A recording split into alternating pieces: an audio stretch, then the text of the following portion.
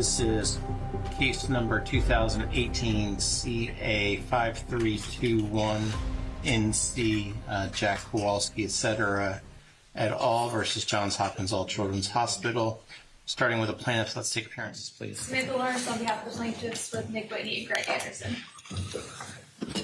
Howard Hunter on behalf of All Children's Hospital with Ethan Shapiro, Pat Crowells, David Hughes, and Chris Altenburn. Our corporate representative today is Dr. Richard Elliott. Thank you. Can I see the attorneys up here, please?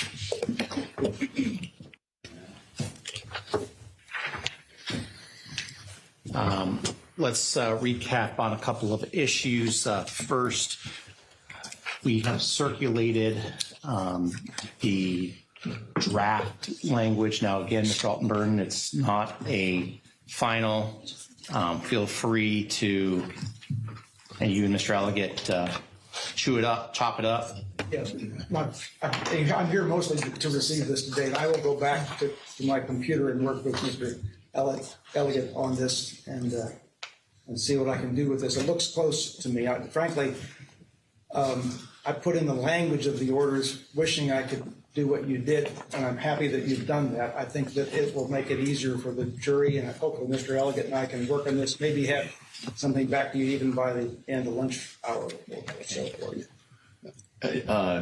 Only two things, Judge. I wanted to mostly talk to counsel about it, but I didn't get a chance to get to Mr. Elliott this morning about it, but a time period for not just the date of the order, but the time period when there was contact for someone and not contact from somebody else is one suggestion.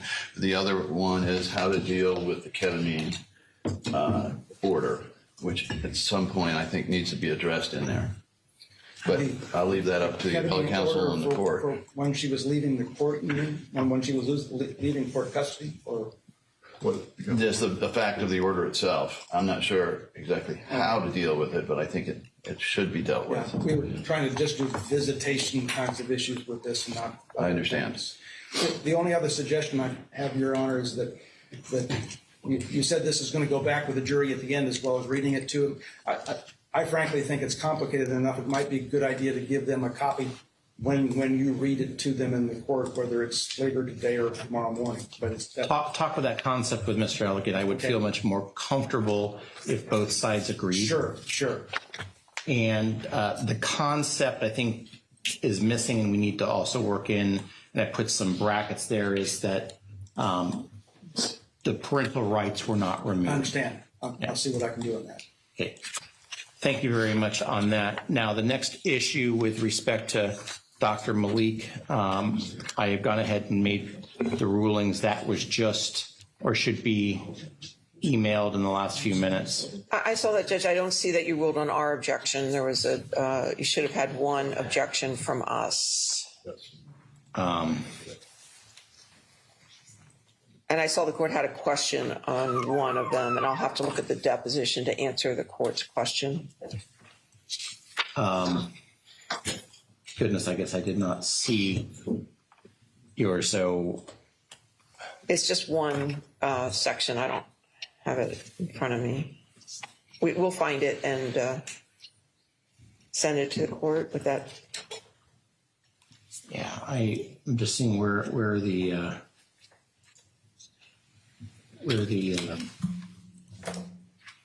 I put the deposition. Do you have the? Here it is. I found it. There was a timing issue on I see that, page 89. I couldn't figure out from the context when we were talking about, and that might impact the court's. I see that. I can't answer without looking at the deposition. And Yeah, I've got the deposition in front of me. Do you have the page in line for the objection? The defendant's objection. I'll just do it right now. Can you find it? If you don't have it, then let me move on to something else, and then I'll come back to that if you find it. There was on Friday a discussion of a number of exhibits that presumably come from Beata Kowalski, and I'm pretty confident that these do come from Beata Kowalski. I know that there was a couple that journaled at a time when Maya and Dad were in Mexico and Mom was in the United States, but the language continues to be consistent. And so I'm confident these are Beata's statements. Now, I know we've had some discussions about the various admissibilities of the diagnosis of Munchausen by proxy. How I read these emails to herself, from Beata to herself, is it's a journal, essentially. It's a contemporaneous view of what was going on. And I liken this to a video in the sense that we saw videos of what was happening with Maya at various different times between 2015 and her admission to Johns Hopkins All Children's Hospital. And so in reviewing these emails, I keep coming back to the generalized concept that it's important for the jury to see and understand the context of how Maya presented to Johns Hopkins All Children's Hospital. That would include how she was doing, for the good or for the bad, because some of these, you know, she was having great days and other days not so good days. And so I liken these series of emails, these journal emails, as contemporaneous statements by Beata Kowalski, who obviously at this point is a party admission. And so I am going to let them in. Let me just go ahead and physically do that, and then I'll give you some future thoughts about the Munchausen issue. The court at this time is going to receive into evidence 3144. I think it's only one page. Court will receive 3145. I believe that's only one page. 3146. I believe that's only one page. 3147. I believe that one's one page. 3148. I believe that's 2 pages. Correct. 3150, 1 page. 3151, 1 page. 3152, 1 page. 3155, 1 page. 3156, 1 page. 3157, 1 page. 3158, 1 page. 3159, 1 page. 3160, 1 page. 3161, 1 page. 3162, 1 page. 3164, 1 page. 3165, 1 page. 3166, 1 page. 3167, 1 page. 3170, 1 page. 3171, 1 page. 3173, 1 page. 3174, 1 page. 3175, 1 page. 3177, 1 page. I have 3177. I have 2 pages listed. I was only provided 1 page. Okay. 3177. And Your Honor, 3175, I'm not sure what it is right now, but it's not on their list. So Well, it might have been. not sure what's going on with that one. Well, I can show you what specifically it is here.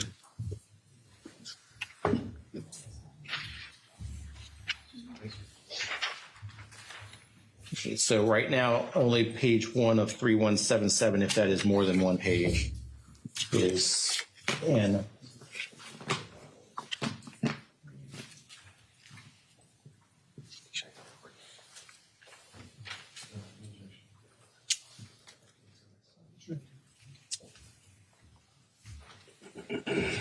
okay, 3175. And so only page 1 of 3177. Madam Clerk, was there more than one page on the sheet? Okay. If someone can at some point show that to me. 3178, I only have 2 pages for that one. That's correct. Madam Clerk, would it help if you saw these? They have a little number at the bottom, or are you good? Sure. So Thank you. I'll want them back after you're finished with them. Let's see here. I think I just got an email on.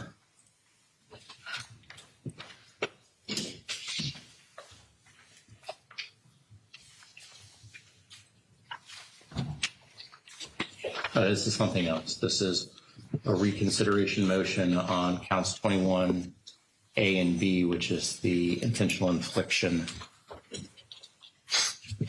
But have we going back to Dr. Malik's deposition? Do we have the defendant's Yeah, objection? just tell right down.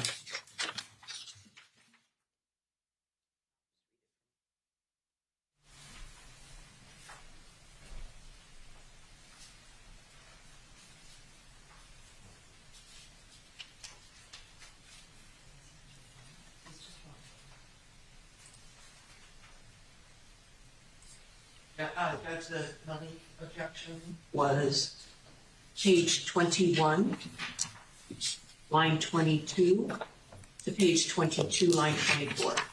21 line 22, 22 through 22 line what? 24, chapter 39 was the objection.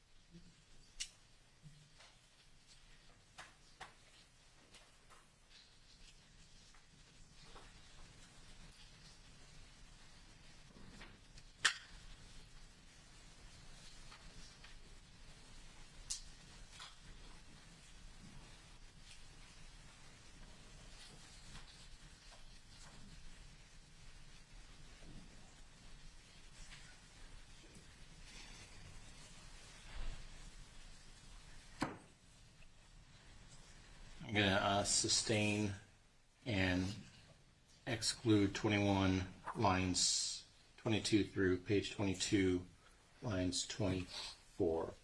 Right, and we're looking at the There are some more exhibits, if we can address them, unless the court had something else. I have now finished my homework from last night. Okay. You get an A. All right, so, Judge, we have some EEG video segments that we would like to admit. We can play them for your honor, but they're from that 48-hour EEG. How long are they? They're all, there's 4, and they're all, 30 seconds or less? Has the plaintiff seen them? I don't know. I have not. Have you seen them? No. Roll tape? Okay, so we need 3085. And we'll label these 1, 2, 3, and 4, Judge. I don't know. How are you designating? How are they designated on the? Well, they weren't, we're designating them as 3084, 1, 2, 3, and 4. How do you want them designated? Is that fine? Or? The clerk says that's fine. Okay, all right, this is the first one, Judge. What's this one? 3851. And you said 3184? 30. 3084. 3085. I'm sorry. Can we start over? 3085. 3085.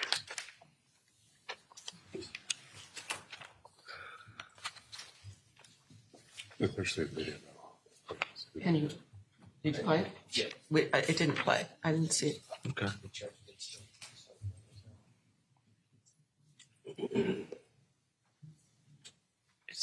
It's not playing.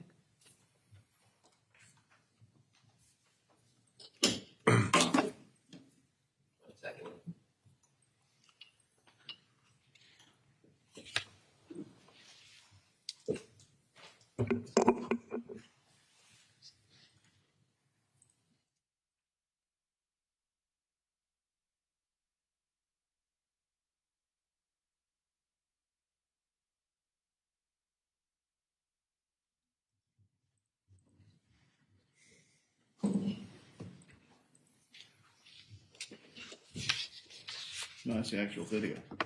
I don't know. I don't know what the issue is.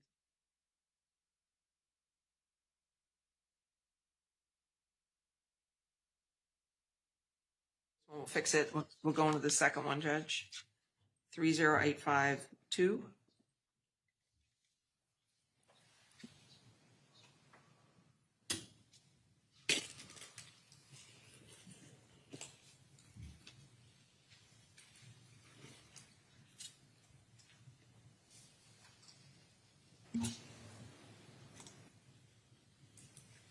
That'd be it. Any objection? No objection. The court will receive 3085-2. Okay. 30853, please.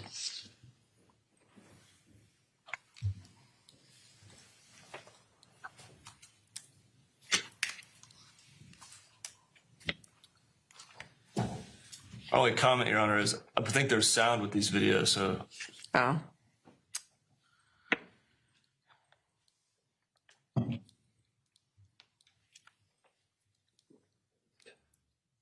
Well, let's play the sound then.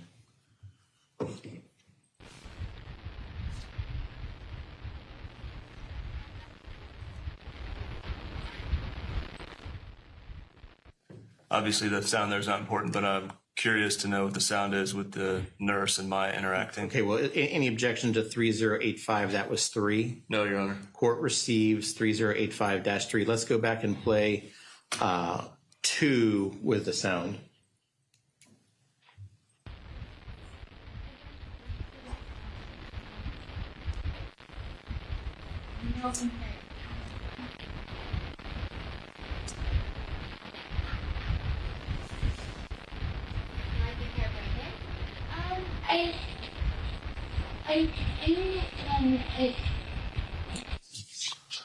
Suggest it's indecipherable, but Agreed, but Okay. still I could play. So 2 Sure, that's is fine. in. What's number 4?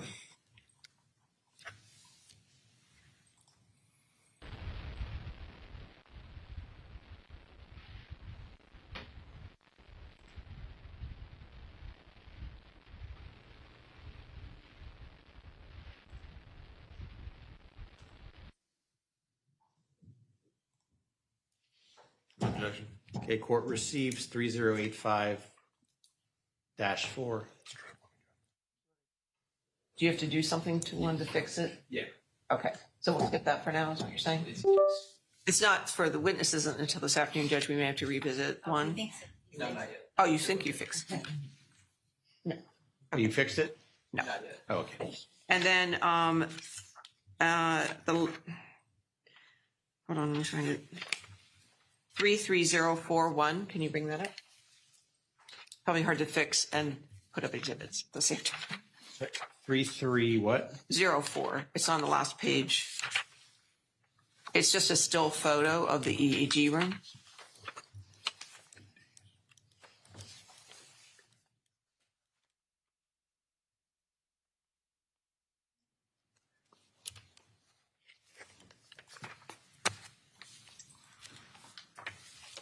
Three 304. Should be on page 6 of your list. I've got so many lists on. Yeah. We objected to ours. I have a list that has page 8, Oh. and it's 3240, and then the next one's 3315. So I don't know what to tell Your Honor. I have one that has 6 pages, but this is 3304-1.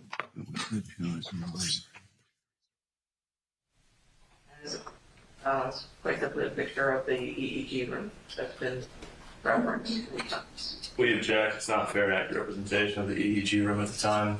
That clearly is not the setup at the time of Mike Kowalski's admission. He wasn't in a, I don't know if that's a toddler bed or what that is, but that was not the bed Mike Kowalski was in. That apparatus is unfamiliar. And all the windows are open. Well, Judge, it is not bed she was in, that is accurate, but it is the room that's been referenced many times. Oh.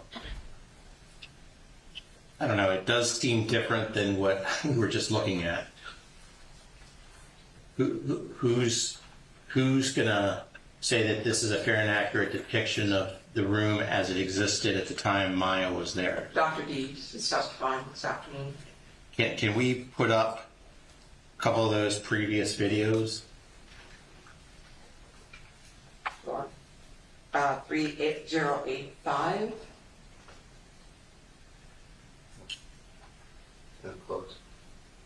You can see it's the same couch. There's the Every window, room is- has that couch. sunlight is coming in through the window. Can we focus on the commode and the bed, which are clearly different? Yeah. And if the position is it's the same, then it's cumulative. Much has been made about the almost to liken it to a dungeon that we've been scrolling. It's a still photo. It's from when we went through the hospital with counsel. Everybody's taking photos, so it's not they've never seen it before. They saw the room that day, and they have their own photos. The only difference is bed. Can I see the still photo again, please? That was 3304.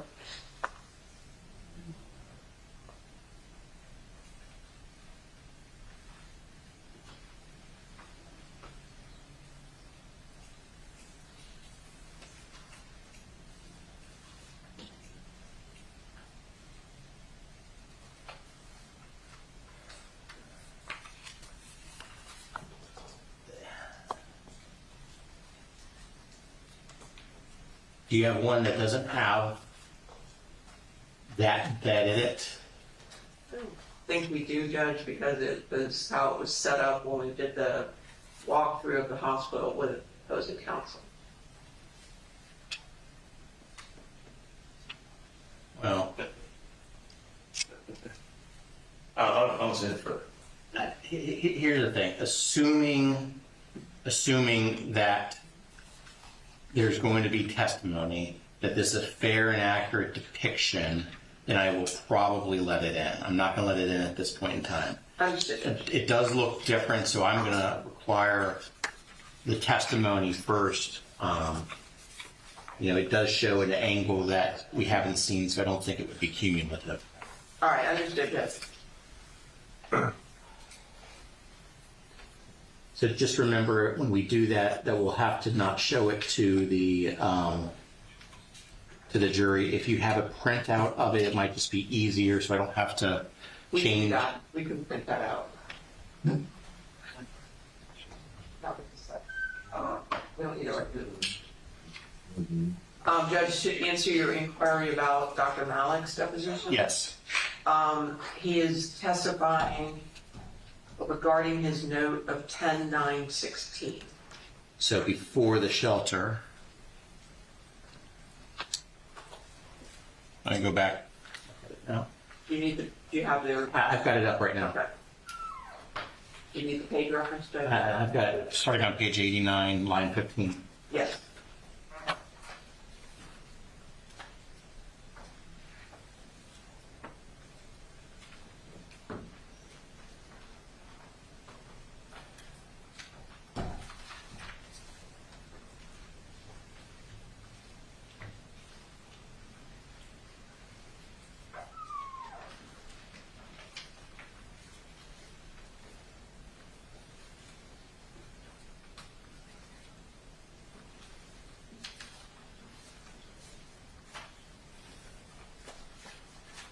So this was after the first call, but before the second call.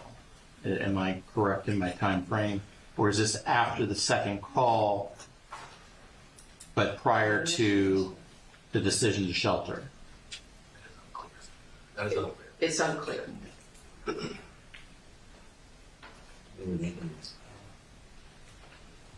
We're not seeing whatever anybody else is seeing. No, I'm just looking at it, the actual deposition.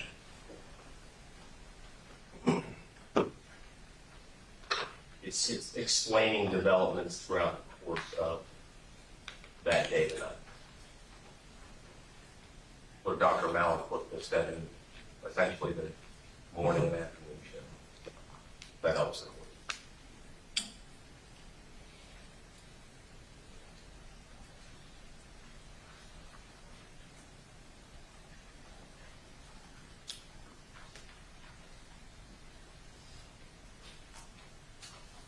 I think I'm going to sustain this one. I think it references too much about making reports to the hotline. All right, so just to be clear, Judge, that's 8915 to 9012. Correct. Court will sustain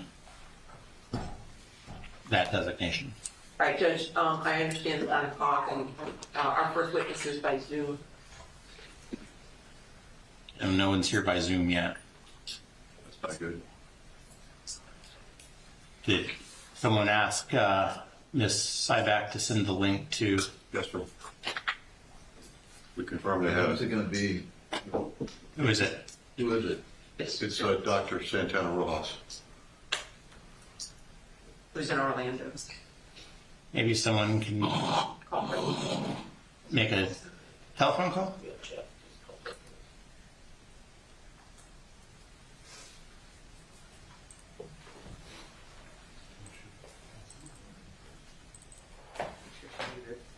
Use the link. Also, if I could advise the court, I inadvertently left off like 4 photos that are going to be needed. to Judge is saying no one's in the waiting room. Well, Oh, are you using the link that we sent?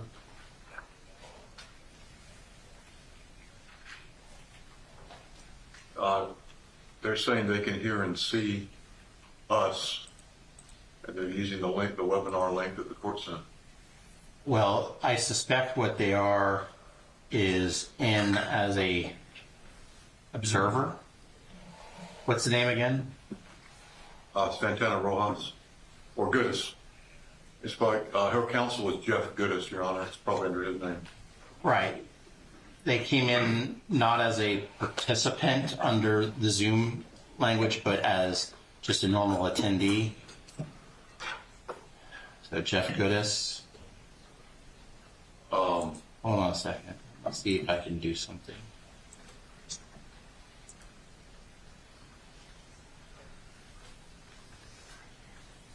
It's not giving me the option to promote. Well, there it goes. Promote to panelist. He's telling me, Judge, you just used the link he was sent. Let's see if this works. And so is the attorney on a different? Oh, there There we you go. are. There you go. What? Give me the correct spelling of the witness's name. Dr. Legezia, I'm hanging up here. L-I-S. I'm sorry. G. Say it again. L-I-S-G-E-L-I-A.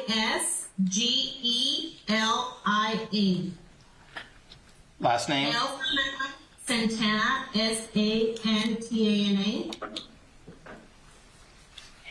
Rojas, R-O-J-A-S. Did I get the spelling correct? No, it's an A at the end. A at the end of what? For the first name.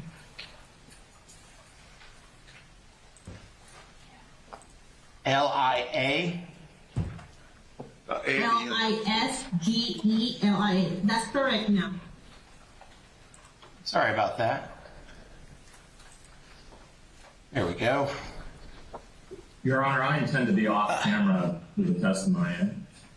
assume everybody would prefer I that. can't have that one being moved. Yeah, because that one can't move because it we've got issues with where the court TV needs it and where the lawyers need it. Well, now it's probably too far. Let's bring it back this way. Make sure the cord is not, usually gets under the cord gets caught up. So use this one to flip it.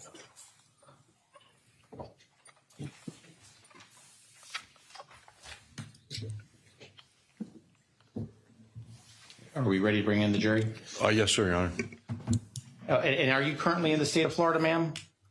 Yes, sir. Let me go ahead and put you under oath. Raise your right hand. Do you solemnly swear or affirm the testimony you give is the truth? Yes, I swear. Thank you. And then is the attorney, because right now you're somewhat in the picture, so. I'll get out of the picture, Your Honor. Thank you. Let's bring in the jury. And is someone going to place the video up onto the TV? I'm sorry? Just waiting on the link.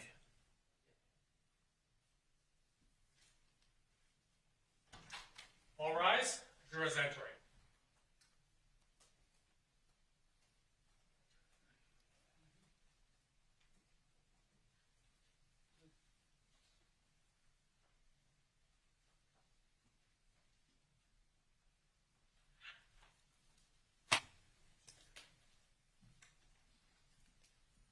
Hey, please be seated. Good morning. Good morning. Members of the jury, I want to confirm while you're away, you did not discuss this case amongst yourselves. You did not investigate this case, and you did not receive any information. Is that correct? And you have not received any contact about this case. Is that correct? And you have not seen any media reports of this case. Is that correct? Correct. Our next witness is, again, by Zoom. She has already been placed under oath outside of your presence, so she will be testifying under oath. And I think we're going to put it on the screen here for you in just a moment. There we go. And Mr. Hunter, can you please call your next witness? Our next witness is Dr. Lesgelia Santana Rojas. You may proceed. Sure. Good morning. Morning. Would you tell the jury your name, please, ma'am? Yes, my name is Lesgelia Santana Rojas. And where are you speaking to us from, Dr. Santana Rojas? I'm in Tampa, Florida. Okay. And I said you were a doctor. Could you tell us what your occupation is and where you work? Yes, I work at Nemours Children's Health in Orlando, Florida. I'm a pediatric anesthesiologist and also a pediatric pain manager, doctor. Okay. Could you tell the jury where you received your undergraduate and medical training? Yes, my undergraduate medical training were at the University of Puerto Rico School of Medicine. And when did you get your degree there? When? Yes, ma'am. Which one? 2000 was undergraduate and medical school 2004. Okay. And then after 2004, where did you go from there? I did a residency program at the same location, University of Puerto Rico School of Medicine in anesthesia. All right. And then you finished that at 1 year? 2004. Okay. And then after that residency, where did you go from there? I did a fellowship training at Harvard, Boston Children's for pain medicine. And what did your fellowship at Boston Children's / Harvard consist of? My fellowship consists of pediatric pain management and adult pain management training. Okay. And was that in connection with the operation of a clinic or a particular program for pediatric pain management? Yeah, it was on Harvard-based Boston Children's Hospital. Okay. And when did you go to your present location at Nemours Children's Hospital? When, sir? Yes, sir. Yes, ma'am. When? Yes. So I started Nemours in 2013, January to be exact. Okay. And could you tell me what your position is at Nemours Children's Hospital? I'm the director of pain medicine. Okay. And what does that entail? Well, I direct the clinic, the pain management clinic on Nemours, and I oversee everything that is related to pain management. Okay.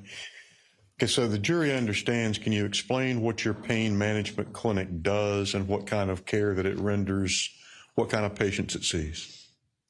Yes. So my clinic, it's a multidisciplinary clinic, meaning multi-specialty. We see all patients with chronic pain, meaning more than 6 months of pain, and we see every type of pain, including musculoskeletal, headache, abdominal pain, etc. Okay. And does your patient population include pediatric patients with chronic regional pain syndrome? That's correct. And could you tell us what percentage of your patient population is afflicted with that disease or that syndrome? I cannot give you an exact number. Okay. But it's not the majority. It's more rare diagnosis. Okay. And how frequently does chronic regional pain syndrome occur in the pediatric population? It's also rare in the pediatric population. Okay. And do you have experience in treating that disease? Yes, correct. For the last decade, a Okay. little bit more.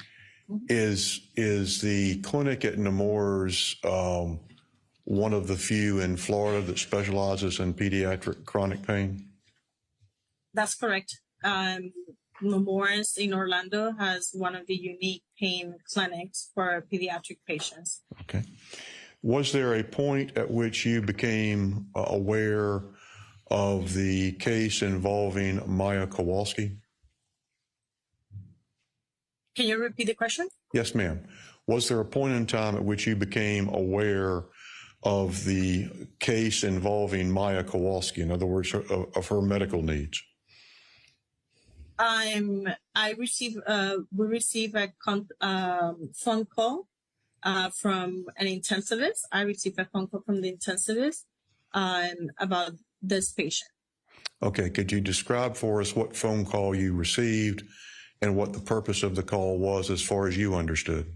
Objection, hearsay. Yes. Overruled.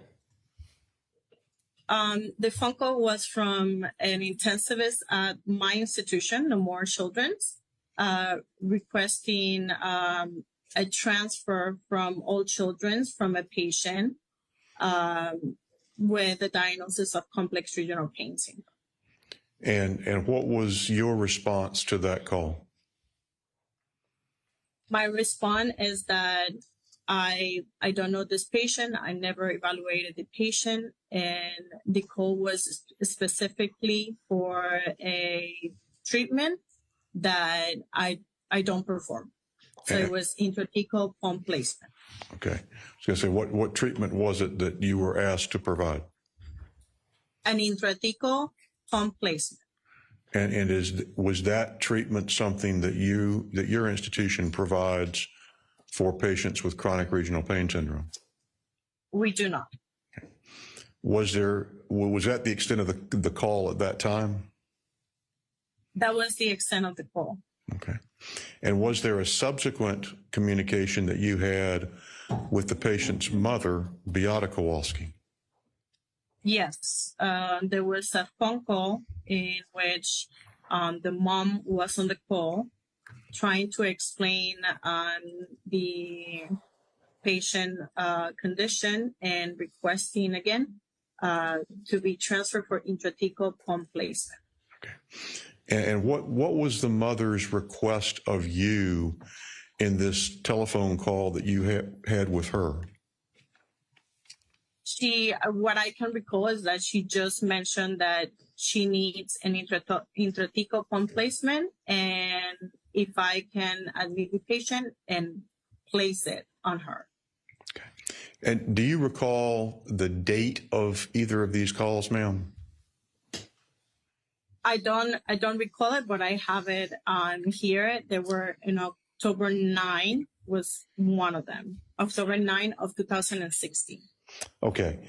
And would you tell, let's backtrack a little bit. Was the first call that you had on October 9th? The first call that I had was only from the intensivist. Okay. And was that on October 9th?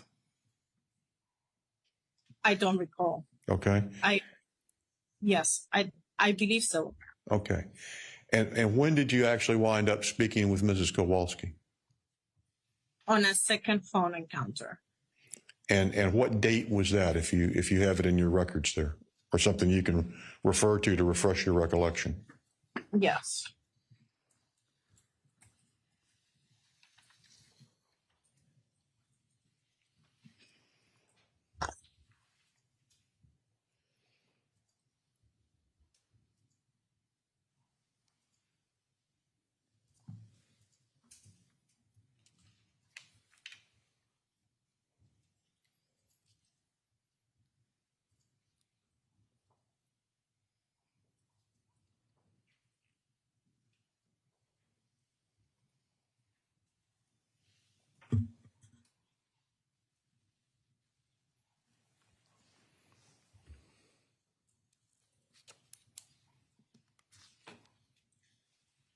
I believe it was October 12th, 2015. Okay. And who was on that call, please, ma'am?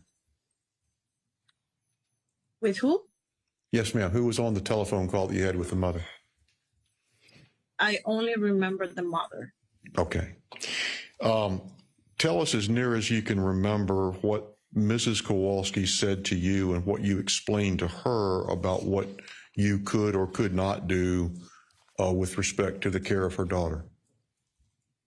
Yes. I just remembered that she mentioned several times that her daughter suffered from complex trigger pain syndrome and that she wanted her to have an intrathecal pump placement.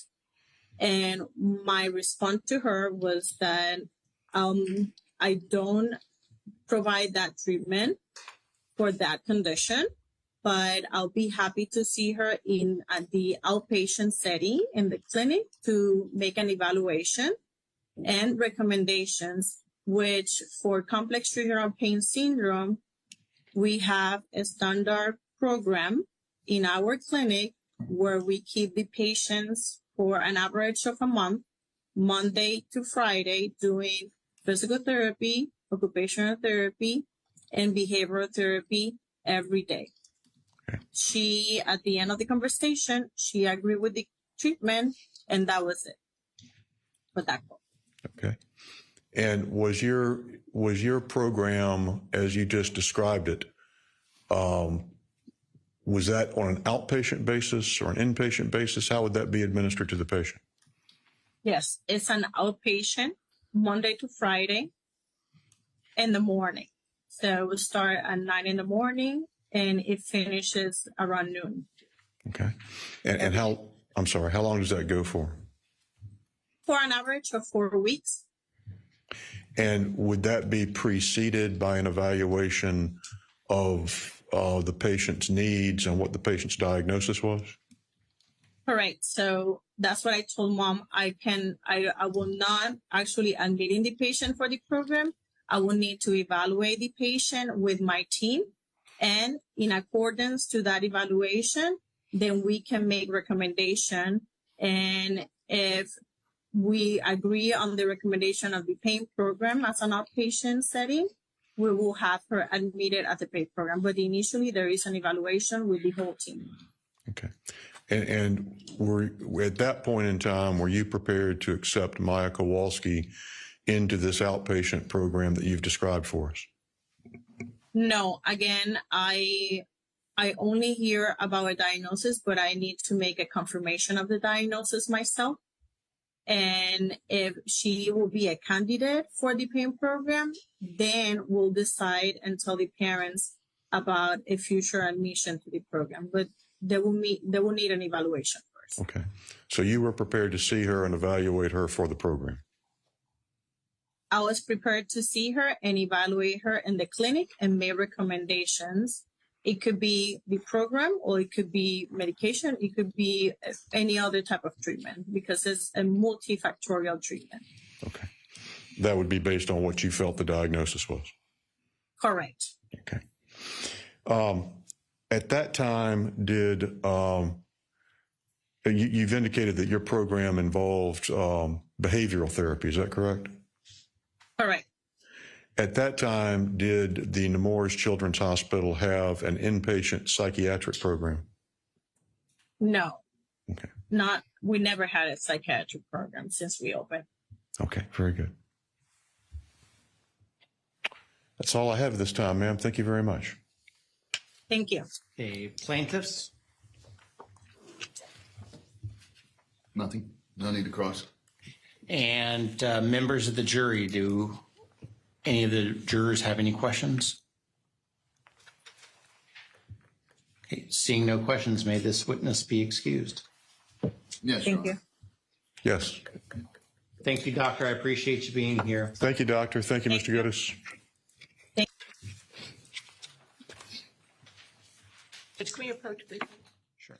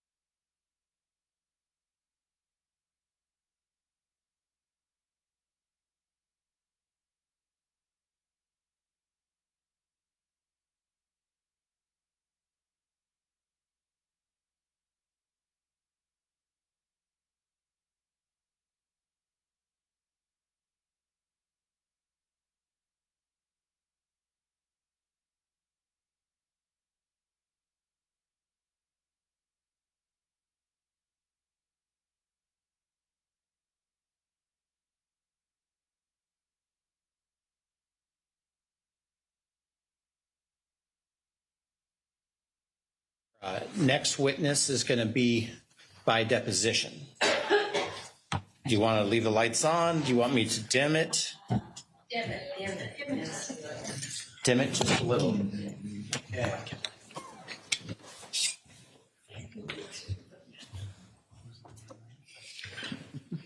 No idea.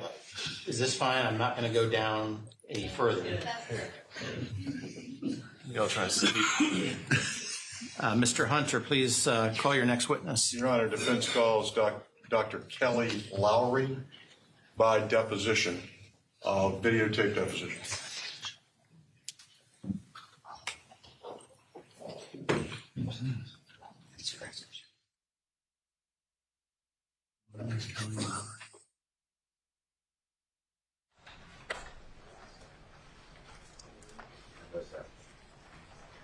I think we've got volume. My address of work. Doctor, will you raise your right hand, please? Do you solemnly swear or affirm the testimony you're about to give today be the truth, the whole truth, and nothing but the truth? I will. Dr. Lowry, can you please state your name and professional address for the record, please? My name is Kelly Lowry. My address of work is 225 East Chicago Avenue, Chicago, Illinois, 60611. And where are you presently employed? Ann and Robert H. Lurie Children's Hospital of Chicago. Okay. And was that the same place you were employed back in July 2015 when you encountered the Kowalski family? Yes. Okay. Well, what is Lurie Children's Hospital? It's a pediatric children's hospital. Did you review anything in connection with preparing for today? Yes. What did you review? My notes. And those are your Lurie Children's notes? Yes. Can you give me the benefit of your training and education from the time that you graduated from high school or from college through any types of advanced training or degrees you have in your chosen field? Sure. I received my bachelor's at West Virginia University. Following that, I went and received a doctorate in clinical psychology at the University of Florida. I completed a clinical internship here at Lurie Children's. I also completed a postdoctoral fellowship at Lurie Children's. Let me ask you this. What is your current title? Director of Training in Psychology. Okay. Is that do you have a focus in the pediatric realm? I do. What about back in 2015 when you were handling the care of Maya Kowalski? What was your title back then? Pediatric psychologist. Okay. And what type of role does the pediatric psychologist play in a patient like Maya Kowalski? The role that I played was I was an attending psychologist on our consultation liaison team. And what are the types of things that you will do in furtherance of those duties? Generally, our attending teams would receive consults from our medical colleagues, and we would interview and assess families to answer the questions that they had requested. And if applicable, we might make recommendations in those cases. Okay. And did you have a PhD at the time that you cared for Maya Kowalski? I did. Okay. What other types of degrees did you have at that point? I also have a master's degree, but the PhD is probably more relevant. Well, and what's the PhD in? Clinical psychology. I'm just curious if you could just describe generally what the field of clinical psychology is. It's a field that aims to, it's kind of broad, individuals who are engaged in the study and potentially treatment and evaluation of individuals who have psychological concerns. Did you review any other documents, literature, medical records other than what we've described in preparation of today? I did not. Okay. How was it that you came to be involved as a psychologist for Maya Kowalski? I was a member of the consultation liaison team, and I happened to receive the consultation request. Based on my review of the history and physical, which is Exhibit 2 at LCH 140 through 145, and I'm going to put that up for you right now. It appears to me, based on my review of this, that a Dr. Byrne, B-Y-R-N-E, was the attending physician. And I'll scroll down here to the bottom of the H&P here. Do you see where it says Elizabeth A. Byrne, M.D.? Yes. And if a pediatric attending physician wants psychology involved, can you walk me through how in 2015 they would get someone like you involved in the workup of a patient? Yeah, generally the process would be that the physician would put in an order for a psychiatric consult, and a member of the psychiatric consultation team would receive that consult and do an evaluation and make treatment recommendations if applicable. It's the general process. Continuing here with Dr. Byrne's history and physical, which can be found on LCH 140 through LCH 145, I wanted to ask you about a few entries in there and see if you can tell me what the significance of these entries are in your field as a pediatric psychologist. On page 143 in the impression section, Dr. Byrne notes here, quote, "Her exam is not necessarily consistent with her history, which raises concern for a psychiatric component to her presentation, and specifically conversion disorder." Do you see that? I see that. Okay. So I'm drawing you back to the portion that I just quoted into the record. Her exam is not necessarily consistent with her history, which raises concern for a psychiatric component to her presentation, and specifically conversion disorder. My question is, as a clinical psychologist, what does that statement from Dr. Byrne signify to you? Okay. I mean, I don't want to kind of infer or speak for Dr. Byrne, but if I generally were to see a comment like that in a medical record and had received a consultation request, it would be consistent with wanting to get our team involved to further evaluate in that area for psychiatric components. This phrase in other portions of the chart, psychiatric component to her presentation, what does that signify to you? Again, generally speaking, psychiatric component to me would signify that there might be additional psychiatric contributors to a patient's presentation that might be in addition to or related or not related to other factors that might be contributing to the presentation. And likewise, there's a reference here to, quote, conversion disorder. Can you please define what conversion disorder is? Yeah, so generally speaking, conversion disorder is a psychiatric diagnosis that would indicate that there are psychological or psychiatric contributors to a particular presentation, which would on the surface appear more physical in nature. Do you have any independent recollection, separate and apart from the notes of your interactions with Maya Kowalski or her family members back in July of 2015? No. So it's fair to say you're going to be guided more or less by the records? Okay. It says here at the very bottom where my cursor is, mom reports in recent hospitalizations, Maya has been resistant to separation from her mother. She does not like for conversations regarding her health to happen outside of the room and does not want her mother to leave her alone. Do you see that? I see that. What does that signify to you as someone who practices in your field? Again, it's not my note, so I don't want to infer if that's Dr. Burns' note, kind of that thought process. I think independent of other data, it's just a comment. One other thing that I see repeated throughout Maya's medical records here at Lurie's is this next line here where it says, quote, she intermittently moans but is distractible when talking about school, her friends, or her summer plans. Do you see that quote? I do. I've seen the word distractible referenced with respect to Maya's relationship. What does that term mean to you as a clinical psychologist? Again, it's not my note, but when I see that somebody's distractible, I generally speaking would think that means that if they were presenting with pain and then something else can take their attention away from the pain. And distractibility in the setting of a patient with either chronic pain or suspected psychiatric components, what distractibility mean to you as a clinical psychologist?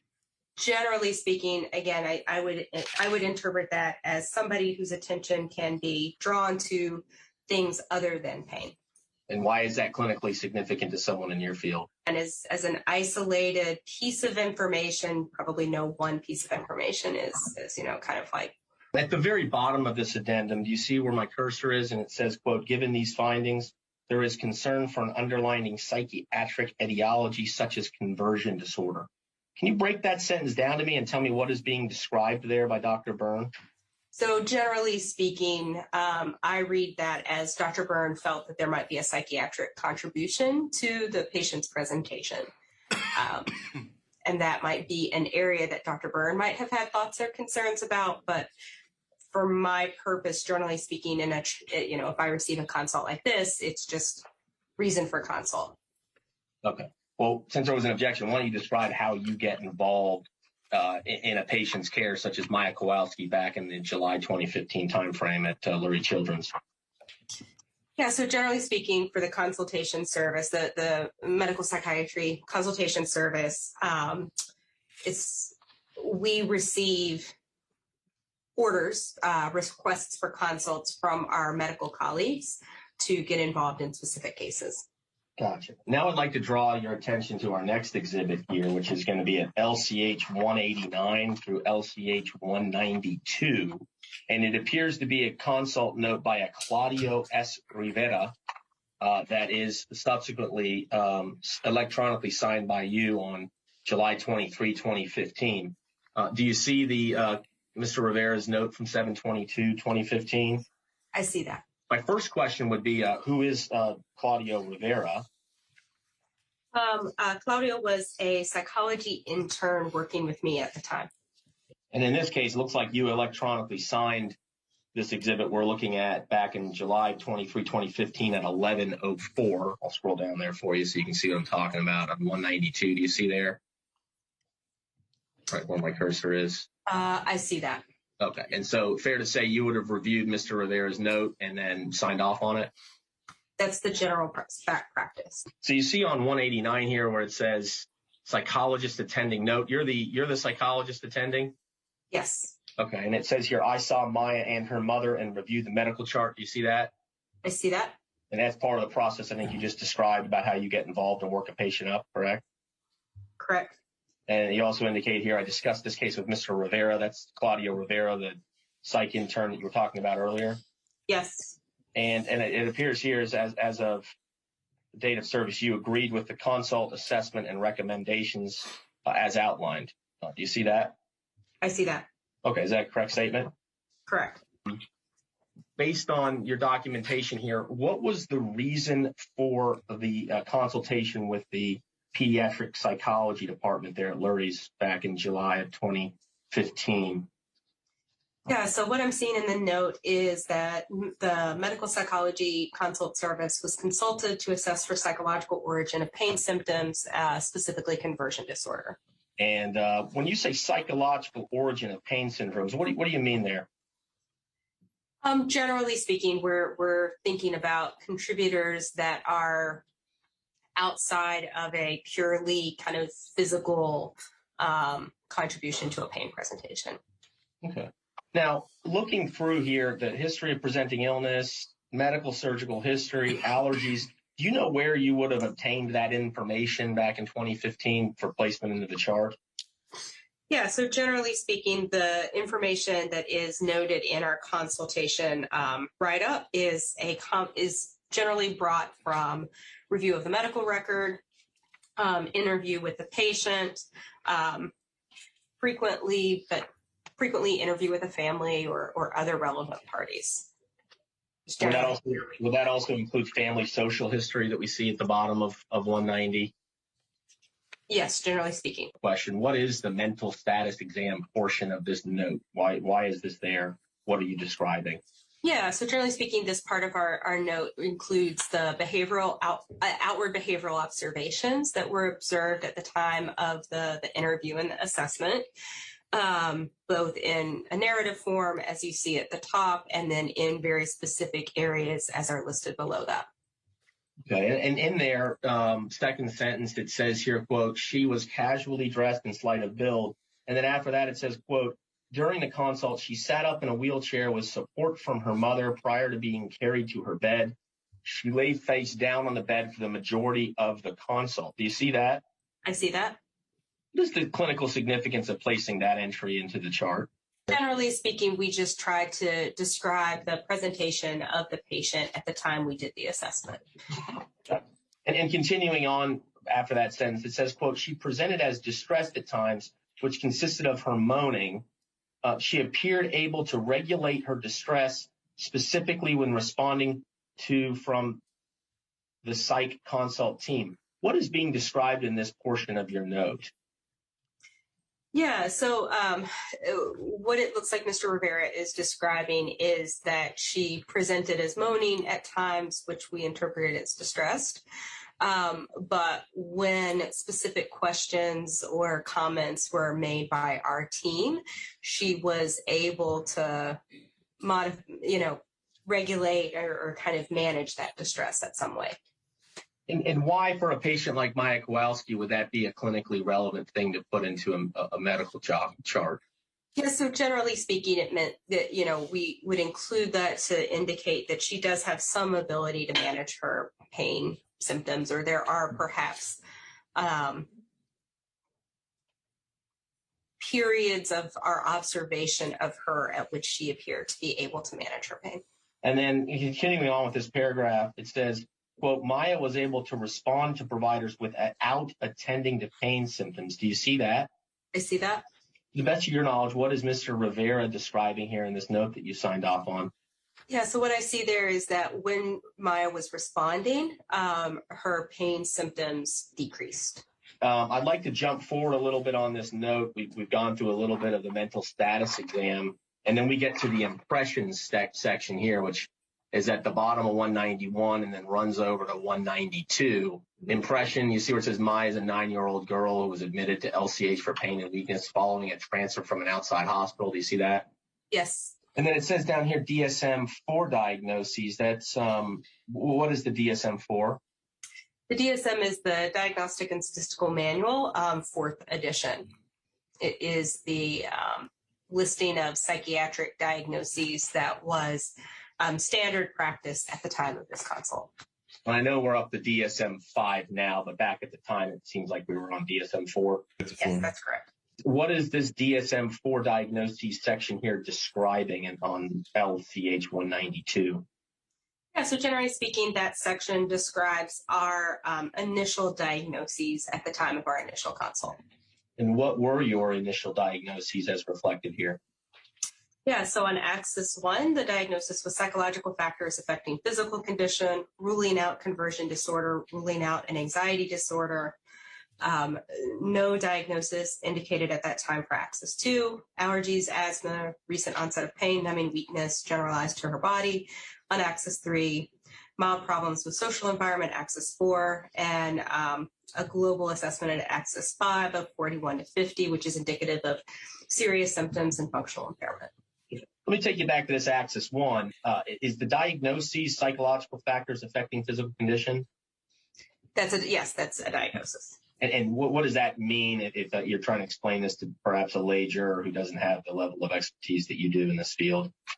Yeah, generally speaking, that indicates that there are psychological contributors that are impacting an individual's physical presentation.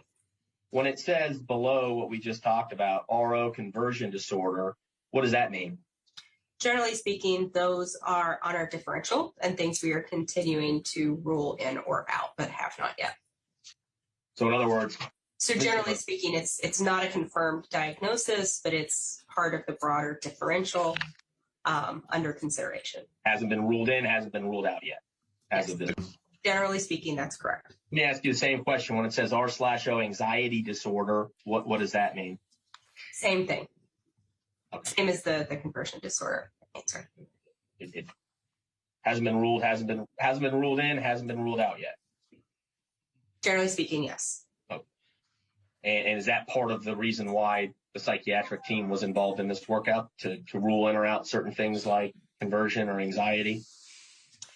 Yeah, as the consult note indicated, it looks like we were consulted to assess for psychological origin or contributors to the pain. And as of this date, are you leaning towards a finding that there are some psychological factors that affect the physical condition? That was the diagnosis at the time of that initial consult. And then I think you made some recommendations at this point too. You mind describing what those were? Yeah, so I think if you scroll further down in my note, in Mr. Rivera's note, it indicates our initial recommendations. Okay. And I'm looking at that section now, and I think I have it up on screen share. It says, consider rehab model for treatment consultation from RIC. Mm-hmm. What does that mean? Yeah, so generally speaking, we're looking we're making a recommendation to the medical team to consider a rehabilitation model.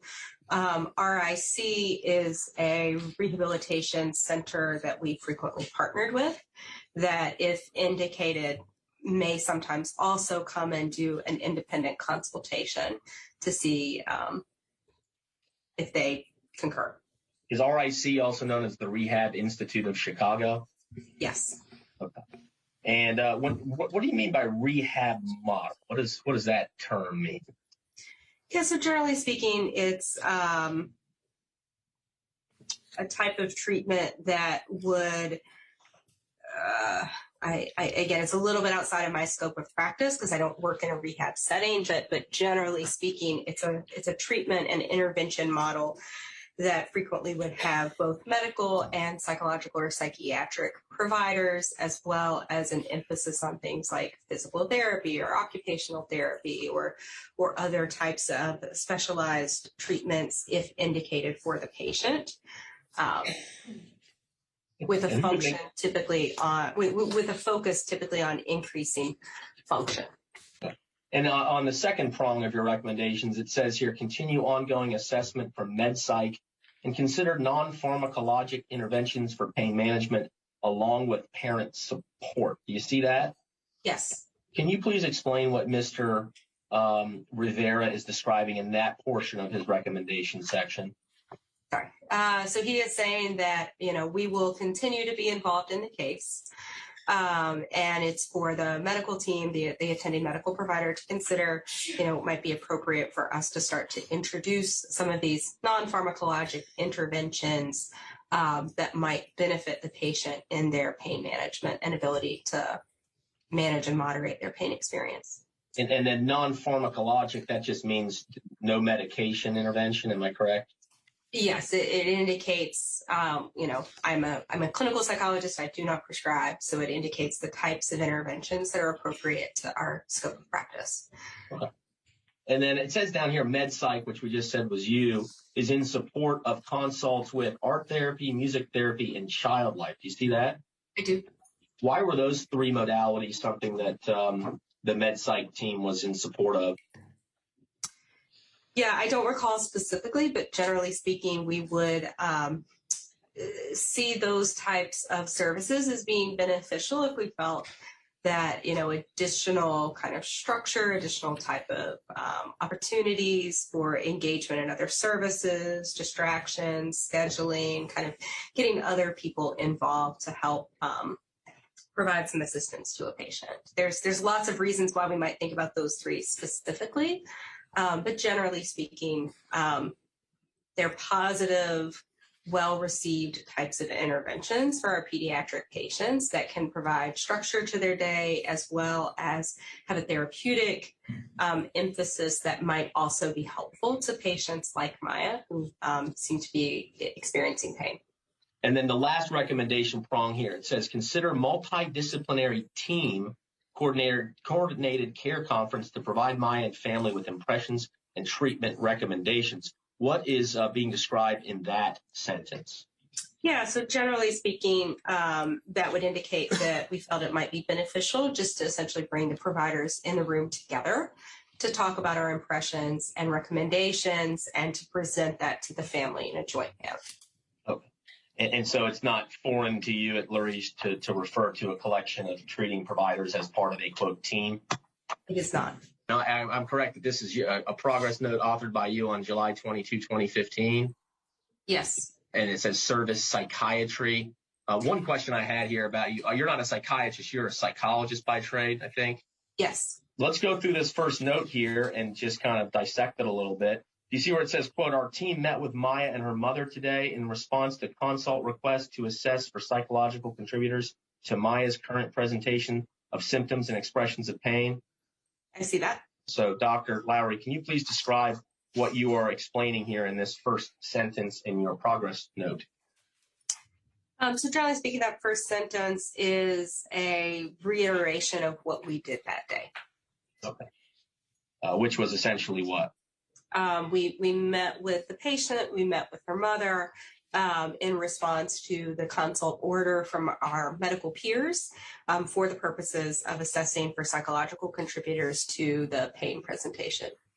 In the next sentence here, you write, quote, Maya endorsed significant pain with physical presentations of moaning, grimacing, and writhing. What are you describing in that portion of your note? So that appears to me to be a reiteration of what we described in more detail in the behavioral observations of the full consult. Okay.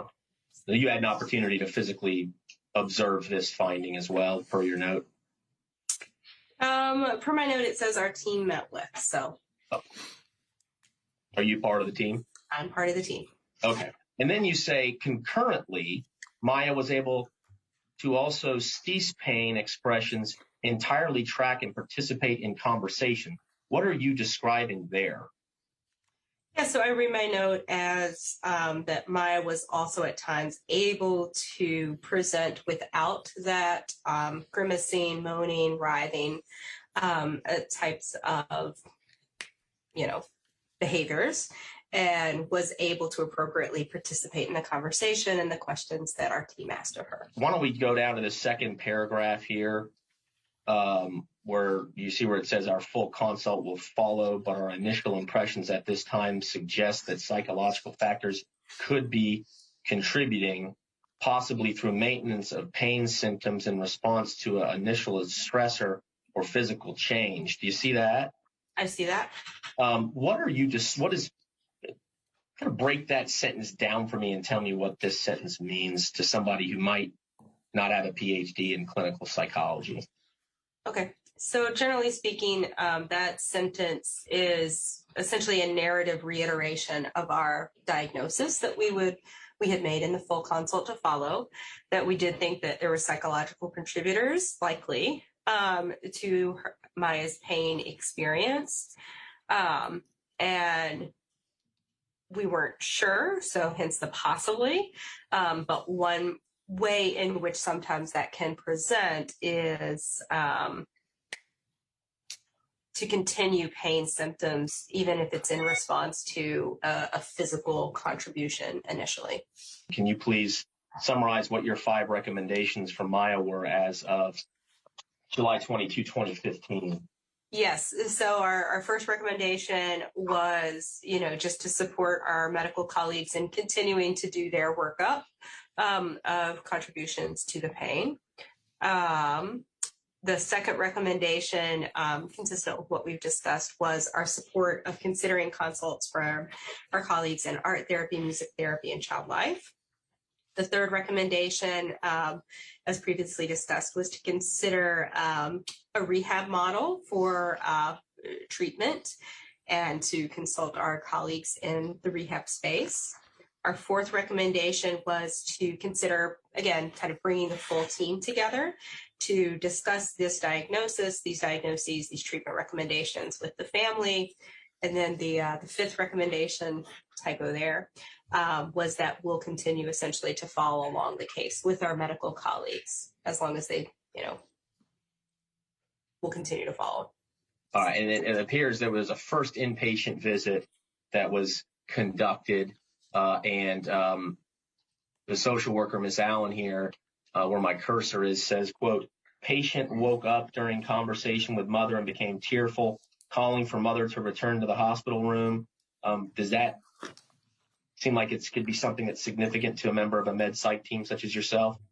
Yeah, just like this statement here, patient woke up during conversation with mother and became tearful, calling for mother to return to the hospital room. Is that something that you encounter frequently with pediatric patients? As an isolated statement, it's not particularly meaningful. We work with kids, and sometimes kids get upset when their parents are or aren't present. Later on, during a second inpatient visit down here, you see where it says, quote, patient abruptly stated in voice deeper than regular voice, quote, I don't do gymnastics anymore. Mm-hmm. And then later on, the patient stated, I can't be distracted. Distraction doesn't work on me. My question is, this reference to distraction, is that similar to what you previously described earlier in your testimony? Since it wasn't a note from our team, I can't really comment on whether they meant it in the same way that I meant it or not. 167, I believe this to be your second note. Do you see the note that I'm talking about here, Dr. Lowry? It's Kelly Lowry, PhD, 7/23/15, 1455. Do you see that? I see that. At the very end here, it says, you guys are going to try some parenting strategies likely to reduce unintentional reinforcement of pain behaviors.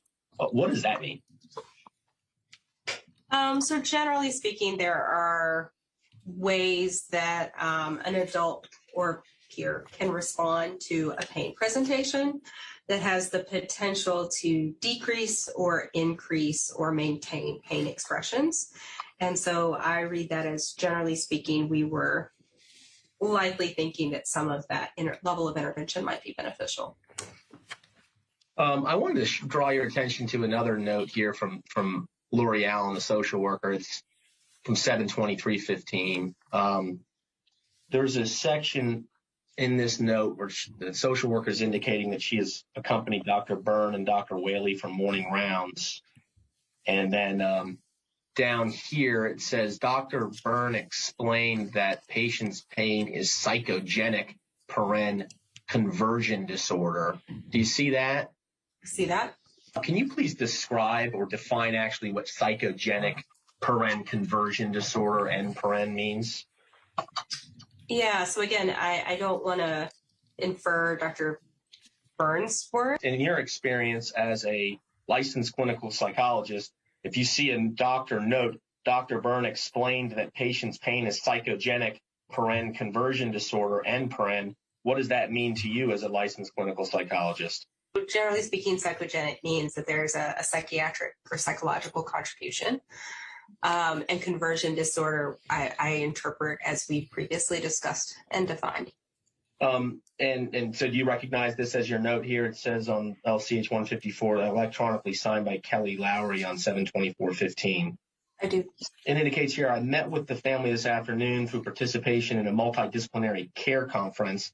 Am I correct in assuming that was the team get together with the family and various providers that you were referencing earlier?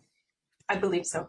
Quote, in summary, our initial impressions at this time suggest that psychological factors could be contributing, possibly through maintenance of pain syndrome symptoms in response to an initial stressor or physical change. And again, what are you describing in that clause? So again, that's a reiteration of our diagnosis of psychological factors affecting physical condition. And it looks like you list out 1, 2, 3, 4 recommendations for this patient. Do you see those in your note? I see that. How do those recommendations change from your previous recommendations that you documented? I do not believe that they did. It says here, right about where my cursor is, quote, had a care conference with Maya's mother, father via telephone, social work, patient relations, and psychology to discuss the plan of care. Is that the multidisciplinary conference that you referenced earlier in your testimony? I believe so. And again, anything we're talking about today is a fresh recollection of this patient specifically, independent from what you may have reviewed in the chart? I do not have independent recollection. Dr. Byrne, it says here, quote, I discussed with Maya's mother that I believe that there is no organic cause to her symptoms. Do you know what Dr. Byrne is referencing in that portion of her addendum? Again, I don't want to interpret her words for her, but generally I read that as the medical team has determined that they do not feel that there's a kind of physical contributor to Maya's pain or Maya's presentation of symptoms.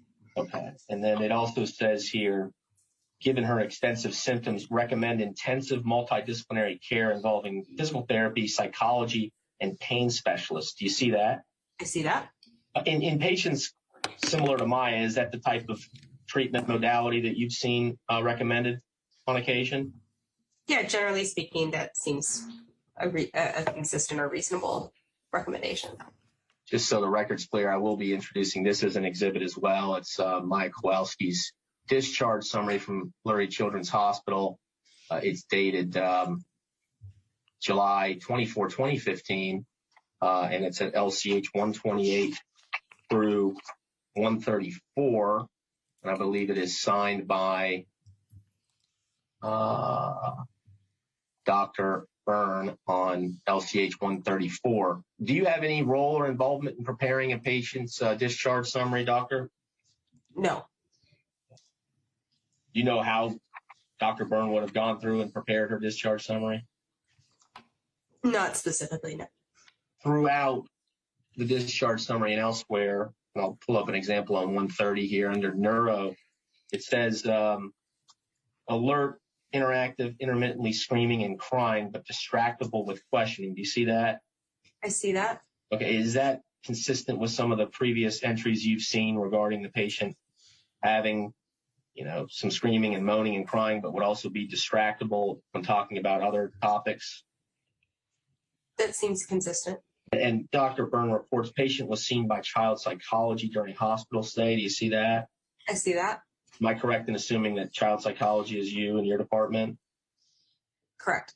And then Dr. Byrne says, quote, their opinion as follows, and she quotes a fairly long passage there. Do you see that long passage? I see that. You recognize the opinions from the child psychology group that appear in this note to be the recommendations that you gave for this patient that we've already previously discussed? Yes. And then towards the end, impression and plan, we're getting towards the end here. Dr. Byrne notes, quote, her exam is not necessarily consistent with her history, which raises concern for a psychiatric component to her presentation and specifically conversion disorder. Do you see that? I see that. And I think we talked about similar notes in the chart related to this before, correct? Correct. Based on your review of the notes at issue, do you agree or disagree with this impression from Dr. Byrne that I just quoted? So in my review of my records, our diagnosis was psychological factors affecting physical condition, and we were still ruling in or out conversion disorder. But we had commented that we felt that psychological factors were contributing or could be contributing. Hey, one other thing, I'd like to just show you the consent form that that Maya's mother signed in this case, and see if you recognize it as the type of consent form that they use at Lurie's. I'm going to mark this as an exhibit as well, LCH 152 to 153. Have you ever seen a consent to examination and treatment form from Lurie Children's Hospital before, Dr. Lowry? Yes. Okay. Is this what I'm showing you here, the type of consent form that a parent or patient would sign upon admission to Lurie Children's? I'm not able to read the entire note, but it appears to be consistent with our consents. Okay. And I see in one portion here, it says, I hereby authorize Lurie Children's and its medical staff to take photographs, video, digital, and other images of me, my child, for treatment, education, and research purposes, end quote. Do you see that portion? I see that. Are there times as a clinical psychologist where it might be helpful to take a picture or video of a child? Yeah, there might be situations where that would be beneficial. All right. Has anything today, Doctor, triggered any recollection outside of the notes that we testified about? Because, I typically talk to people about their independent recollection and what they charted. Did anything today bring up anything independent? I do not have independent recollection. Maya Kowalski was your patient for a period of time in the summer of 2015, was she not? We were consulted to make an assessment of her. And through the course of this, you spent approximately how long with her, would you say? Personally. Can we pause for one moment? I don't. Less than an hour? I don't recall. Yeah.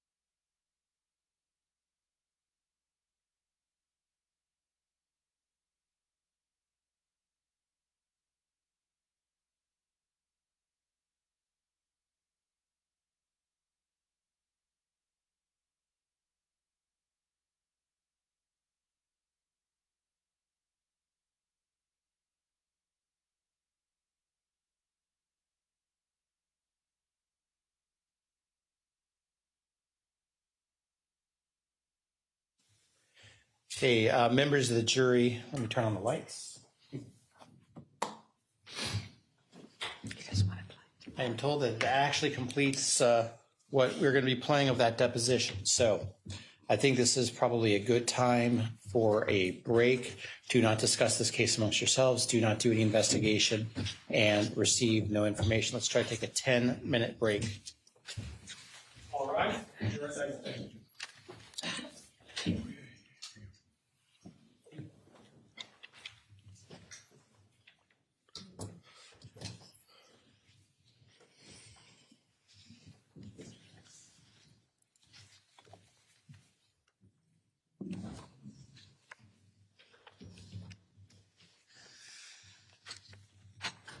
Okay, everyone can be seated. So everything that was played was actually your designation? Yeah.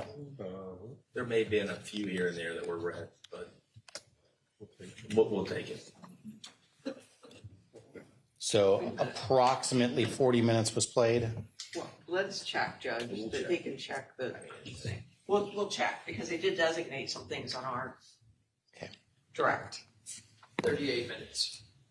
Was ours? Tell you what, why don't I just say 35 minutes and then we're done? That sounds fine. Okay. How about those 4 photos? So there's more than 4, Judge, but I've shown them to Mr. Anderson. It's my understanding there's no objection. No objection. Okay, let's get them in evidence. I'm going to put them in evidence, Judge, to be clear, we need the second page that has the date. I understand. Okay. No objection on that. Okay. All right, Judge, so do you want just to announce for the record? Sure. Okay, ready? It's perfect. Okay, 30, they all are part of 3232, but then there's 4 digits afterwards identifying the photo. So 32320962, 32320810 and 0811, 32320439 and 0440, 32320354, 0355, 32320345, 0346, 32320365, 0366. Okay, the court received into evidence all of the exhibit 3232 pages 0365 through 0366, 0345 through 0346, 0354 through 0355, 0439 through 0440, 0810 through 0811, and 0960. Did I get all that right, Madam Clerk? And to be clear, Judge, those aren't all photographs. The second page is the date, so that's why there's 2 pages to some of them. Okay, anything else before we take our break? Nothing but have a plan. Let's try to keep it to 10 minutes. All rise, go to recess.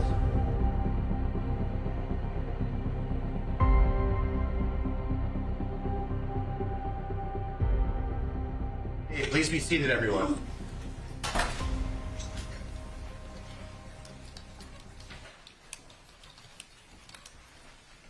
Are we ready to bring in the jury? Please, so, Your Honor. Yes, Your Honor.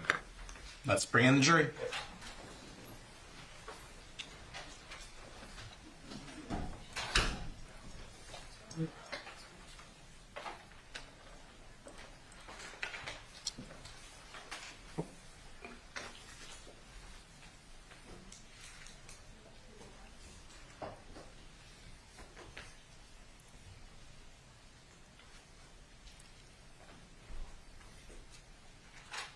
All rise. Jurors entering.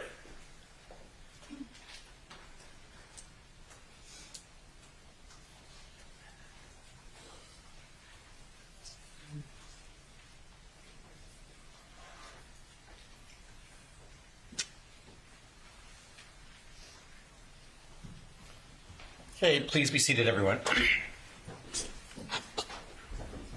Members of the jury, I want to confirm while you're away, you did not discuss this case amongst yourselves. You did no investigation and received no information. Is that all correct? Correct. And you've had no contact with anyone about this case. Is that correct? Correct. And you haven't seen any media coverage about this case? Correct. Okay. Well, Mr. Hunter, your next witness, please.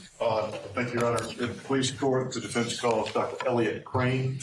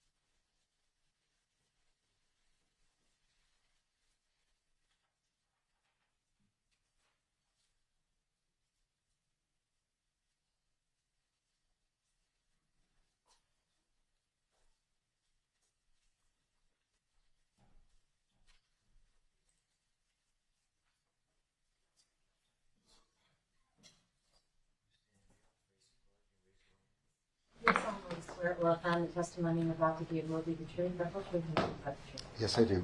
Come this way.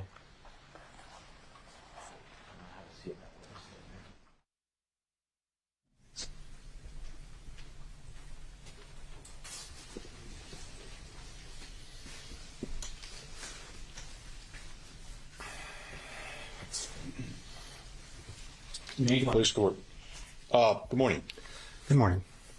Would you tell us your name, please, sir? Elliot Crane. And what is your occupation, Dr. Crane? I'm a physician.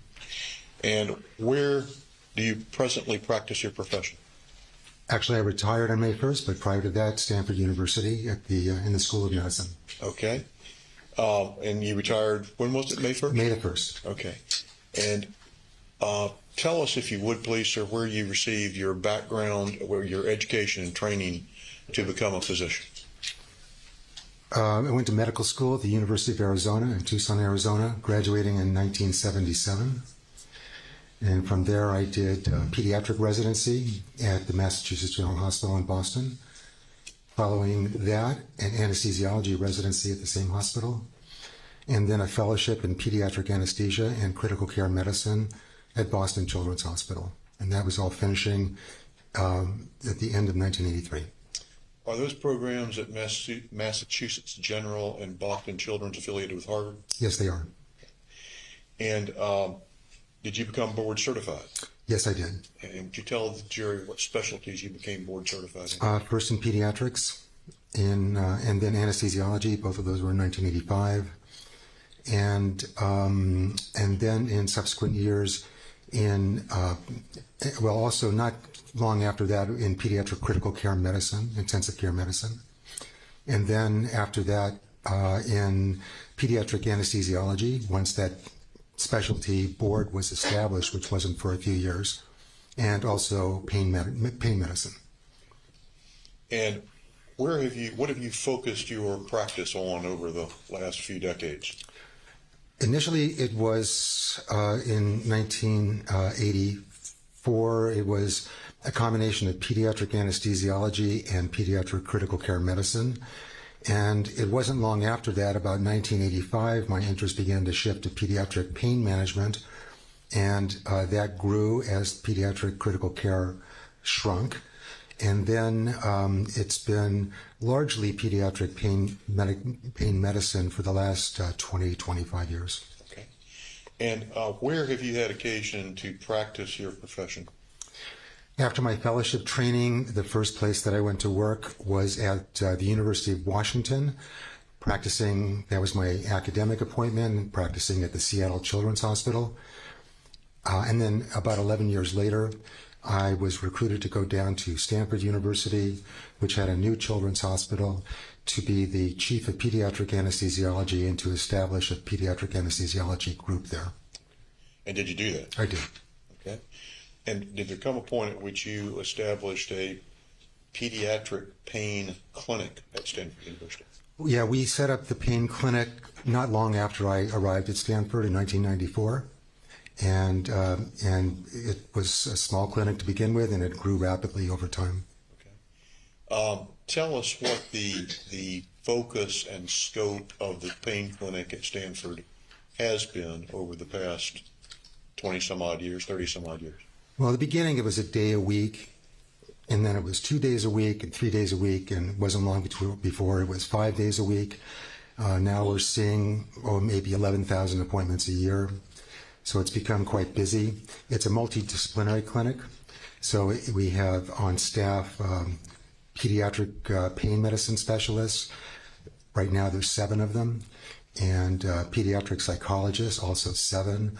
We have pediatric psychology postdoctoral students, 4 or 5 of those. Physical therapists. And then we also work with occupational therapists and child psychiatry. And as of 2016 and 2017, what was your role at that clinic? At that point, let's see, that was 7, 8 years ago, right? So at that point, I'm just trying to, Yeah, so at that point, I had pretty much stopped doing pediatric anesthesiology. It was limited to maybe 2 days a month. And not long after that, I stopped altogether. And the rest of my practice was devoted entirely to pain medicine for children. And it did at that time, and since you've been involved in it, has the pediatric pain clinic at Stanford dealt with pediatric chronic regional pain syndrome? Complex regional pain syndrome, yes. Okay, I'm sorry, mispronunciated. To what extent have you been involved in the treatment, in the diagnosis, evaluation, and treatment of pediatric complex regional pain syndrome? To what extent? Well, we see probably at the present maybe 100 new cases a year, about 2 a week, I would say, some weeks more. And we work together as a team, so it isn't as if one physician kind of owns a patient. We share the care of the patient, so I've been involved with all of those patients over the last several decades. Okay. And what other types of pain syndromes does the pediatric pain clinic at Stanford treat? We see a little bit of acute pain, so sometimes surgeons will send kids to us postoperatively if they're struggling with their pain management, but primarily it's chronic pain. Chronic pain being defined as pain that's lasted longer than 3 months, usually past the healing of whatever initiated it. So we see a wide spectrum of pain problems. Our referrals come from orthopedic surgeons, general surgeons, urologic surgeons, pediatricians, oncologists. So we see cancer pain. We see a lot of, I'd say complex regional pain syndrome is one of our most common, maybe the most common diagnoses. Fibromyalgia, chronic headaches, migraine headaches, chronic abdominal pain, especially functional abdominal pain, limb pain disorders. We see kids with congenital birth defects, congenital anomalies that are associated with pain. Even benign tumors, such as fibromatosis, can be associated with pain. So basically, like all of those patients. Do you also have occasion to deal with patients who have psychogenic pain syndromes? It's not exactly the term I would use. We have patients whose pain is primarily manifestation of a psychological process. We call that somatoform pain. It's not unlike patients, well, I'll put it this way. There's a number of functional disorders. So, such as migraine headaches would be considered a functional disorder. In other words, it's functional in the sense that there's no brain tumor or brain infection or anything like that causing the headache. So the child's functional in that sense. There's also functional abdominal pain where the patient has significant abdominal pain. They go to a gastroenterologist, they get a full workup, they get endoscopy, colonoscopy perhaps. Nothing is found. They refer the patient to us, so they have a totally functional GI tract, but they have pain. The pain is not in their head, so that's not really psychogenic pain. But we do have patients who present with pain that's not obvious from any other source, or maybe amplified pain, where we know that they have pain from some discrete source, but it's amplified to a much higher degree than one would expect it to be. And we call that somatoform pain. Okay. During the course of your practice, have you had occasion to contribute to the medical literature regarding pediatric chronic pain? Yes. And to what extent have you done that? I can't give you the number of publications. There are book chapters I've written, or edited one book and written one book on chronic pain, and many articles, but I can't tell you off the top of my head. And of course, I've lectured dozens and dozens of lectures around the world on the management of different types of chronic pain. Have you lectured on the subject of complex regional pain syndrome in the Yes, I pediatric have. setting? Yes, I have. And how often have you done that? Do you have any estimate? Well, there's 100 to 200 lectures that I've given over the years, some on chronic pain, including complex regional pain syndrome, some exclusively on complex regional pain syndrome, and there are a number of videos that I've made on the subject of CRPS in children. Okay. Have you had occasion to serve as an editor or reviewer for various medical journals? Yes, I've been an editor of a journal that's an online journal called Children, a medical journal, and I'm a reviewer for many scholarly journals, such as Pain, the Journal of Pain and Symptom Management, Regional Anesthesia and Pain Medicine, Anesthesia and Analgesia, Anesthesiology, Pediatrics, the Journal of Pediatrics, and others. Okay. You've been kind enough to give us a copy of your curriculum vitae or your resume. The indication is that your bibliography includes 79 peer-reviewed articles. Yes, Does that sir. sound correct? That's about right. Okay. And what is a peer-reviewed article?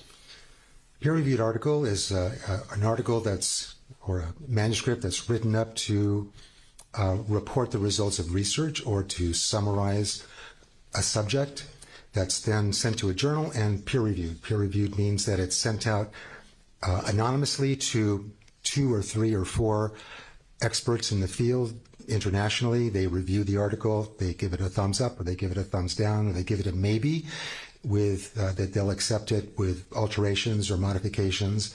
Then it goes under a revision, and then it's resubmitted, etc., until it's finally approved by the peers and then by the editor of the journal. Okay. Doctor, at my request, have you reviewed probably more materials than you wanted to regarding this case of Maya Kowalski? I have. Okay.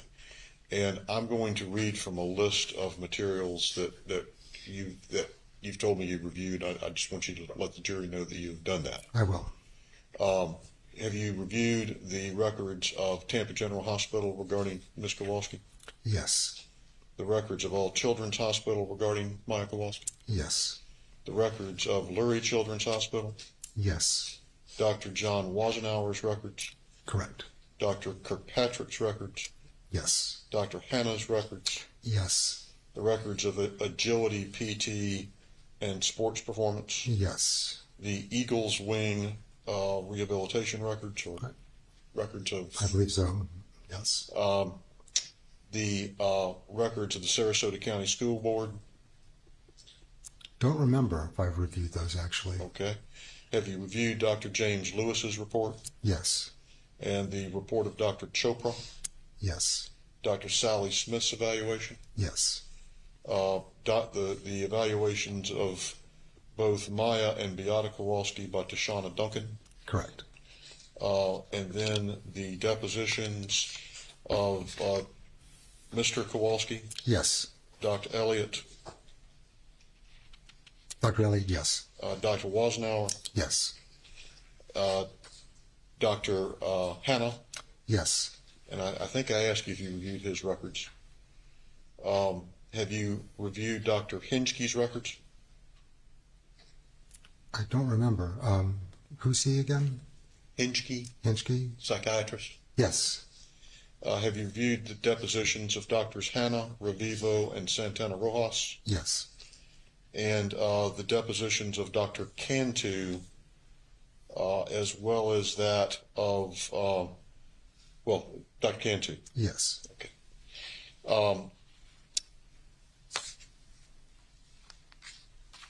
Are there other records that you've reviewed regarding the case? Yes, there are some blog entries by Maya's mother and some emails from Maya's mother to herself. And let's see what else. Some photographs of Maya at different times of her life. Okay. All right. Let me backtrack a bit if I can and just ask you some general questions regarding complex regional pain syndrome and some of the other syndromes that bring us together today. Yeah. Tell the jury, if you would, what chronic regional pain syndrome is from the standpoint of someone who treats that condition in your specialty. Complex regional pain syndrome. I'm sorry, what did I say? I'm sorry. Complex regional pain syndrome. A lot of people do that because it is a chronic regional pain syndrome. So complex regional pain syndrome means what the words say. It's complex, it's complicated. The cause of it is not known. There are several hypotheses, but over the last decades, we still haven't nailed down exactly what the primary cause is. There's probably a genetic vulnerability that leads to it. It's regional in that it affects a region of the body.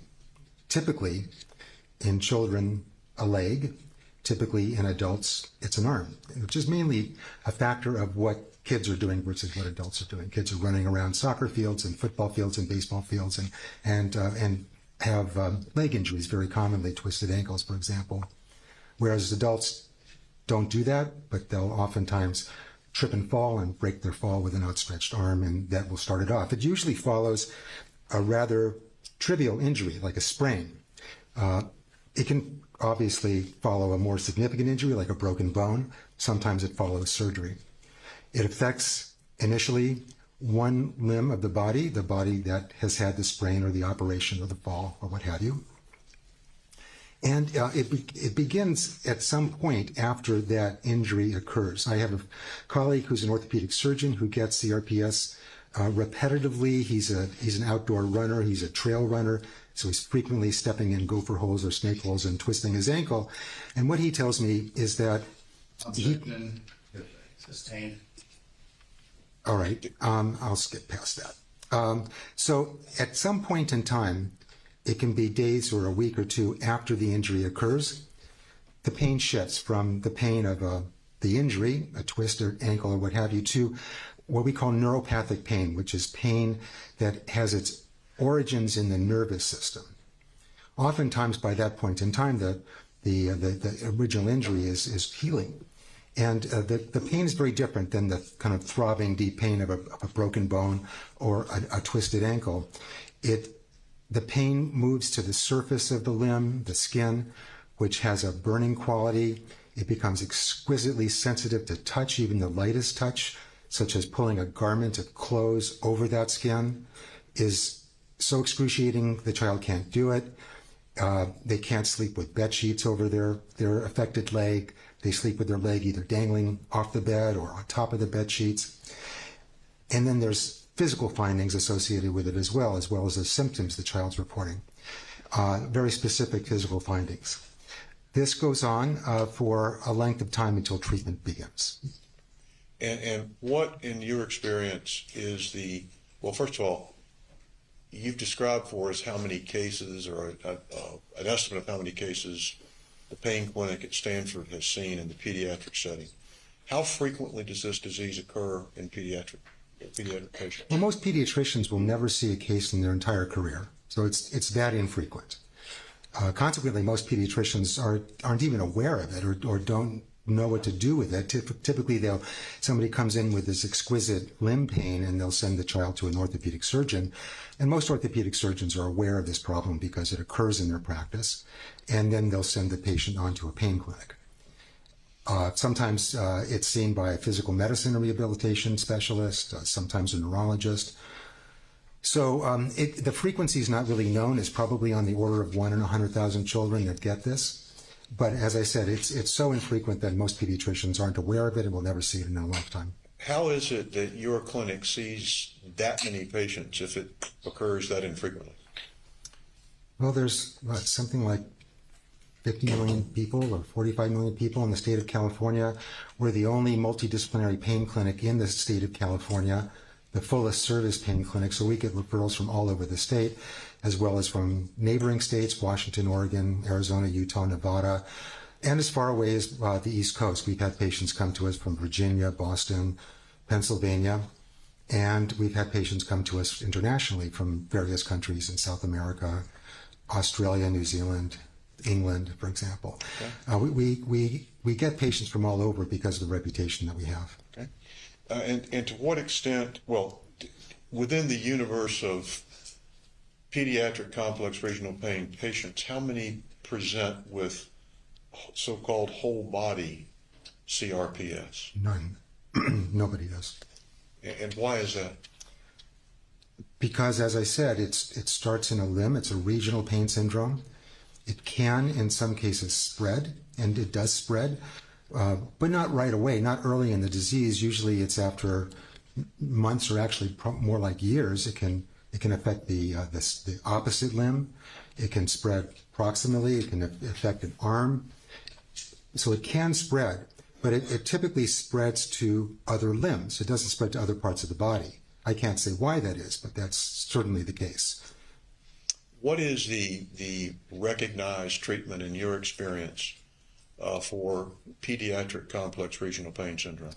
The most important, the foundation of treatment, the kind of treatment without which it will not get better, is physical therapy and occupational therapy. Occupational therapy is a little bit different than physical therapy.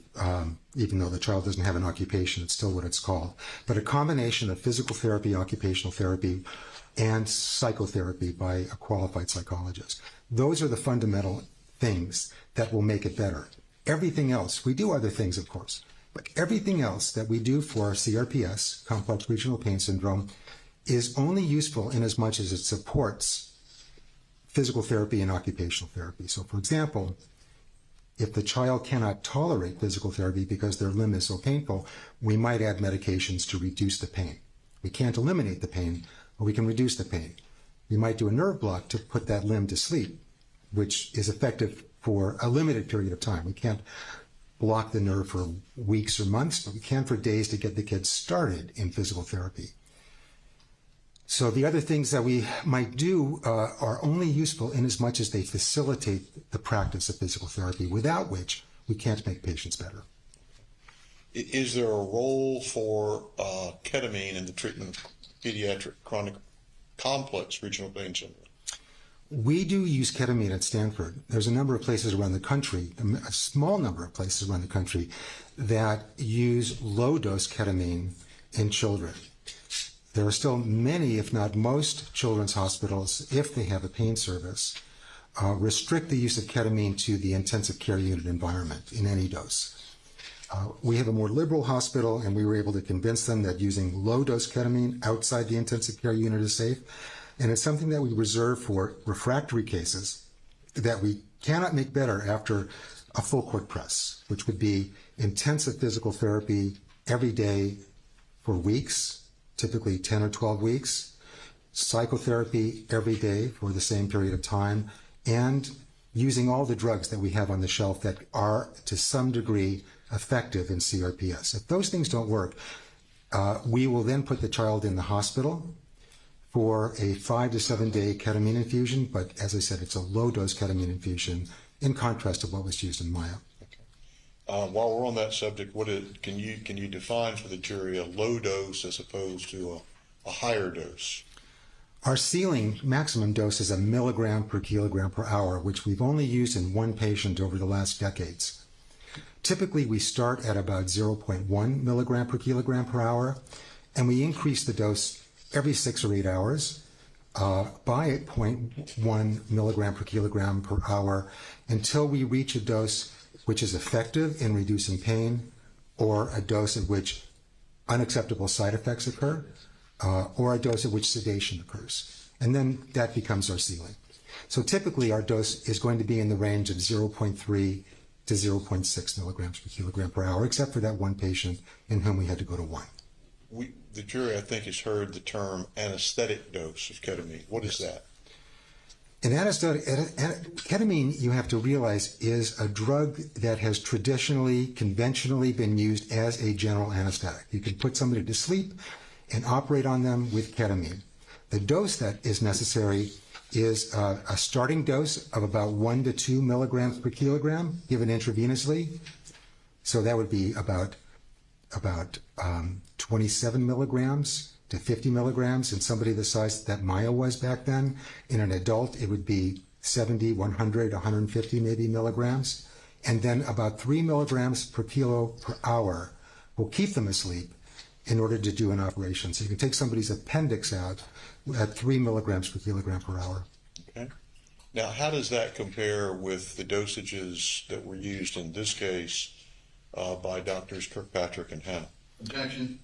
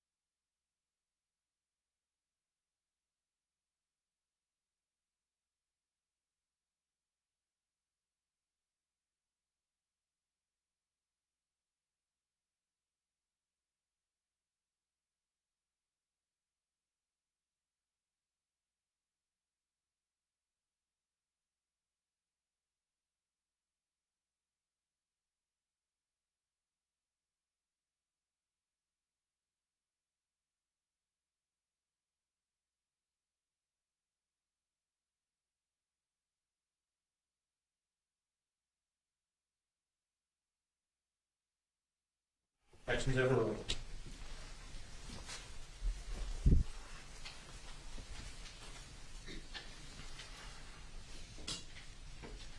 Do you remember the question? How does it compare to the doses that Kirkpatrick and Hannah used? Yes, sir. Kirkpatrick started around, I think, 1 milligram per kilogram per hour, and over 4 days ramped it up to 2.5 milligrams per kilogram per hour. I don't remember what Hannah's starting dose was, but it was substantially higher, and went up even higher and higher still, so that by October of 2016, he was using doses in the range of 25 to 30 milligrams per kilogram per hour, 10 times the typical anesthetic dose per patient. Okay. Going back, well, let me ask you to focus on the period of time between September 23rd, 2015, when the patient first saw Dr. Patrick, and the time that she came to All Children's Hospital.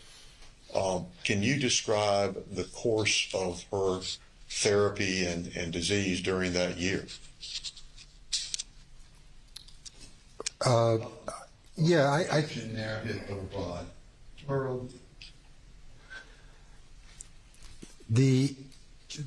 the course that she demonstrated was one of perpetual reports of severe, intolerable pain, weakness, inability to use her limbs, inability to bring her ankle back to a neutral, normal position where the foot is about 90 degrees to the foreleg, and behavior that was often described as a screaming type of behavior, which was attributed by her, her mother, and her doctors to severe pain, and that there was an undulating course, and that there were episodes in which, or times periods in which her pain seemed to be less, and then severe pain again, and then less, and then severe pain. But overall, if you look at the entire landscape from September of 2015 or summer of 2015 until the fall of 2016, you'd have to say that she was no better, in fact, getting a lot worse. Was there any difference in function as far as the patient was concerned during those 2 dates, as far as you could determine? When her function was much worse by the time October 2016 came around and she was admitted to All Children's Hospital, she said that she could not move her limbs. She could not lift them against gravity off a bed. She had significant pain, so that she would be screaming in pain, would not tolerate anybody touching her. Her mother would not allow anybody to touch her because of the pain that would occur. Going back, if we could, to the point of Dr. Kirkpatrick's initial involvement in September of 2015 and the therapy that he offered, do you have an opinion that you can state within a reasonable degree of medical probability whether the treatment he offered was within the standard of care for the treatment of pediatric complex regional pain syndrome in this country? It was not within the standard of care. And why is that? As I said earlier, ketamine is reserved in our institution nationwide for patients whose pain is refractory and unresponsive to the fundamental treatment, which is, as I said and will repeat, intensive physical therapy, advancing to intensive physical therapy if necessary, occupational therapy, psychotherapy, drug management as an outpatient, oral drug management. His first treatment was ketamine. So it was, at the very least, it was very, very premature. In addition, the way that he administered ketamine, which was in significant doses, was a violation of the standard of care in terms of his record keeping. There are specific not recommendations or guidelines, there are specific ways that records need to be kept during an anesthetic type infusion as he administered to Maya. And remember that going up to 2.5 milligrams per kilogram is virtually a general anesthetic. His record keeping was just terrible. It was skeletal, minimal at best in terms of measuring vital signs and recording level of consciousness. That is to say, it violated the standard of care for an anesthesiologist. Was there any harm to Maya Kowalski as a result of this? There was no harm to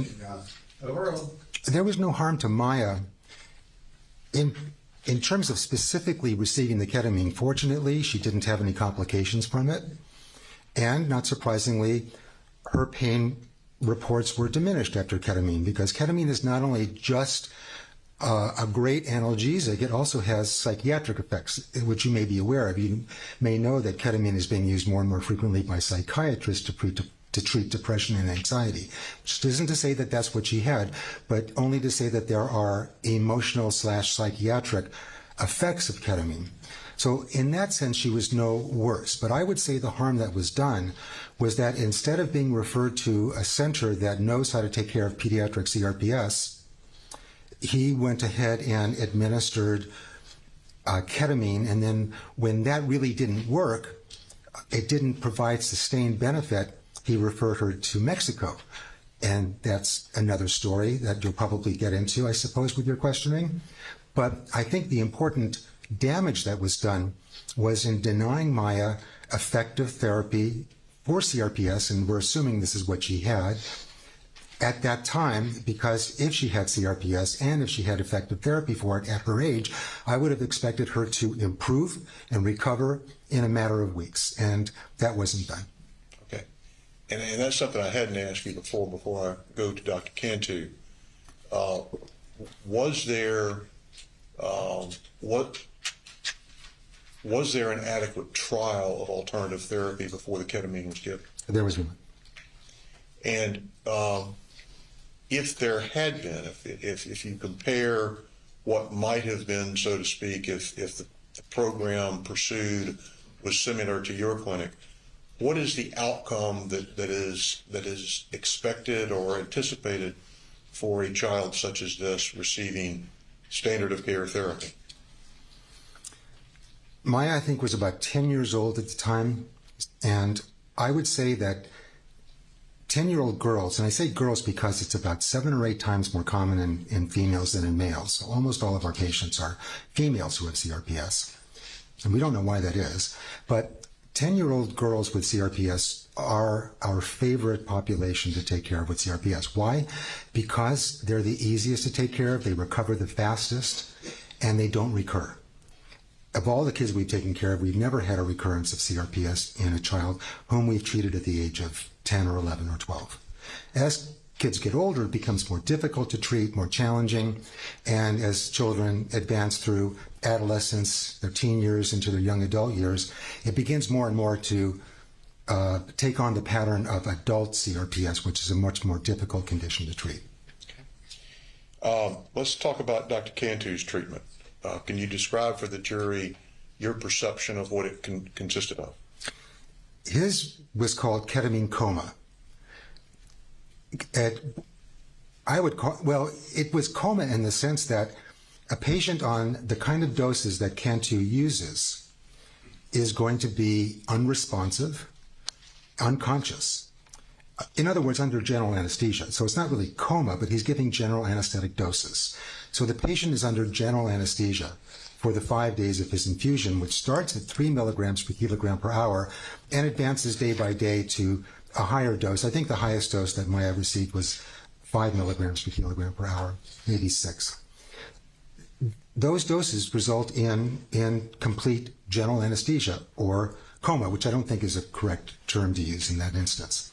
For that reason, Dr. Cantu has to treat the patient as if they're under a general anesthetic, which is what we do in the operating room, except that he's doing it in an intensive care unit, which is a good environment for that. Patient is intubated, that is, they have a breathing tube placed into their mouth, down their windpipe. It's attached to a mechanical ventilator to breathe for the patient because they won't breathe adequately on their own. They have to place a tube in the stomach, either to decompress it or to provide nutrition, which was done in Maya's case. So they are basically under a prolonged general anesthetic for 5 days. Is there, is that treatment, in your experience and based on your background and training, within the standard of care for an anesthesiologist providing care for pediatric complex regional pain syndrome in the United States? It is not. Rural. It is not within the standard of care, and that's why it's not done anywhere in the United States. Let's move on. Did it appear to you, based on the review of the records that you saw and the depositions you reviewed, did it appear that the treatment rendered by Dr. Cantu in Mexico was successful in any sense of the word? It wasn't successful in the sense that any benefit that she realized was not sustained over a significant period of time. So within 4 or 5 or 6 weeks, she was reporting an increase in pain. And that's in contrast to the patients that we have experience with and other places have experience with in the United States with low-dose ketamine, low dose being 1/10 the amount that Dr. Cantu used, in which the benefit in CRPS is sustained over several months. Now let's talk about the care that, well, let me back up. After seeing Dr. Cantu, this patient was seen by Dr. Hanna, correct? Correct. And describe for the jury what Dr. Hanna's course of treatment consisted of. Dr. Hanna saw Maya from December of 2015, about a month and a half after she returned from Mexico, until he sent her to All Children's Hospital October the 7th of 2016, so over a period of nearly a year. His treatment involved giving Hannah infusions of ketamine over several days each time, over 4 days each time, in ever-increasing doses. So he started off using doses similar to what Dr. Cantu finished with, and because she kept coming back over and over and over again with increasing complaints of pain and no improvement, according to his notes, she continued to have dystonia of her feet, allodynia, which is this exquisite pain with light touch of the skin, etc. He kept giving her higher and higher and higher doses. How did that finish? How did Dr. Hanna's treatment finish in October of 2016? Because of the excessive doses of ketamine, she was losing weight. She had lost appetite. Her weight had fallen. She was not on her growth curve. Not only had she stopped gaining weight as children do as they grow, she had started losing weight. She was at the first percentile, which means that 99% of children of her age weighed more than she did. And she had terrible abdominal pain. And that was one reason that he sent her to the emergency room at All Children's, was because of the abdominal pain. And she had some episodes of abdominal pain associated with these high doses of ketamine prior to that time. So it was something that had been getting worse and worse. Was Dr. Hanna's therapy of Maya Kowalski successful? It was not, in the sense that it was necessary to send her to All Children's Hospital. I think at that point in October, he could not bring himself to give her more ketamine. He knew that the ketamine dose that he was giving was so high, he just couldn't imagine giving more. And at that point, he bailed out and sent her to All Children's Hospital. Did Dr. Hanna's care and treatment of Maya Kowalski comply with the standard of care for an anesthesiologist treating complex regional pain syndrome in the pediatric setting in this country? Objection. Foundation, predicate, beyond scope, false disclosure. Overruled.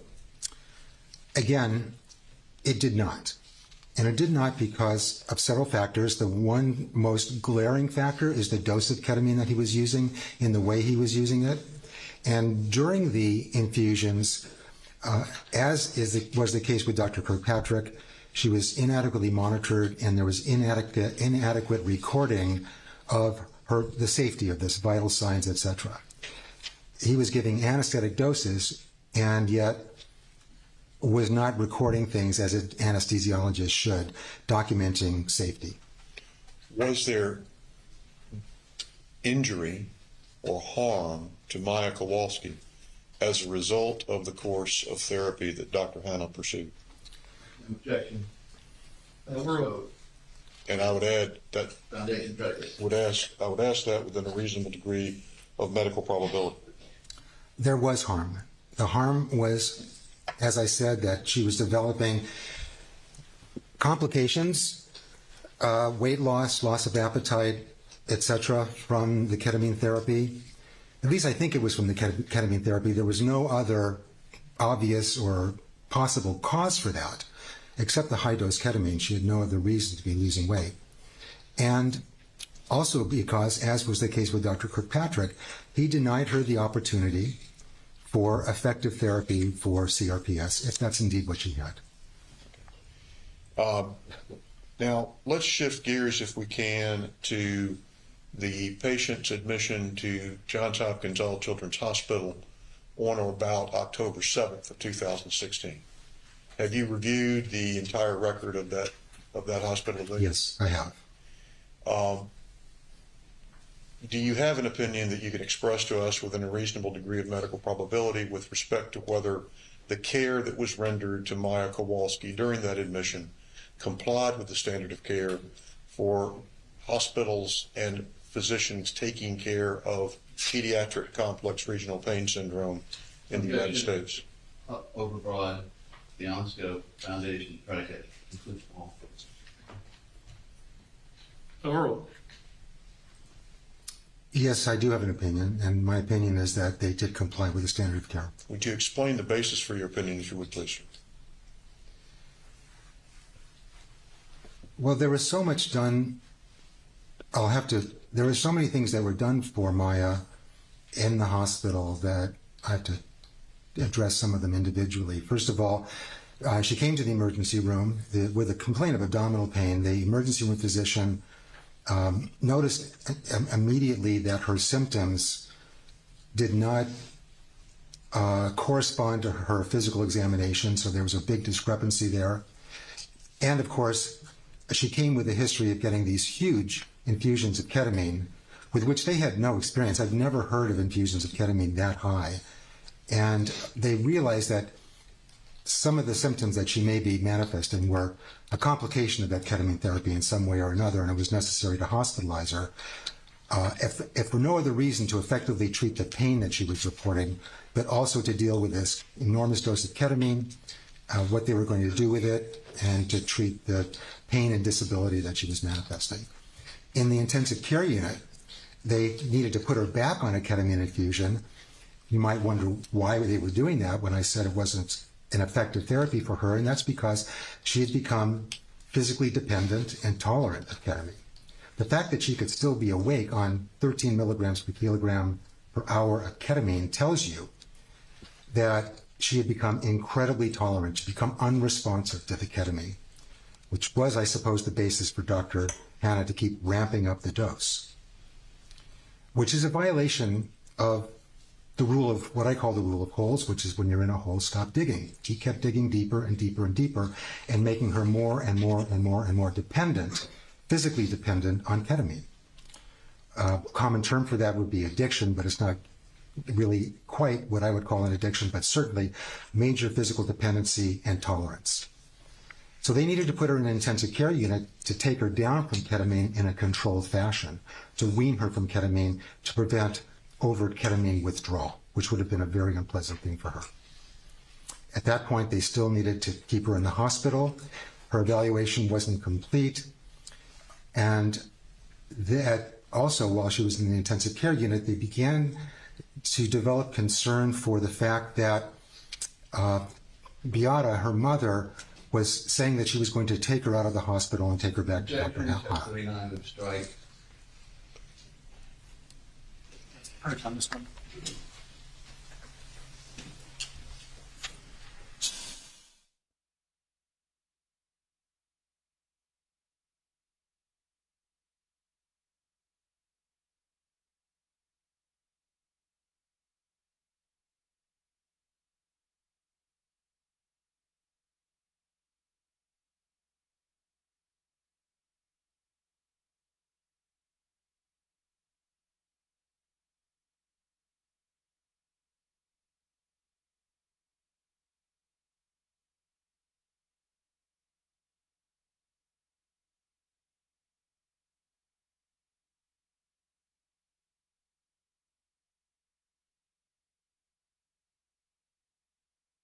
Members of the jury, you're going to disregard the last comment that the witness made.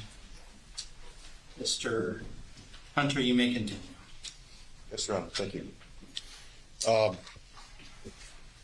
me ask you some specific questions about this, if I could, Doctor.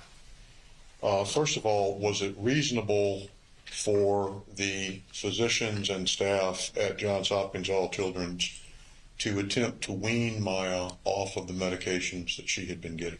Yes, it was. And tell us why that would be. As I said, she had come from Dr. Hanna's office after an infusion of a very high dose of ketamine. She was physically dependent on it by history, and it was necessary to wean her from ketamine in a controlled fashion over days to prevent her from having withdrawal symptoms. Was it reasonable? Well, let me ask you this.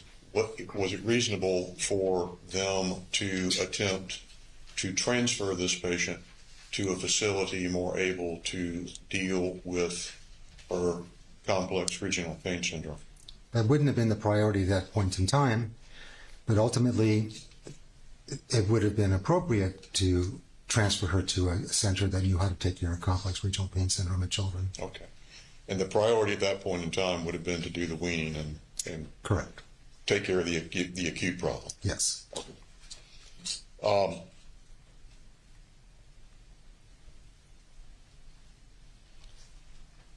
As the treatment at Johns Hopkins All Children's proceeded, was it reasonable for them to attempt to treat, well, strike that, let me back up. What would have been the appropriate treatment of this child at that time at Johns Hopkins All Children's or at any other institution that was similarly situated? You can't treat without a diagnosis. It was, I think, clear to them after the pain management consultation that she didn't have complex regional pain syndrome. They needed to determine exactly what was causing the problems that were causing her symptoms. What were the other possibilities that might be considered in the diagnosis on this patient at that time? The important thing to realize is that the symptoms that Maya and her mother... Beyond the scope of patients that become psychological. Rich.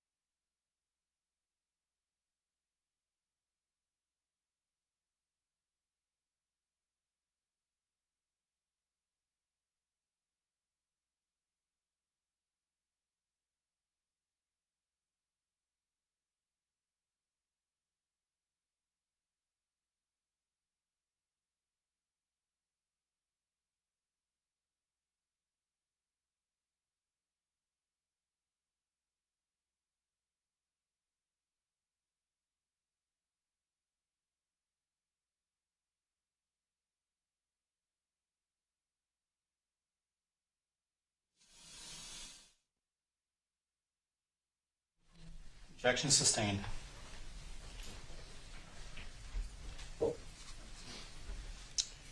Let me just ask a question this way, Doctor.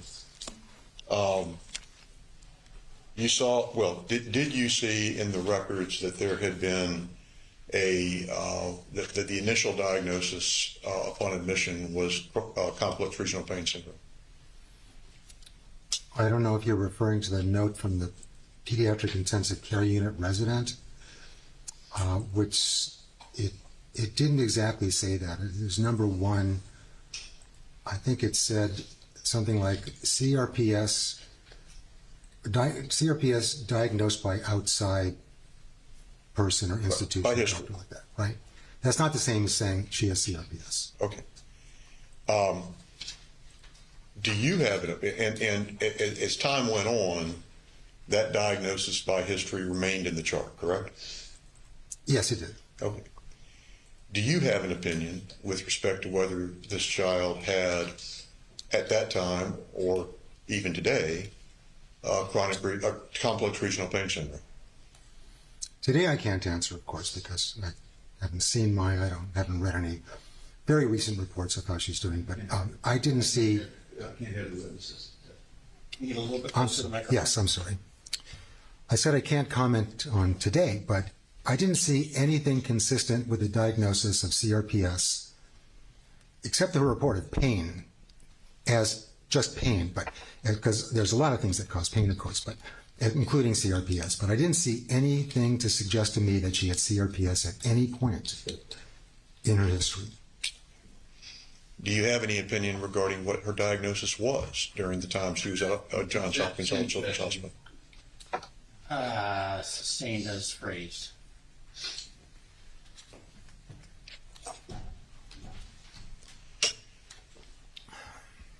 What were the alternative diagnoses that a physician such as yourself? Hold on a second.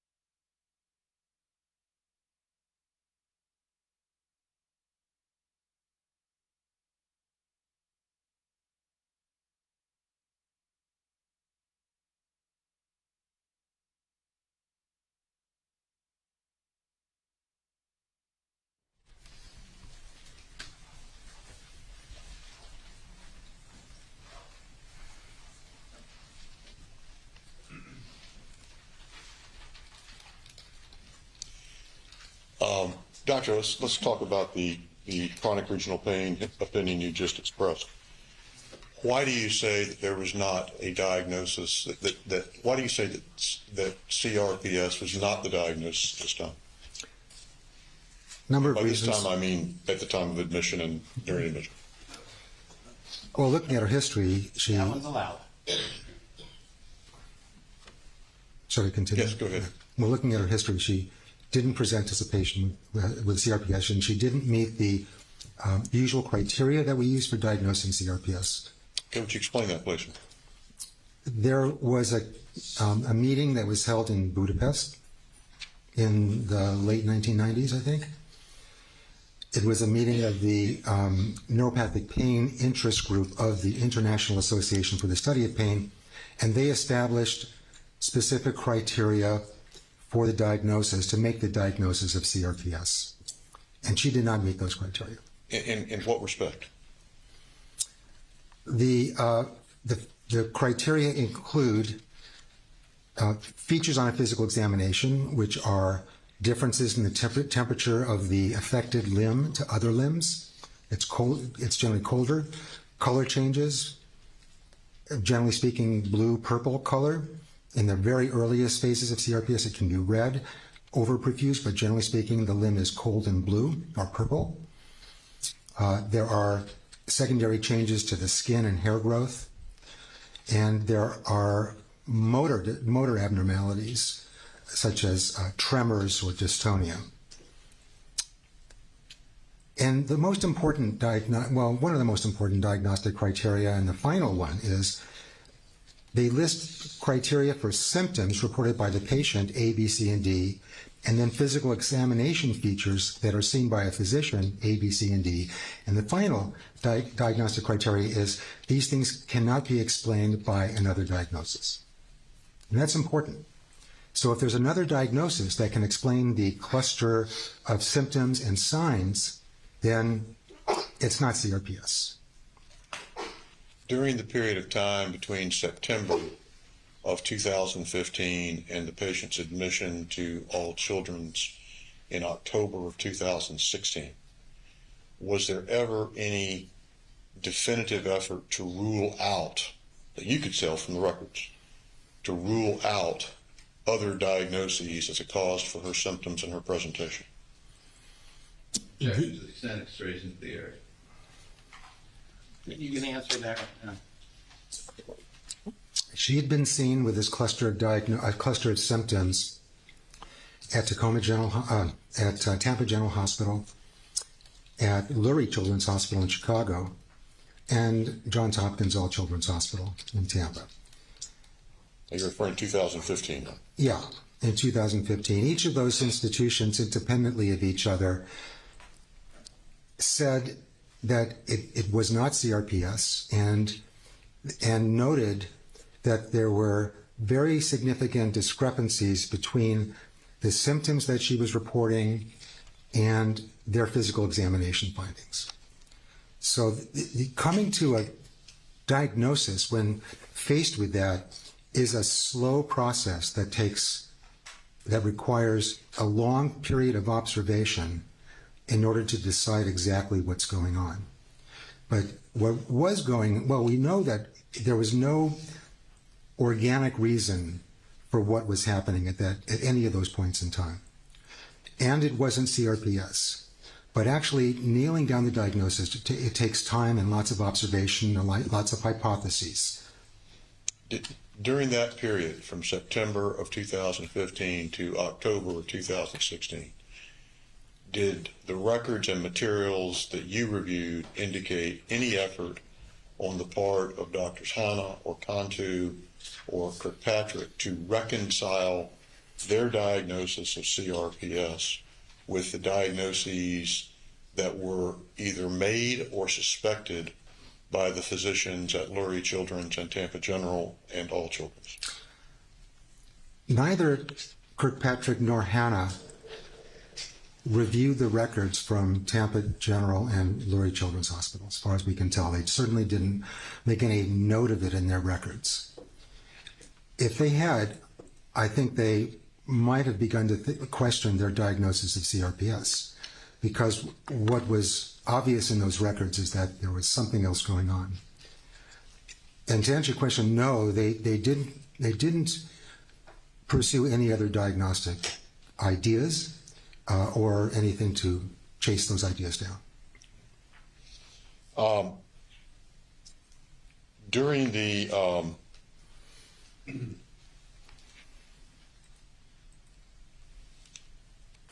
the period of her admission to Johns Hopkins All Children's,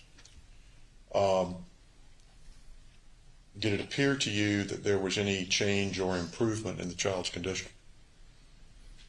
I think there was, actually, between October and January when she was discharged. In what respect?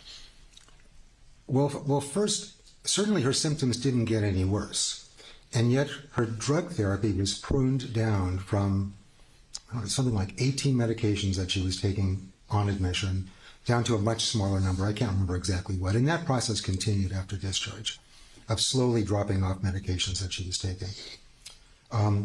She was more functional on discharge than she was on admission. She was able to propel her wheelchair a number of feet. She was able to support her weight standing with assistance.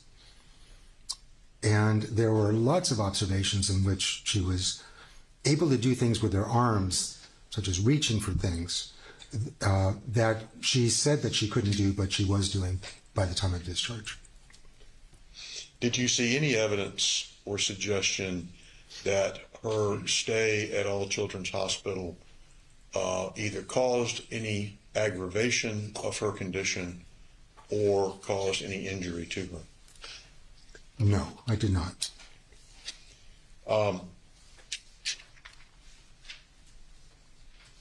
Let me ask you, I'm going to show you, I'll show a couple of pictures here.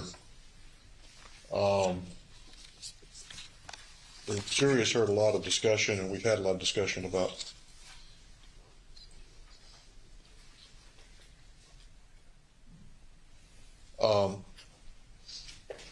let me back up here and let me ask to show Exhibit 3135-2 in evidence.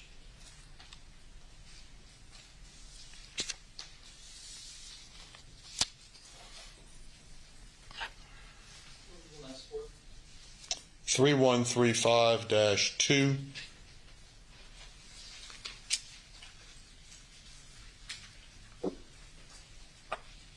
This is a picture of Maya Kowalski, we believe, taken January 1st of 2017. What is the mark on her forehead? It's a scratch. Objection and speculation. Overruled. It's a scratch. What are CRPS lesions, Doctor? There really isn't such a thing as CRPS lesions. There are skin problems that occur with CRPS. The thing is that when there's a skin injury, the lesion can, or the injury can become larger. It can even form an ulcer because the perfusion, the blood flow to the skin of CRPS is so poor. So nutrients, oxygen are not arriving at the part of the skin that's been damaged, and so it doesn't heal. It just gets worse and worse and worse. So you see small ulcerations, you see very, very large ulcerations, and then there are other, I wouldn't call them lesions, but the appearance of the skin can be very abnormal in CRPS. It can be very, very swollen. There can be color changes, as I said, deep purple skin. There can be blood vessel. It's hard to describe, almost like purple stripes on the skin. It can be mottled, but those aren't really lesions. So the lesions that occur because of poor blood flow to the skin, and something injures the skin and it just festers and grows from there. You can see from this picture that, well, a couple of things. First, CRPS does not occur on the face. CRPS type 1, which is what we're talking about, does not occur on the face or the forehead. Number 2, you can see it's nice and pink, it's well perfused, it's got good blood flow. And number 3, it's a linear lesion. It's a fingernail scratch, I would say. I would speculate, but it's a scratch nevertheless. It's not a CRPS lesion.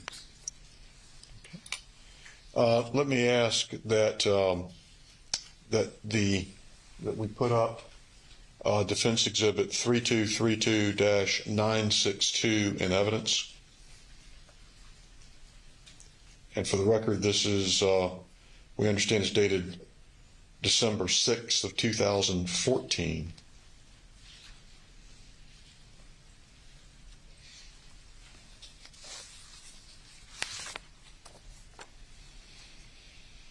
Now, in this picture, Doctor, this is before the disease, whatever it was, began. How is this picture significant in retrospect? Well, here we see really a cute little girl smiling, sitting on Santa's lap. She's happy. Obviously, there's not much wrong going on. What I noticed in this picture were the position of her feet. So you see the left foot, she's holding it up. It's at 90 degrees. That's a pretty normal posture. But you know, if you're sitting on somebody's lap or if you're being held up in the air, the feet sort of drop down if you don't pick them up. So her right foot, the foot is sort of dropped down with gravity, and the left foot is normal. But she has to flex her calf muscles to make the left foot go up like that.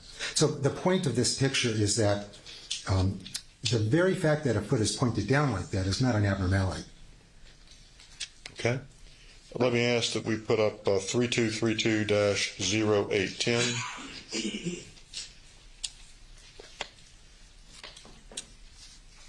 And evidence. And for the record, this is, we understand, dated July 30th, 2015.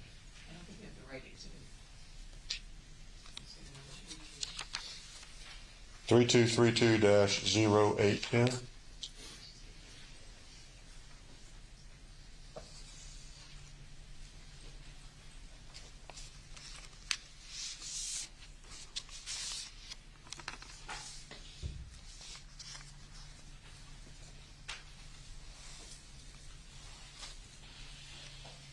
There you go.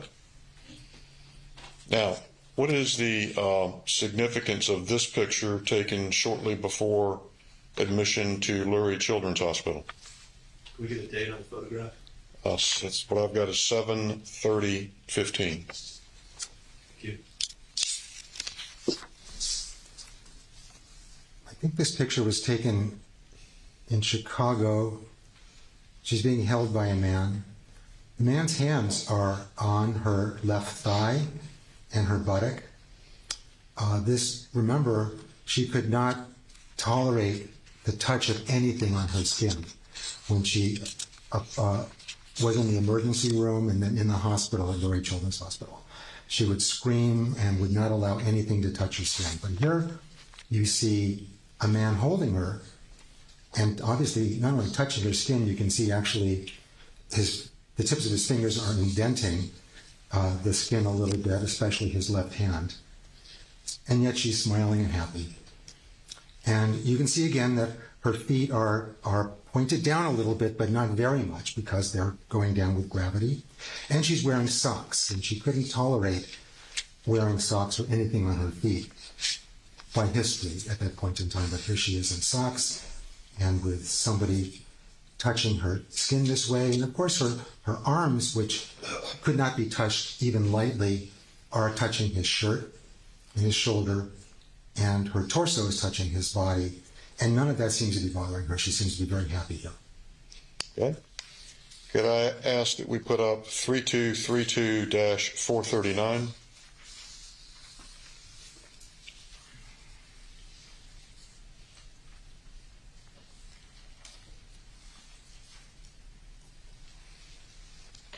And this picture, we understand, is dated July 6th, 2016. What is significant about this picture from your clinical standpoint, Doctor? July 6, 2016. I'm trying to think of what was going on in her life at that time. 2016. So this was during Hannah's treatment and a couple of months before going to All Children's Hospital. So you see Hannah is in a wheelchair. She's holding her left arm up against gravity. It's not resting upon anything while she's holding her balloons. She's happy. And her feet are both, well, her right foot anyway, is at 90 degrees. It's at a normal position, even though at that point in time, according to Hannah's notes, she had dystonia of both her feet, and then she could not bring them back to a normal position. She had them fixed in a pointed position. We also see that looks like her foot her feet are touching the footrest. It's hard to tell. But anyway, that's what I observed from this picture. Okay. And could we then put up Defense Exhibit 3232-354?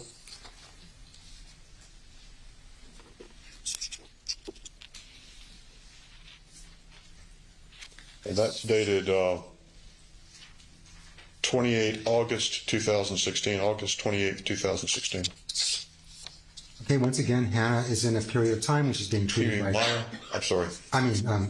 Maya is being treated by Dr. Hannah, and he's increasing the dose of ketamine higher and higher and higher because every time she comes in the office, he's recording that she's in terrible pain, 9 out of 10 pain, she's got dystonia of her feet, etc. But here we see that she's sitting in a wheelchair, she's happy, she doesn't give the appearance of a child in 9 out of 10 pain, and she has her knees folded, and she's sitting on her feet, and her legs are in contact with each other. You know, the calves are pushing up against the thighs. And again, I would have suspected that that would not be possible for a child with CRPS. That would be too painful. Now, let me ask, we put up 3232-0345.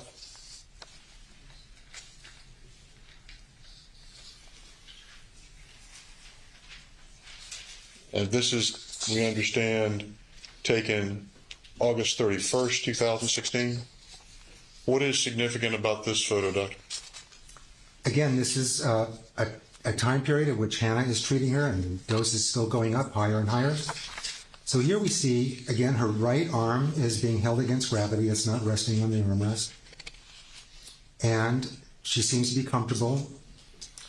And her feet are in perfectly normal position, 90 degrees, flat-footed on the ground. At a time at which, again, Hannah is reporting, presumably because Hannah's being told that her feet are in a fixed dystonic position and she cannot bring them back to 90 degrees. Okay. And then finally, let me ask you to, let us put up 3232-365, which we understand was taken August 18th, 2016. Can you tell us about this picture? August 16th, 2016. Okay, again, during Hannah's treatment, this is presumably during one of his treatments. We can see EKG stickers on her chest, a blood pressure cuff on her arm, an IV tubing. You can't tell exactly where the IV is connected to, but there's IV tubing on top of the teddy bear. And she's unconscious. Her mouth is just slack, open, and she's breathing on her own. Presumably, she's pink, and she's not conscious. She's not responsive. This is presumably during a ketamine infusion, again showing that she's more than sedated. When you say more than sedated, what do you mean? Or it's hard to say exactly. Sedation is a continuum from being awake to having your anxiety eliminated, to being lightly sedated, to being deeply sedated. Deeply sedated means she has the appearance of a deeply sedated patient, meaning that she would not respond to voice. But it's hard to tell exactly. But she doesn't look like she would. Okay. You've expressed a number of opinions here today, Doctor. Have you expressed those opinions within a reasonable degree of medical probability? Yes, I have.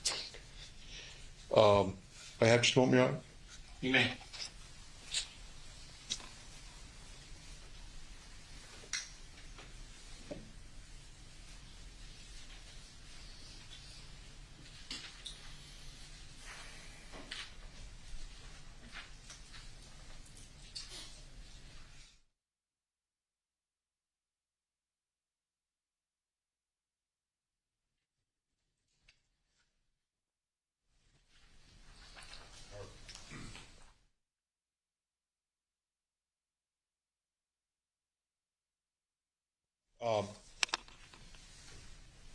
Doctor, have you seen records regarding this patient from after her discharge at All Children's Hospital? I've seen Dr. Wassenauer, is that his name pronounced correctly?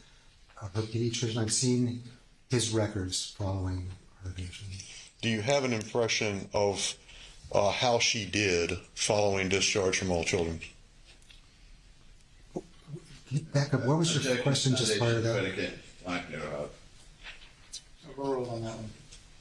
I'm sorry. You asked if I had seen records from Hannah, from Maya after her discharge? Yes, yes, sir. That's right. Yeah, I saw Wassenauer's records. You can continue. And it seemed like she was doing exceptionally well. Okay. Did it appear to you that she had recovered function in that period of time after discharge? Yes, she was in high school. She was in athletics. Was doing quite well. Recognizing that your frame of reference may not extend all the way to the present day, and that you've never examined this patient, do you have any opinion that you can express within reasonable medical probability regarding what future needs she may have? Well, I don't think she had CRPS to begin with, so I won't comment on if she did have CRPS, what her future needs would be. But I would say, from what I know, I don't see that she would have any particular needs at all, except for support from a mental health professional. That's all I have. Thank you. Planners?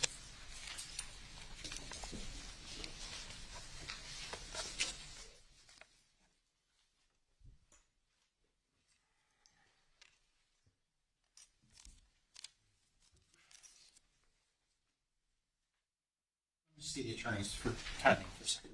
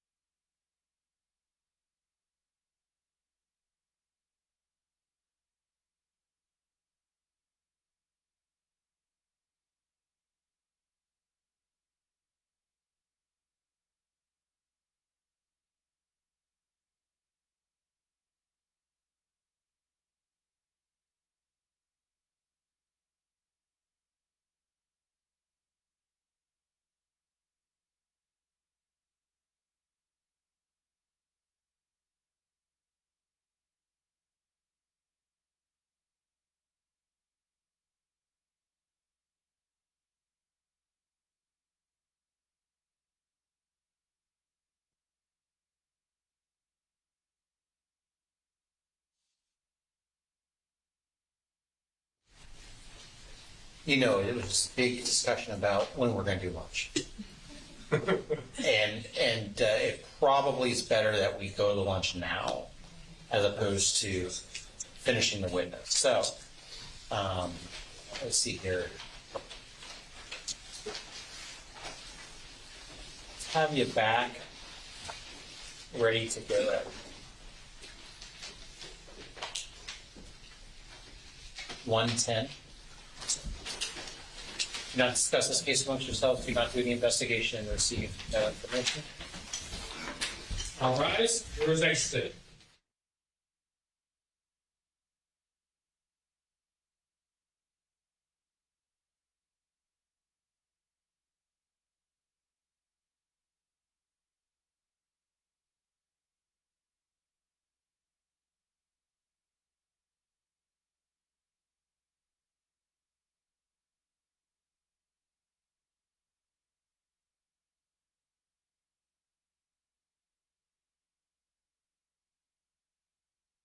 Presence, Doctor, since you're in the middle of your testimony, you can't talk to anyone about your testimony, okay? And if you want to go to lunch now, that's fine, and just be back here. Once you be back here by 1. Can I inquire about the cities are expert? Is that still holding?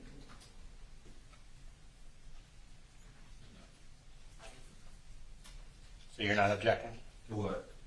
She wants to be able to talk to him during. Since he's our expert as to regulate. No, he's in the middle of testimony. So yeah, let's not have that discussion. Understood. And is today the day that you're going to have a witness with the diagnosis of Munchausen? Yes, it is, and if you want to talk about it. We're going to need to talk about that. I agree. Okay. I'd love some guidance. Sir, so you can pick off that. All right. Thank you.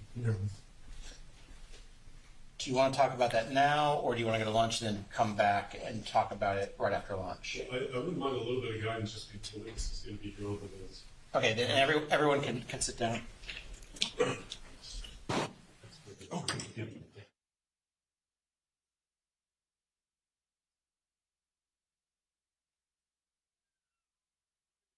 Some guidance about what I mean about talking about Munchausen. Sure. So the witness after Dr. Crane will be Dr. Paula Dees. She's a pediatric hospitalist who saw the patient over 2 one-week periods, I believe, roughly starting October 18th for about a week, and then again on October 31st for about a week. Her notes are significant that in her initial impression and plan, she does have as one of her impressions Munchausen by proxy. I think it's her exact words are concerns for Munchausen by proxy. And then there's obviously discussions in some of her progress notes about DCF, you know, one particular one, Mr. Kowalski is asking, or Maya's asking to visit with her father, and she says she contacted the Child Protective Investigation, CPI, to help coordinate that visit. I don't know that that's as much of a concern, since I'm not going to dwell on it, but I'd appreciate the court's guidance in terms of what you want me to do there, and specifically whether they're going to cross her on. Well, I'm sorry. So I thought you were having a expert my come apologies. in. No, our expert that would have qualifications to touch on Munchausen's would be Dr. Alexander, and he's not coming until, I believe, Monday or Tuesday next week. So this is just a hospitalist with that concern for Munchausen as one of her diagnoses in a record. Well, let me, because I meant to say this yesterday and then again this morning, but I am, this is kind of where I'm at right this second. Whether Beata Kowalski. I'm sorry, Judge. I'm stopping you only to throw this out because I've got Sally Smith coming in 2 days. So if you can give us the benefit of your wisdom on both these points, it would be helpful. In my view, whether Beata Kowalski in fact suffered or had Munchausen by proxy, I don't see how that is material to any cause of action or issue that is remaining in this case. So I'm not sure why we need to be trying to prove the diagnosis. Now, the observations of the hospital, its doctors, that, you know, as Maya was brought in and what the situation that the hospital faced with Maya coming into the hospital, I do think it's relevant to help explain how and why the hospital made the decisions that it did. So, I mean, that's why I've been letting in, you know, the Lurie, all of these prior hospital visits. But when we get to, I'm not sure we need a witness to come in and testify that mom had Munchausen by proxy.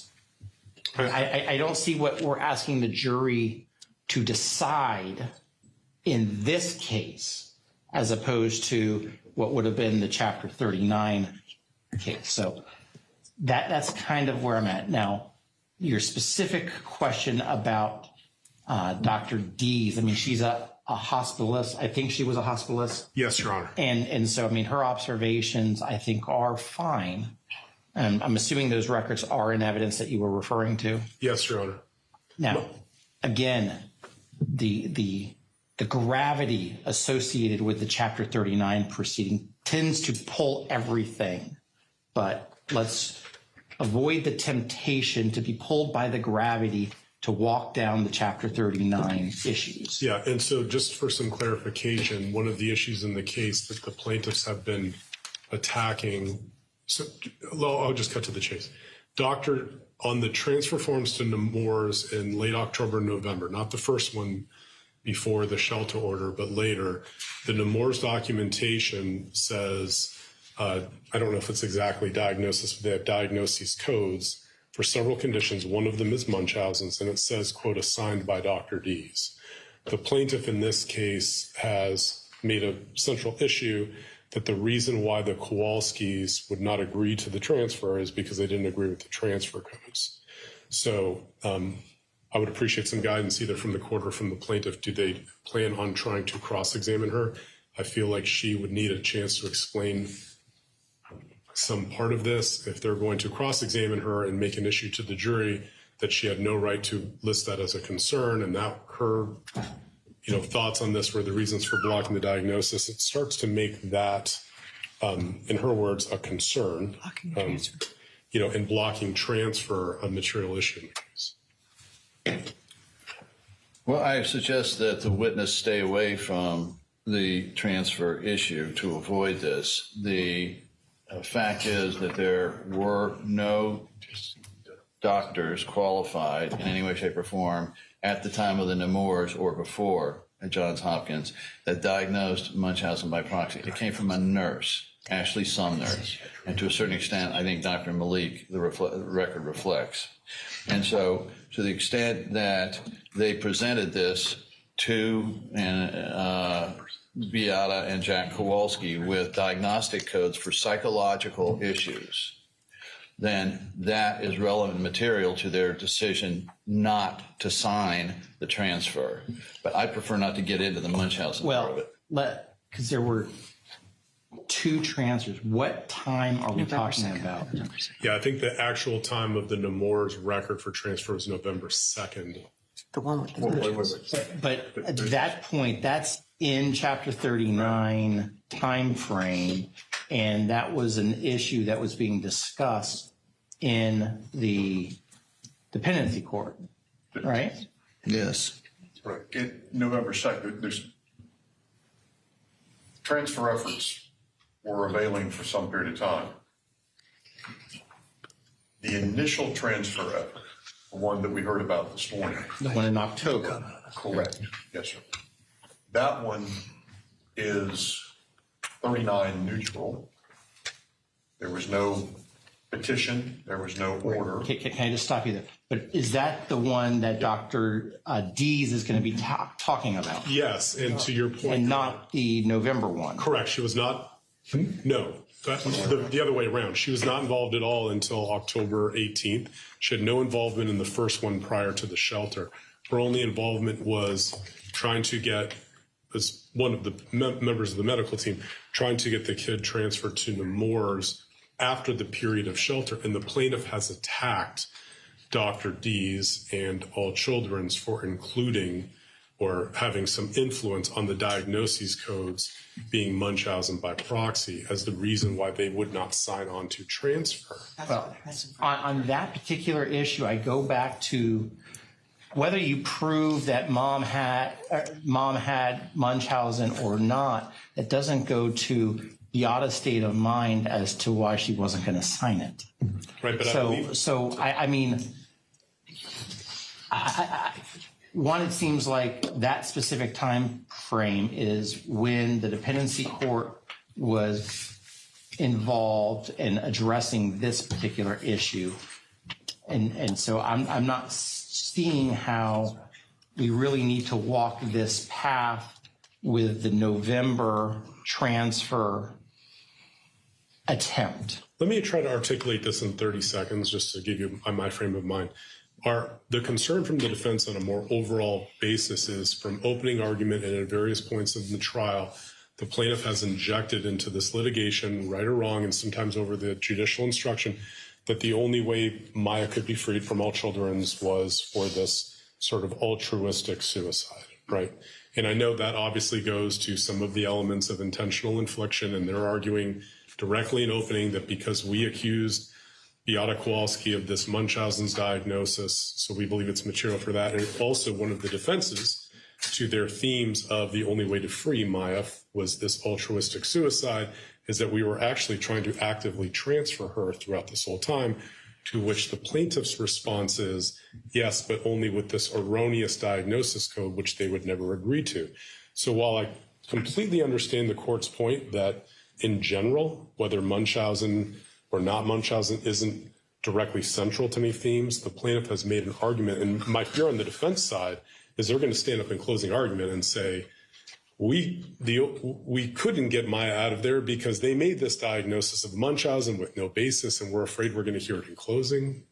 Well, I mean, you probably saw the instruction that we were discussing this morning where I'm specifically saying, and I think I had took the language of Mr. Altenburn about how the hospital's not responsible for the length of the stay of Maya in Johns Hopkins because only the dependency court controlled that issue. So when we talk about a transfer that is during the dependency action as opposed to the attempted transfer when there was no a shelter petition filed and no dependency court involvement, and we have the prospect of a false imprisonment, I see those as materially distinct issues. And so how do we get to discussing that specific transfer attempt in November without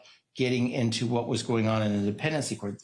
That's that gravity of the Chapter 39 issue that I'm trying to keep us from going into this black hole. I'm completely sympathetic to this court's position on that, and you're absolutely right. That is an issue that bleeds together, if not as a gravitational pull. Again, this may be an issue for a jury instruction where we are going to likely request an instruction that the plaintiffs are not seeking damage from the defendants for any allegation of Munchausen, that the plaintiffs are not going to suggest to this jury that some allegation of Munchausen caused or contributed to damage. But I guess we can deal with that. But I guess for the very short purpose of this witness, what I think I'm understanding from this court is, while they're certainly going to see that in her record, and we can touch briefly on the fact that that was part of her impression, that I will not have this witness focus on the Munchausens, although, again, I'm somewhat concerned that they're going to get into, with this witness, you worked with, you consulted with Sally Smith, and then they're going to blow the door open to this, right? So Well, Mr. Whitney, Ms. Lawrence, and Mr. Anderson are hearing this discussion, and all I would say is if somebody feels they're going to be asking a question that might draw us into that vortex that is Chapter 39, and we can't escape the pull of the black hole that is Chapter 39, come talk to me ahead of time before we ask the question. Yes, Your Honor. Okay. Now, Mr. Hunter talked about Sally Smith. That's probably a longer discussion than a couple minutes before we run to lunch. But as a 30,000-foot view, it seems to me that you can talk, and Dr. Sally Smith can, generally say what she was doing, not that what her specific diagnosis or recommendations were, but she came in, she's talked to people and whatnot. She was on staff, that she also had this second hat, which is with the Suncoast and whatever her outfit is and her contracts, but very generally about that, but not into the specifics as to what her recommendations were. And I think you also are able to talk about saying, hey, the plaintiffs are saying that you were on staff and that you were treating her. These are some examples of what the plaintiff was saying that you were treating her with, and then getting her to say whatever she's going to say about that. But I don't want to get into a really lengthy discussion about the 14,000 things she did or didn't do as an investigator in the Chapter 39 proceeding. Does that help any? I think so. The big question is, I guess, and I think I just heard the answer. You don't want me walking her through her report. No, we're not walking through the report. I mean, I've kept that out. I kind of saw where that was going. Okay. Okay, very well, Your Honor. Let me mull that over, and I may ask for further guidance. But I believe, since the plaintiffs have put into play the concept that Sally Smith went over her line of demarcation as an investigator and was treating Maya, you are able to defend the allegations that she was treating Maya. Okay. All right. Yep. All right. I mean, I think that is fair, and you're allowed to defend that against that allegation. Okay. Thank you, Judge. All right. So if we were back at 1 o'clock with 10 minutes before the jury comes back, is that enough time? That gives us an hour and 5 minutes before we'll be back. That's fine, Judge. 1 o'clock. 1 o'clock it is. Or Mr. Anderson, did you have something? Yes, I had provided a summary of the ketamine infusions that we've all actually been using, originally derived, amazingly enough, from Sally Smith's notes as to the different infusion schedules of Dr. Kirkpatrick, Dr. Cantu, and Dr. Hanna. And we went back and double-checked it, submitted it. What I want to know now is there going to be an objection about the infusion schedules, or do I have to go back and go through every single one of these? Why don't you and the defense talk about this issue offline? And then if there's a problem with it, then we will I'll take it just up. note that they've been using it during their questioning of witnesses. They've been referencing our demonstrative aid, so I don't know what the objection is. I have not been using. I didn't say you have. I didn't say you have. I said defense counsel has. All right, we'll discuss it, Judge, over lunch as suggested. Thank you. 1 o'clock. 1 o'clock.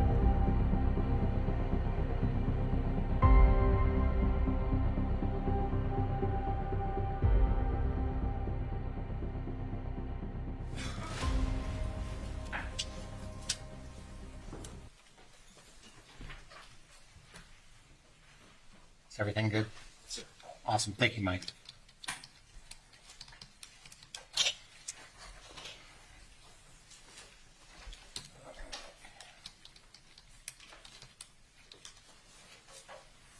Make sure everything's on. I think everything's on again, so.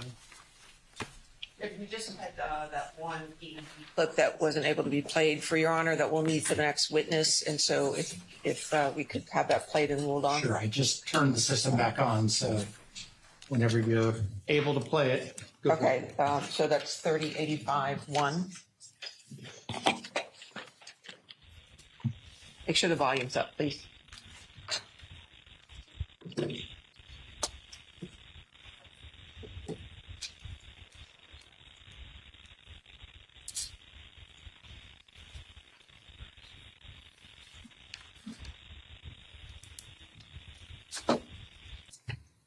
That's it.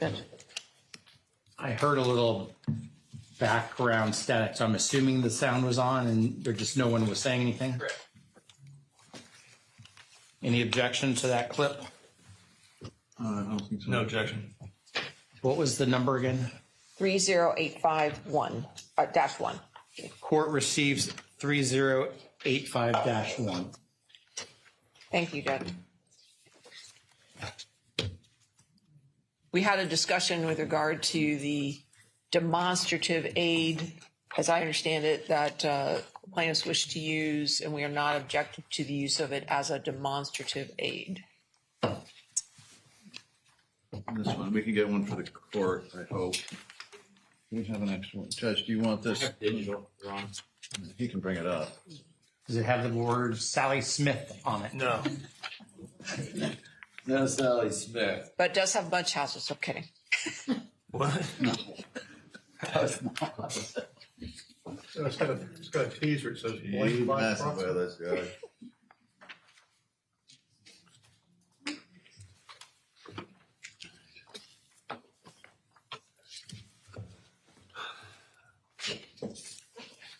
It's 305. Hope the jury's not red, green, colorblind. 085. What's next? I don't know, Judge. I don't think there's anything that can be handled in 2 minutes and that needs to be dealt with for this witness. From a timing standpoint, when is the defense anticipating they're going to be able to rest? Judge, can we tell you that tomorrow, only because we're going to meet tonight and kind of go over everything and make sure what we've got lined up is, and what we do or do not need to absolutely do? If that's all right with the court, we'd be, let me put it this way, we'll be more accurate if we address that in the morning. Okay. And I guess my overall hope, request, thought, really we kind of need is all evidence, including any sort of rebuttal case, to be completed and all exhibits in by next Wednesday, November 1st. We don't see that as being an issue, Judge. And my thought again is if we are resting on next Wednesday, remember Thursday and Friday, I will not be here. And then so my thought was we would do jury instructions and closing arguments on Monday, November 6th, and then start deliberations the morning of the 7th, Tuesday the 7th. You got a facial expression there, Mr. Hunter. I'm trying to read what that facial expression No, meant. I mean, I looked at the calendar too. We need to talk about it, but tentatively, I don't see an issue with that. The reason I made a face was I was kind of thinking, start deliberations on the 6th after closing, but that's just. We can talk about it. I mean, I think each side gets 2 hours for closing, and then the amount of time for court to read the jury instructions. And since I read very fast, I know I read very slow. We need to assemble a booklet too. We're working on that. Okay. Can I bring the jury in, or are there any other issues? Oh, Judge, just briefly, we have requested the plaintiff to provide us with their list of all the exhibits that they have put in, and sensing some resistance to that idea. We just want to have their list. We want to work on this Excel thing that the court has requested. And so it'd be helpful for us to have their list of what they have admitted. Do we have the list of text messages? Yeah. We can provide it this evening. Fantastic. I'm getting a request from the clerk's office. They would really like to see a copy of it as well, even if it's just in draft. So We will print a copy and make one. maybe a probably want two. Or Two. multiple. Thank you. Anything else before I bring in the jury? No, not on behalf of us, Judge, sorry. No, you're. Let's bring in the jury.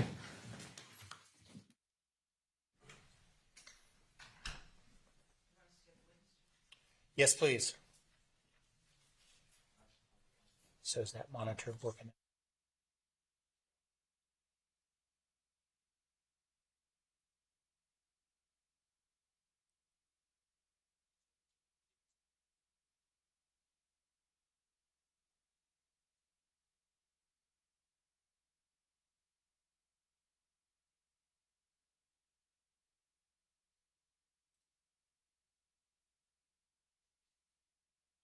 Juror is entering.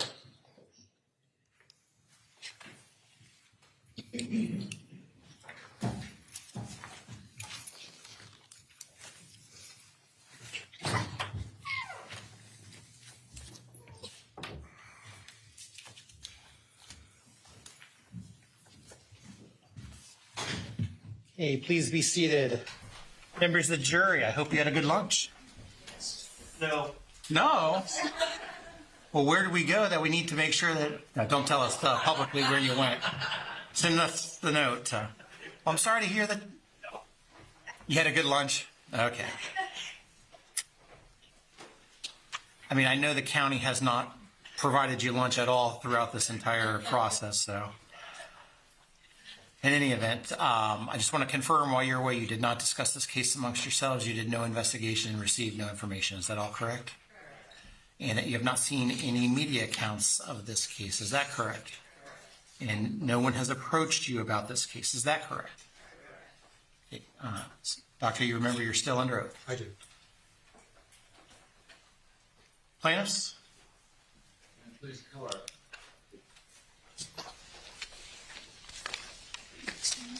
Dr. Crane, how much have you been paid so far for your testimony?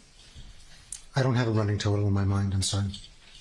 Well, is it over $100,000? No. Is it over $50,000? No. How much do you get paid per hour for testifying in court? $750. An hour? An hour. Including prep time? Including prep time. Including travel time? No. What's that? $300 an hour. Okay. Would it be safe to say that you're between $25,000 and $50,000 being paid now or in the future for your testimony? Not to date. It's been less than that to date. I don't know how much it will be after this week. Okay. And so how long did you spend total with counsel in the, say, month prior to your testimony? 2 hours last night, and there have been some phone calls over the last month. So Well, maybe about 3 or 4 hours of phone calls. before your report was issued, though, you spent considerable amounts of time with counsel, did you not? Before the report was issued, which report? I don't know what you mean, Mr. Anderson. You had done a report in this case back in 2021, I believe. Oh, that.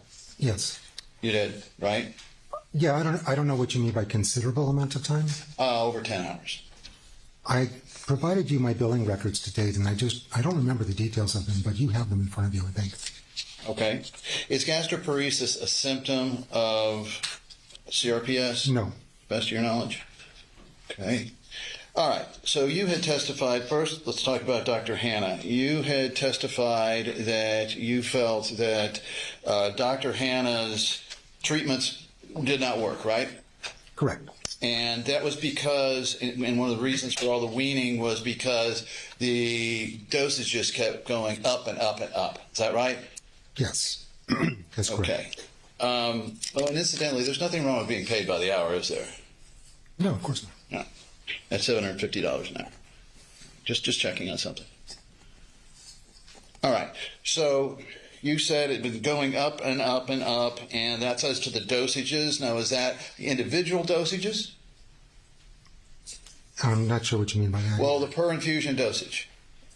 The total over 4 hours has gone up, and the hourly rate of infusion has gone up. Okay. So, how many infusions? What was the infusion rate in June? Can I look at my notes? I can tell you if I look at my notes. Yeah. Okay, they're in my briefcase. May I get them? Sure. We can put the note. Right. We can put the progress note from Hannah and stuff. Sure. We've got the progress note if that helps you. There's going to be a monitor here, sir. Okay.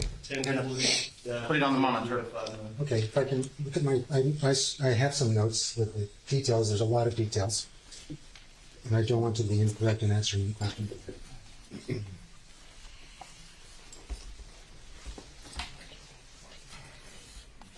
If you have notes, I'd like to mark those, Your Honor, right now for as an exhibit, or actually for identification right now.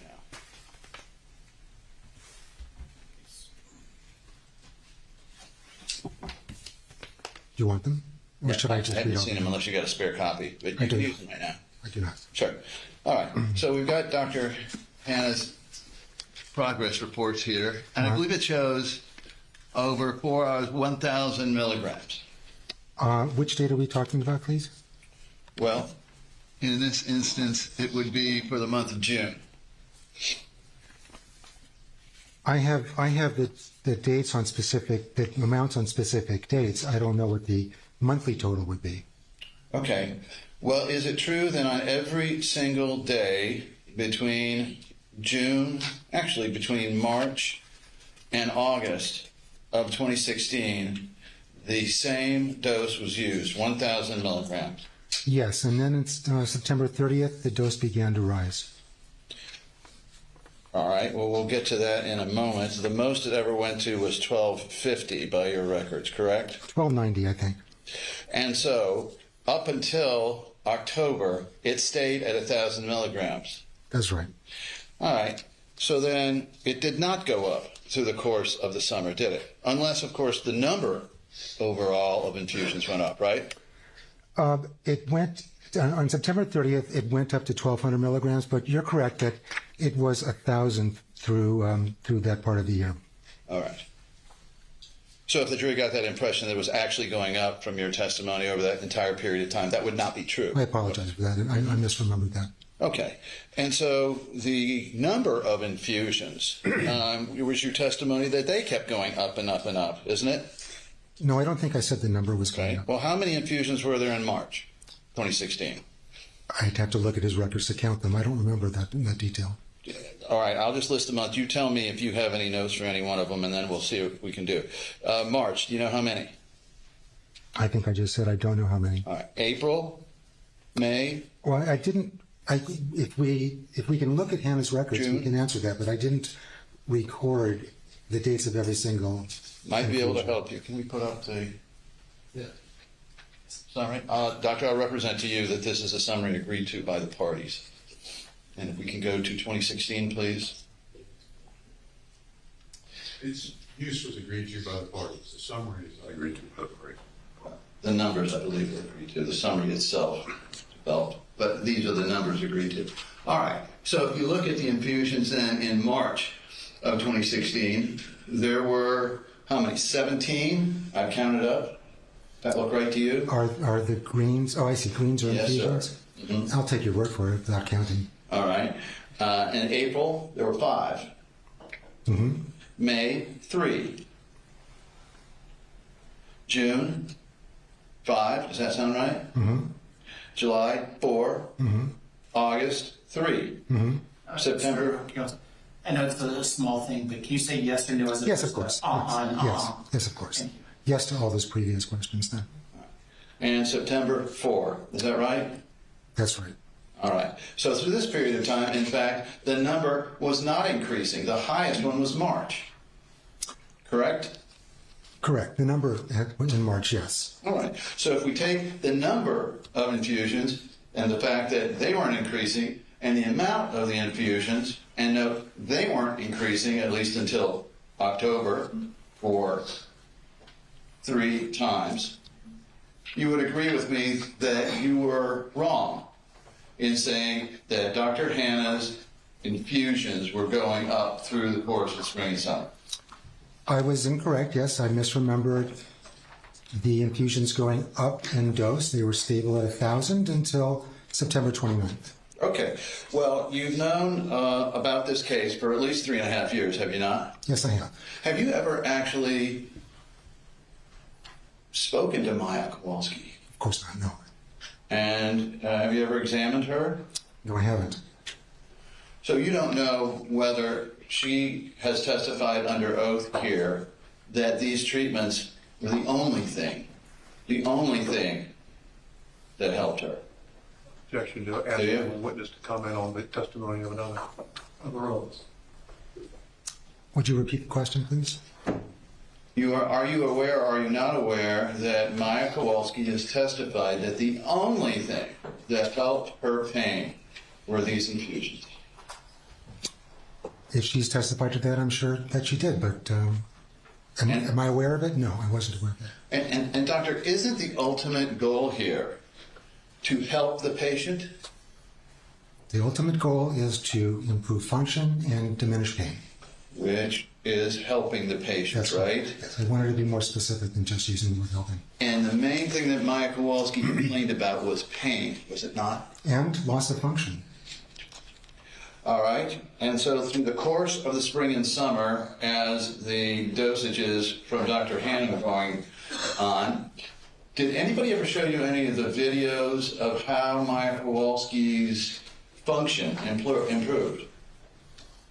I only saw one video of her, and I don't remember the date, and that was of her dancing on her bed, but I don't recall when that figured into the chronology. Did you see any of Maya and her brother in the pool? No. Did you see any of Maya on a walker on its side using that as sort of a exercise bar? No. So, if I'm understanding your testimony then, the thing that people did wrong here was that they did not follow your clinic's program. No. Is that right? Absolutely. Okay, but you felt that physical therapy, occupational therapy, CBT, cognitive behavioral therapy, these are the cornerstones, right? Well, I didn't say CBT. That's just one form of cognitive, that's just one form of psychotherapy. And it's more complicated than just to use one form.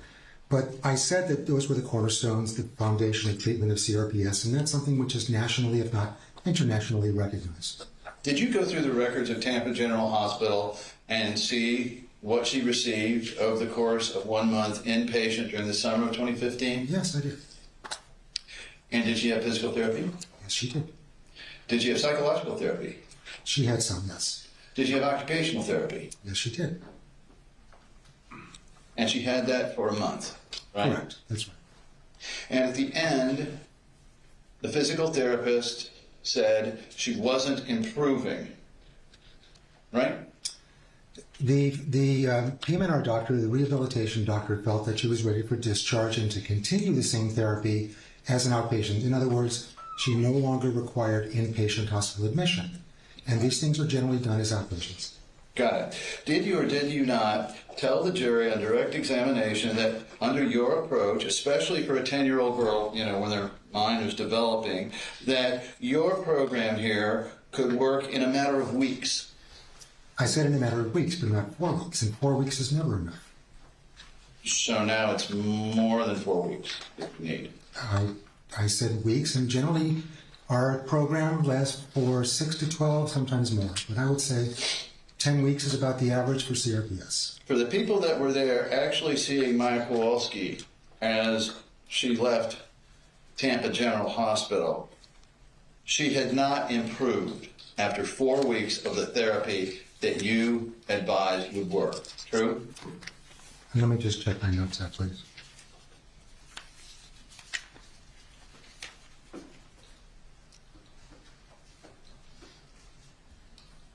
Well, I'll answer your question in the following way. She wasn't performing significantly better in physical therapy, but she was doing things when she wasn't aware of being observed or when her mother wasn't in her presence that indicated that, in fact, there were physical improvements in her behavior and in her appearance. You got that from Bonnie Rice, correct? No, I did not. I'm pulling that from the Tampa General Hospital records. Was Maya out of the wheelchair coming out of Tampa General Hospital? No, she was not. Was that Maya Kowalski still complaining of severe pain? Yes, she was, I'm sure. Doesn't CRPS, one of the problems with diagnosing and treating this disease is the variability of some of the symptoms? I wouldn't consider that a problem. It's certainly a fact of the disease that different children have different magnitudes of symptoms. At different times, correct? It's not a smooth course to recovery. It's more of a sawtooth course to recovery. But right. Yes, the general trend is in one direction. Good days and bad days. I wouldn't quite put it that way, but I think I wouldn't quibble with you if that's how you want to describe it. And are you aware that Maya Kowalski had a relapse in September of 2016? We are, predicating this whole discussion, Mr. Anderson, on the assumption that this is CRPS, which was not the belief of the Tampa General Hospital staff or the Lurie Children's Hospital staff. And so it wouldn't necessarily be expected that her course is going to follow the typical course of CRPS, and she didn't have CRPS. Doctor, I just asked you whether or not she had a relapse in September of 2016. I think you said a relapse in CRPS, and that's why Yes. I'm saying, well, I don't think she had CRPS, so she couldn't have had a relapse of CRPS. But yes, she had a decrement, a decrease in her behavior, function. Yes. And are you aware that through the entire course of the spring and summer of 2016, she was on that sawtooth path of getting better? She would respond to ketamine, and then after, typically, her ketamine seemed to be at intervals of approximately once a month. And so she would feel better after the ketamine, and then she would begin to feel worse, and she would ask for another ketamine treatment. Then she would feel better again. So yes, it was an undulating course. She felt better after many of the ketamine infusions. That effect wore off, and then she went back for more. Well, this is a disease that you don't cure, you manage, correct? What disease are we talking about? Complex regional pain syndrome. Again, I don't think she had complex regional pain syndrome. So if you want me to answer hypothetically about CRPS. Hypothetically then, CRPS, you manage that, you don't cure it. No, I would not put it in those terms. Well, you think you can give somebody a shot and it'll go away? No, of course not. Or a pill? Of course not. So you think that just by continuous physical therapy, the rest of their lives, that's going to do it? I haven't said that either. Okay. So I understand that you say that you do not agree she had CRPS. But you've been through the records, have you not? Yes, sir. All right. And so you have seen then that, for instance, Dr. Chopra noticed or documented. Okay. First, I want to know now, you are refuting the diagnosis of CRPS by at least 5 physicians. Are you not? I'm telling you that in my reading of the chart and in agreement with many physicians who saw her in children's hospitals, that I didn't see any evidence to support the diagnosis of CRPS. Well, none of them after Dr. Kirkpatrick disagreed with the diagnosis. True? After Dr. Kirkpatrick? Once Dr. Kirkpatrick... Our children's hospital did not agree with the diagnosis. Well, are you aware that they billed for it the entire time? It's a different matter. Once something gets in the medical record, it often stays there, and the billing people simply look at diagnoses that are written early on and carry through them. And all of the doctors and nurses and social workers through the entire 3-month stay, they just let it follow through, the diagnosis. I don't know what you mean. They let it follow through. All right, and so, for instance, Dr. Barr, a neurologist, diagnosed it independently as CRPS. True? No, not true. Dr. Spiegel diagnosed it. Are you disagreeing with whether he's a neurologist or not? No, I'm telling you that he didn't diagnose CRPS. Are you saying that Dr. Elliott did not say he refuted the diagnosis? No, Dr. Elliott said it was not CRPS. I could have sworn he said he did believe it was CRPS yesterday. I wasn't here yesterday. I didn't hear what he said. All right. But Dr. in his Spiegel, deposition, he said it was not, and in his notes, he said... did Dr. Spiegel testify it was CRPS? Remind me who Dr. Spiegel is, please. Did Dr. Hanna testify it was CRPS? Yes, Dr. Hanna. I didn't hear his testimony in court, but his Dr. his deposition Kirkpatrick. he did. Dr. Kirkpatrick called it CRPS. Dr. Cantu. Dr. Cantu. And so you agree with the Budapest criteria, I gather? Yes. All right. And so in going through, you had to notice that, or see, I'm sure counsel provided you with photos showing dystonia of Maya. Well, I think what we know in hindsight is that it wasn't dystonia. It would come and go at will. And there were lots of times when the dystonia was not there. And within the same day that it was there, or it seemed to be there. So it was something which was... It wasn't dystonia. It was could have been conversion disorder. It could have been confabulation. But dystonia is something which is there all the time and then gradually gets better. If it does get better and then goes away, it doesn't come and go. The stiffness in the ankles doesn't come and go in the same day. And there were many descriptions at Tampa General, at Lurie Children's Hospital, and at All Children's Hospital of her feet being in a normal posture under the covers or during the day, and then not in a normal posture when she saw that she was not being observed. Move to strike the doctor's testimony, the portion regarding psychological diagnosis. So now, is Maya's dystonia voluntary or involuntary? Can't say. You would agree it's involuntary. In other words, I can't say it was voluntary or involuntary. I don't have enough knowledge of her psychological state to make that observation.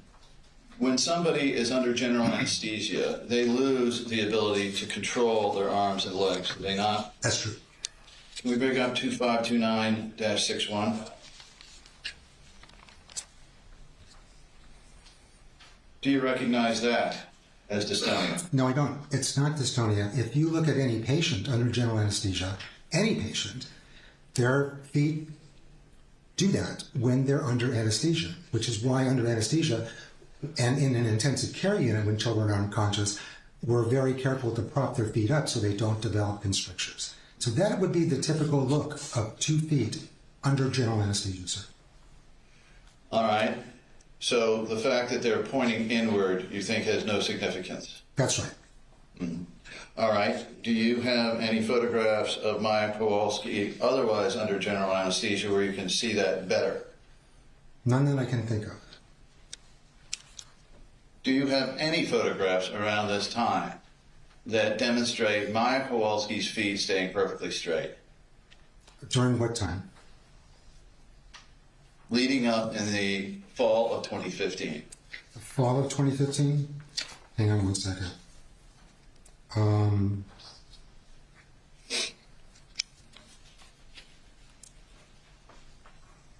There were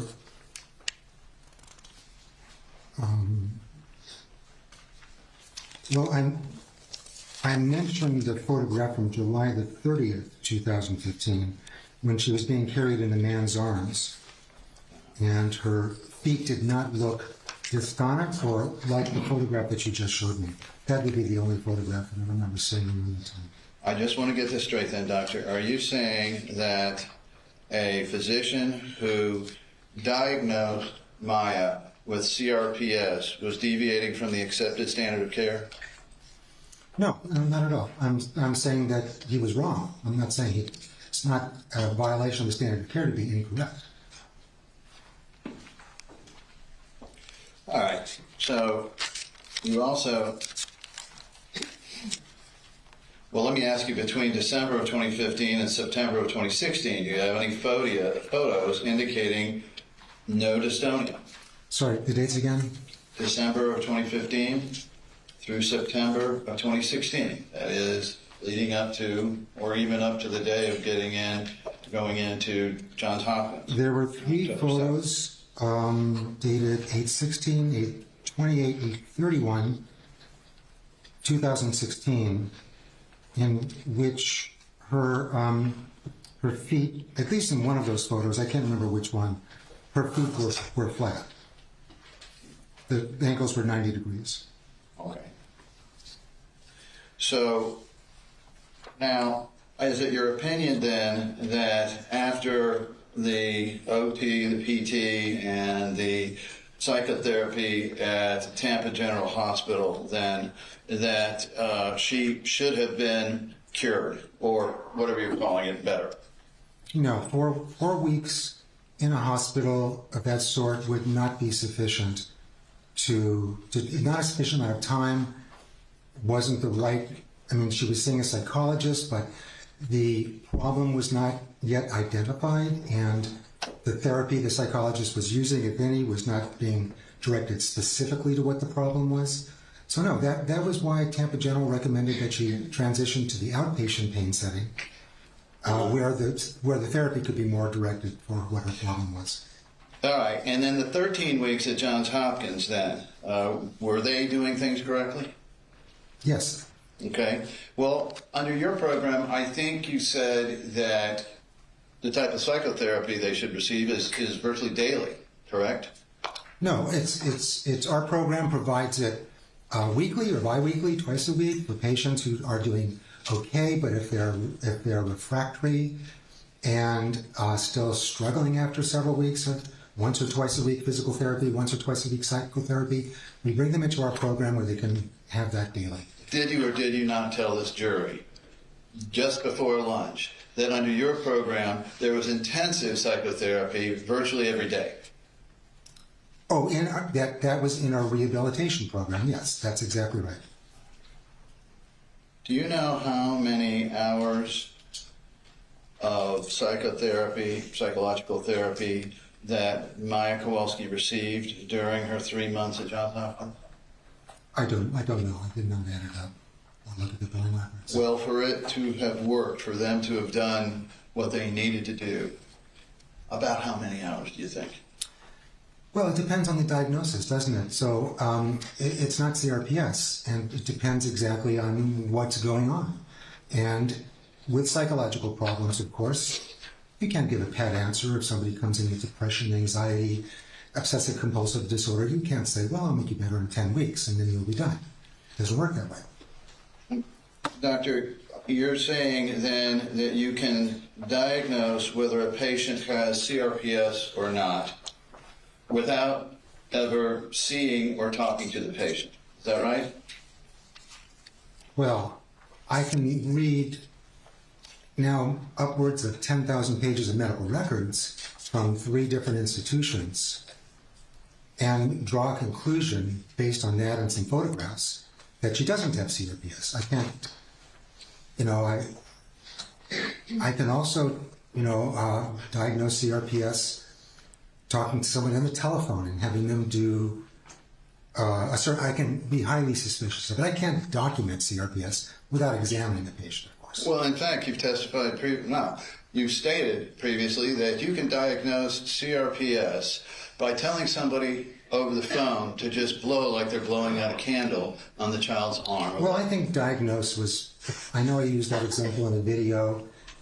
It's probably an exaggeration, but there's very few things that will cause that kind of pain for a child. And again, that's in the background of the mother telling me it's one leg, getting a careful medical history, ruling out other things that can cause that. And then in that context, with that picture painted, if the pain is so intense that the breath of a parent or wind going over it or a sock being dragged over the skin causes that kind of intense pain, yes, I'm very, very suspicious of CRPS, then I would see the patient. Well, one of the main reasons you thought that this may not be CRPS or was not CRPS was you thought it began in both legs, right?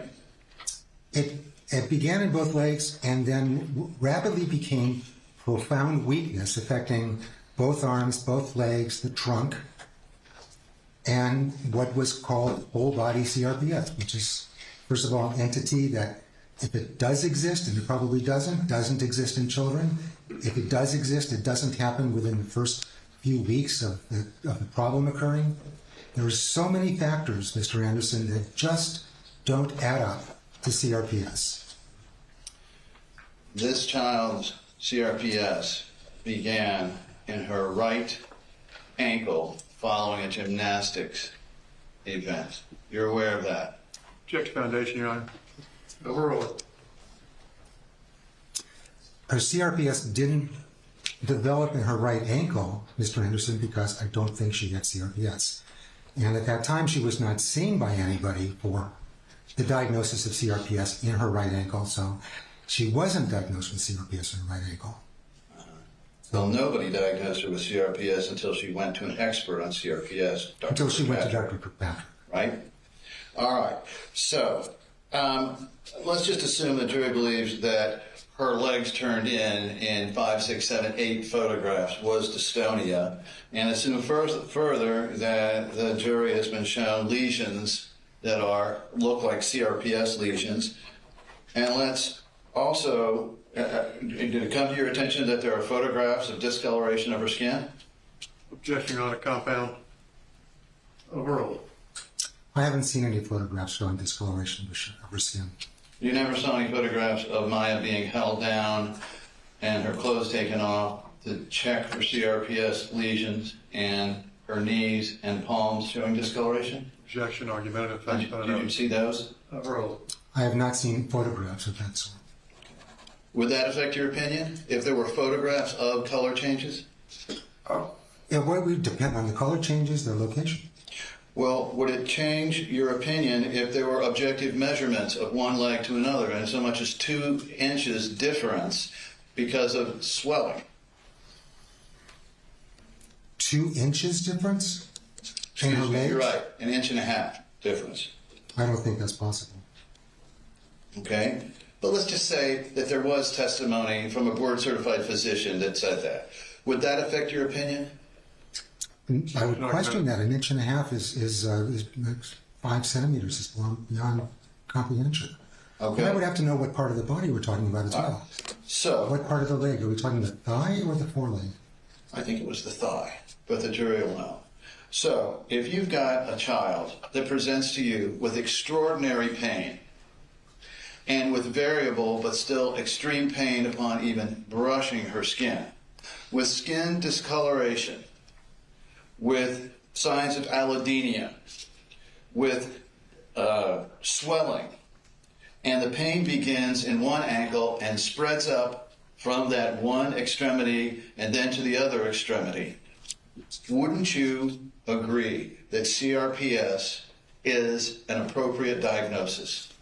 No, not quite. I would agree it's an appropriate possible diagnosis. There are other possible diagnoses that would need to be considered, and which is why the criteria state that if there's no other reason for these changes, then yes, you can diagnose CRPS. Doesn't the Budapest criteria say that if you've got 5 of those, then you have a diagnosis of CRPS, assuming you don't rule out other things? 5, yes, if there's nothing else to be ruled in. Right. And finally, as to the amount of ketamine, you're not a really big fan of using ketamine, are you? No, that's not true. Well, have you previously told audiences that cannabis, pot, would be better for children than ketamine? No. You did not say that during a 2018 meeting? I think you're taking my comments out of context, completely out of context. Can you all come up, please?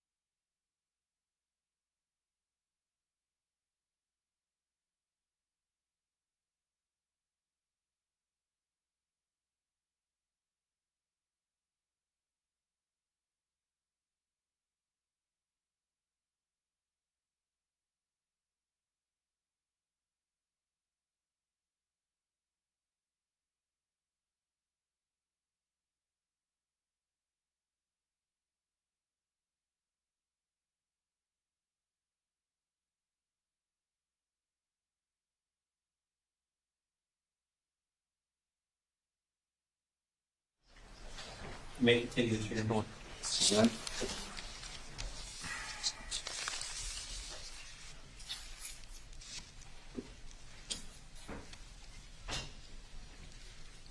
And have you seen any photographs of Maya Kowalski's reaction to light touch? No. Have you seen any video of it? No, I haven't. 266 text.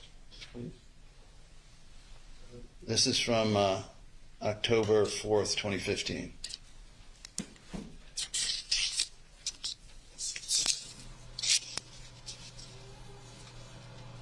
That doesn't feel good when I touch your legs, right?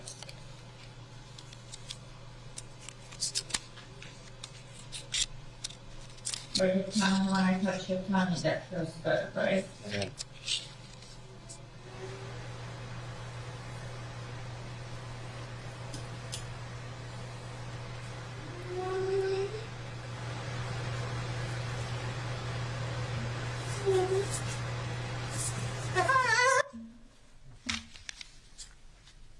Are those tremors?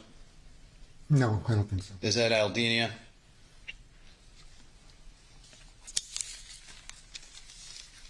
It looks like it could be allodynia. It's pretty strange actually. It's strange in my eyes. It's kind of strange behavior and oftentimes lack of withdrawal and tremors, tremulousness, not tremors, but tremulousness in response to it. Yeah, it could be allodynia, but it could be other things as well. And that was dystonia too, wasn't it? No, it wasn't. Your witness. Mr. Huntsman?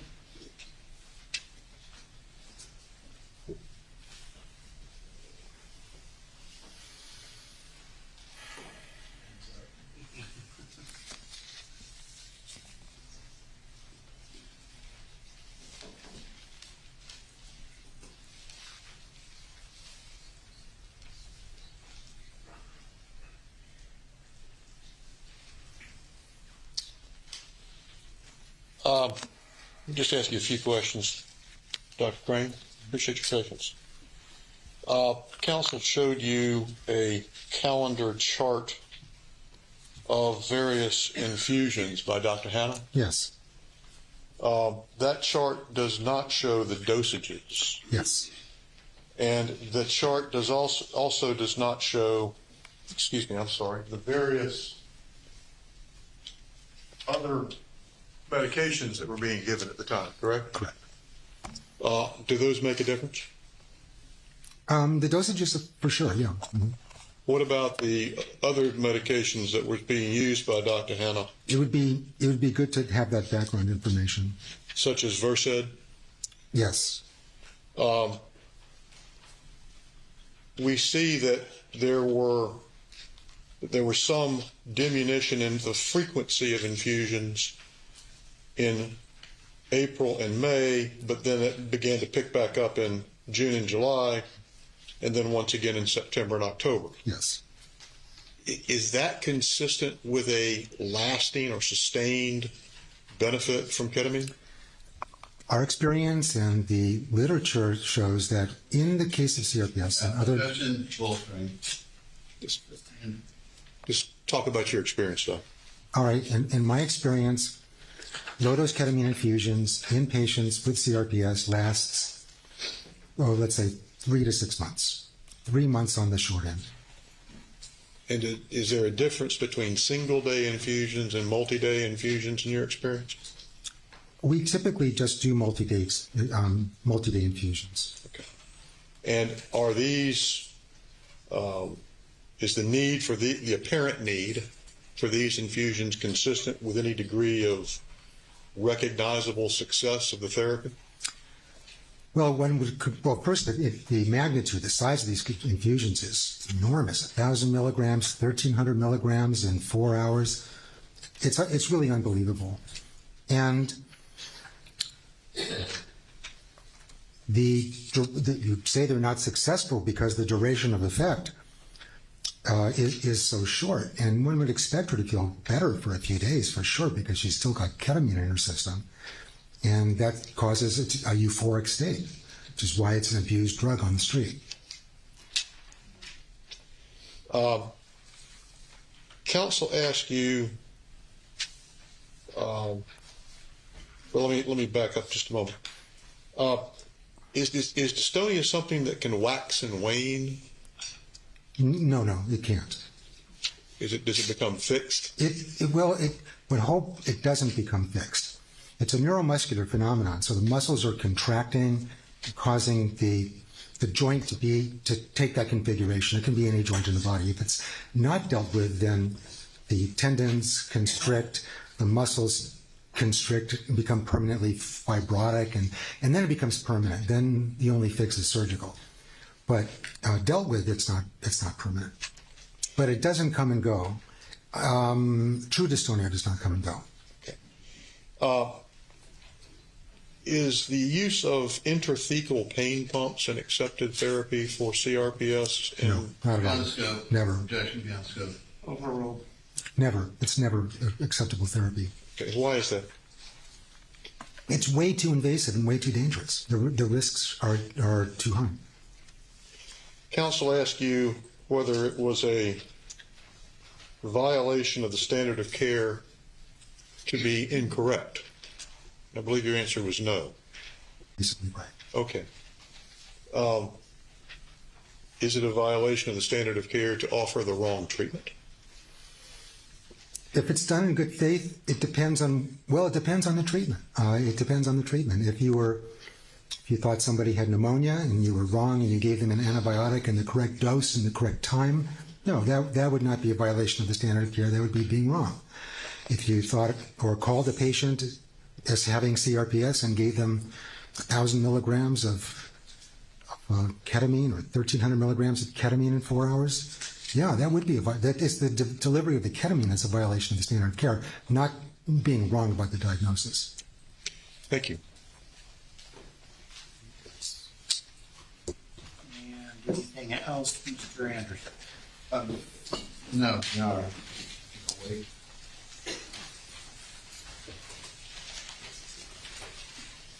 Wait to see how many questions are coming. Oh, yeah. I'm not used to that. I'm sorry? I'm not used to that.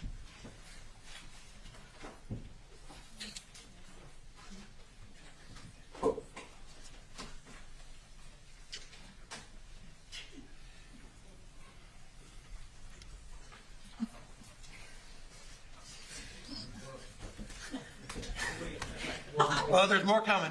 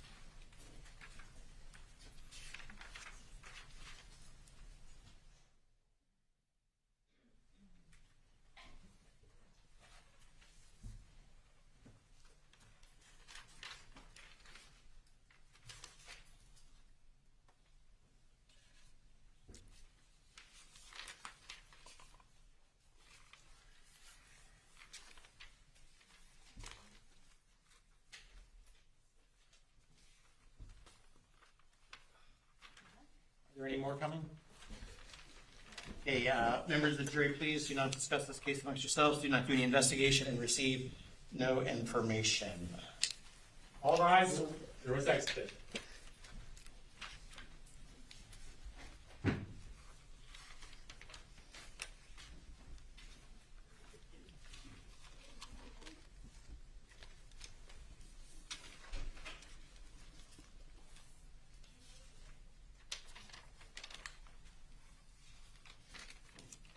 Jury is out of our presence, Doctor.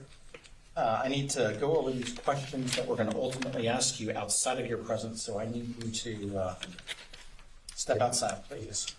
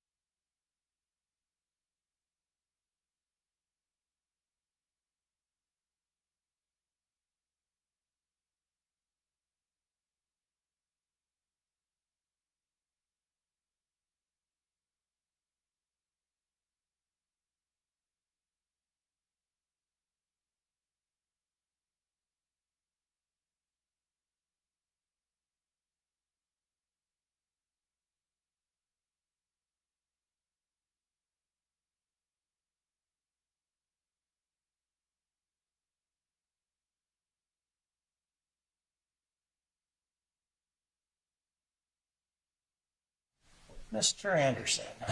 Still talking in the hallway.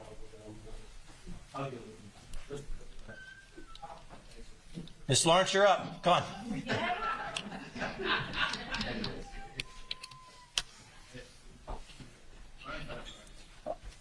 Are you going to get to do one of the witnesses? Stay tuned. Okay. Okay, the doctor's back. Doctor, in front of the jury, I'm just going to remind you that you're under oath, okay? Let's bring in the jury.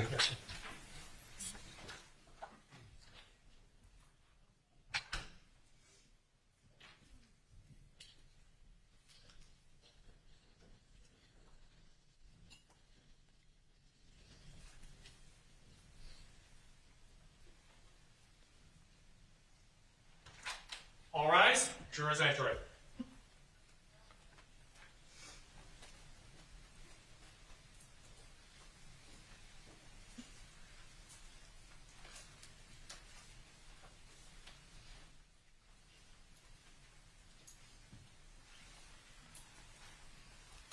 Please be seated, members of the jury. I want to confirm while you were away, you did not discuss this case amongst yourselves. You did no investigation and you received no information. Is that all correct? You have not been approached by anyone about this case. Is that correct? And you have seen lots of media accounts about this, correct? Okay. I will tell you, we are able to ask most, but not all of the questions. But for the vast majority of the questions, we are going to be able to ask. And Doctor, you understand you're still under oath? Yes, sir. Let's start. Forgot to write the time down.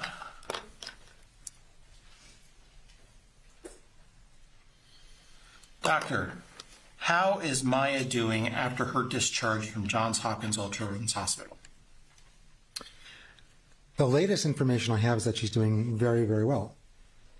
Looking at her physical therapy notes after discharge from January, I think the last note I looked at was in July. She's gone in January from being wheelchair bound, unable to bear weight, all of her weight on her feet, having to stand with support, get out of a wheelchair and transfer to a bed or a toilet with support and help. That was how she was in January. She underwent physical therapy roughly twice a week, going forward from there.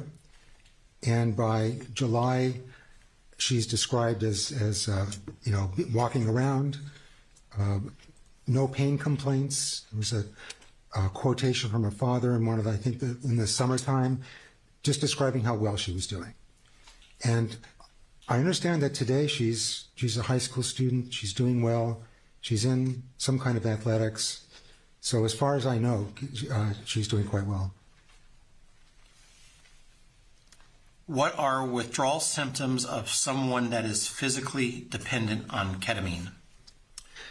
Well, I've never seen or heard of anybody in my life getting doses of ketamine like this. 1,000, 1,200, 1,300 milligrams in just a few hours. So I can't say that I have any experience with that, but I have seen ketamine withdrawal. Back in the old days, when we had kids undergoing radiation therapy at Boston Children's, they would come in every day, Monday through Friday, for 6 weeks for radiation therapy, and we would have to put them to sleep because you don't want them to move at all when there's a radiation beam going into their body. You want to kill the bad stuff, the cancer, not the good stuff. So we used to use ketamine. We have better drugs now, but we used to use ketamine. And as we saw with Maya, the dose would need to be increased from week to week to week because they develop tolerance. That means you need more of the same drug in higher doses to get the same effect. That's tolerance. The other side of that coin is when somebody develops tolerance, they become increasingly physically dependent on it. So if you have any drug, that's what happens. And the symptoms of withdrawal are going to be the opposite of the symptoms that you're trying to get by using the drug. So think about narcotics. Narcotics make pain go away. Narcotics cause constipation. Narcotics cause drowsiness. The opposite of those three things that happen with withdrawal. They feel pain all over their body. Their bones feel like they're breaking. They have wicked diarrhea. and they're wired, absolutely wired. They're not sedated, they're the opposite wired. The same thing's true with every drug, you name it, every single drug. And in fact, in Maya's case, she was treated with steroids for her asthma in high doses, and when those were stopped, she had none of her own steroids in her body and had, symptoms that could be attributed to having inadequate steroids and being at risk for infection and things of that sort. So with ketamine, when we used to give ketamine, we would see kids sometimes come in on Monday begging for ketamine. They had it Monday through Friday. They go home for the weekend. They're not getting radiation therapy. They come in at 8 o'clock in the morning for their radiation therapy. They can't wait to get their next dose of ketamine. They're anxious, sometimes begging for the ketamine. They feel pain because it's all the opposite of what ketamine does. So there's no question that ketamine, call it, is addictive, is habit forming, but physical dependence does occur with ketamine. And those would be the symptoms that I would predict. Fortunately, I've seen it rarely, and I've never seen a kid withdraw after such high doses because I've never heard of such high doses being given before. Is it possible that the, quote, symptoms, end quote, Maya would present as, quote, CRPS, end quote, be withdrawal symptoms? That's a great question. That was one of my hypotheses, especially when she was in the ICU at All Children's Hospital. She was showing, she was agitated, she was screaming for ketamine. Those could have been withdrawal symptoms that she was having. And so that's possible. That's definitely possible. What is the half-life of ketamine? Off the top of my head, I'd have to look it up.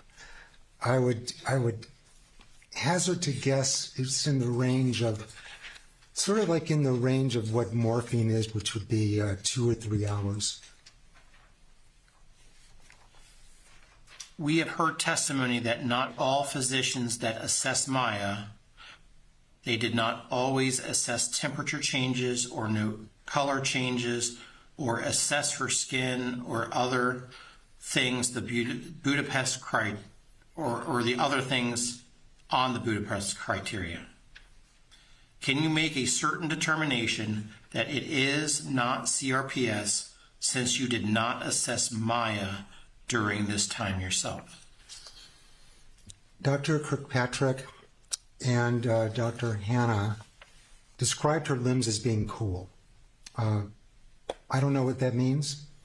When I have a child with CRPS, one limb is colder than the other, and we use 2 degrees as the threshold. It's rather arbitrary of whether that's significant or not. Now, how do we assess that? It hurts too much to touch their leg with the back of your hand to see if it feels warm or cold. And Maya certainly wouldn't have let somebody do that by description. So what I use is one of those thermometers where, well, they're very common. They didn't used to be common, but you see during the COVID pandemic, you saw people shooting those at your forehead and measuring your temperature. A little laser beam comes out, which shows you where you're aiming at, and it uses infrared to tell you the temperature. So we use one of those. We buy them on Amazon for about $15, so we don't have to pay a medical supply company $100 for them, but they're the same device. So, and they measure temperature very accurately up to 1/10 of a degree.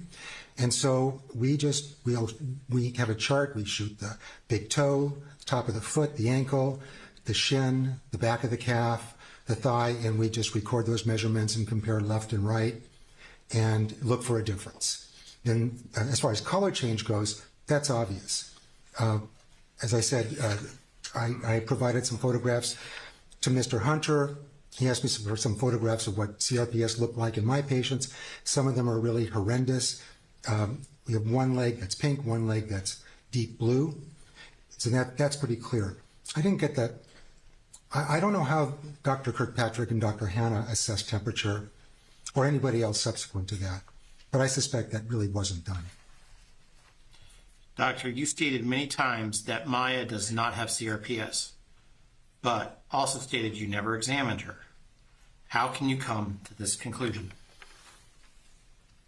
I can come to that, well, because I've seen 1,000 or 2,000 cases of CRPS, and it's sort of like looking at that scratch on her forehead. You look at that and say, That's a scratch. It's probably a fingernail scratch, you know. You just know it when you see it. When you don't see what you're expecting to see with CRPS, it's not CRPS. I mean, if you told me somebody was an amputee and I looked at a picture of them and they had all 4 of their arms and legs, I would say, no, they're not an amputee. It's as obvious as that. It didn't look like CRPS. It didn't sound like CRPS by description. You know, there were some emails that her mother wrote to herself, but in Maya's voice, similar to the blog that she was putting out. I don't know if that's something you were shown, but in Maya's voice, she's saying she's the youngest patient ever in the world to have total body CRPS. Then she said she's the youngest kid in the world to ever get ketamine coma. Well, I don't think she had CRPS. I don't think she had whole body CRPS. What are the odds that this child was the first kid in the world to ever have this? That's how I would say she didn't have CRPS. I don't think the odds are very large that she was the first kid in the world to ever have a condition that nobody else has ever seen before. Is there any medical oversight on the dosing of ketamine? I'm not sure what's meant by medical oversight, except this, that, for example, our hospital specifies an acceptable dosage range for using ketamine outside of an intensive care unit. You want to use more, you have to be in the intensive care unit, which is impossible. Why is it impossible? For the reason of ketamine, because insurance won't authorize it. The ICU is super busy, and there's just not a bed for something like that. So I'm on a email list server of pediatric pain. People, I don't know, thousands of people from all over the world are on that list server. And the question comes up from time to time. Somebody says, hey, we want to start using IV ketamine infusions in our hospital, and they ask for advice. And different physicians write in and give the guidelines that are in their hospital. I would say at Stanford, for sure we have the most liberal guidelines of any children's hospital I know of. And we only allow it to go up to 1 milligram per kilogram per hour. And as I said earlier, in 20 years, we've only had 1 kid who needed to go that high. And she was a redhead, and redheads are notorious for needing higher levels of anesthetics than people who don't have red hair. And there's a chemical reason for that. So that's the medical oversight, is there are policies and procedures that hospitals have that say this is what you can do, and outside these guardrails you can't do it. Now, who enforces that? If I were to write an order for 5 milligrams per kilogram per hour of ketamine in the hospital, the nurse would say, no, I'm not going to do that. And I might get into an argument with her or him, and they would pull out the policy off the web and say, it says right here you can't go there.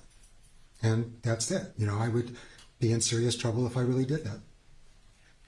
Is it common for a diagnosis of CRPS to be questioned by physicians? I think there was a question Mr. Anderson asked.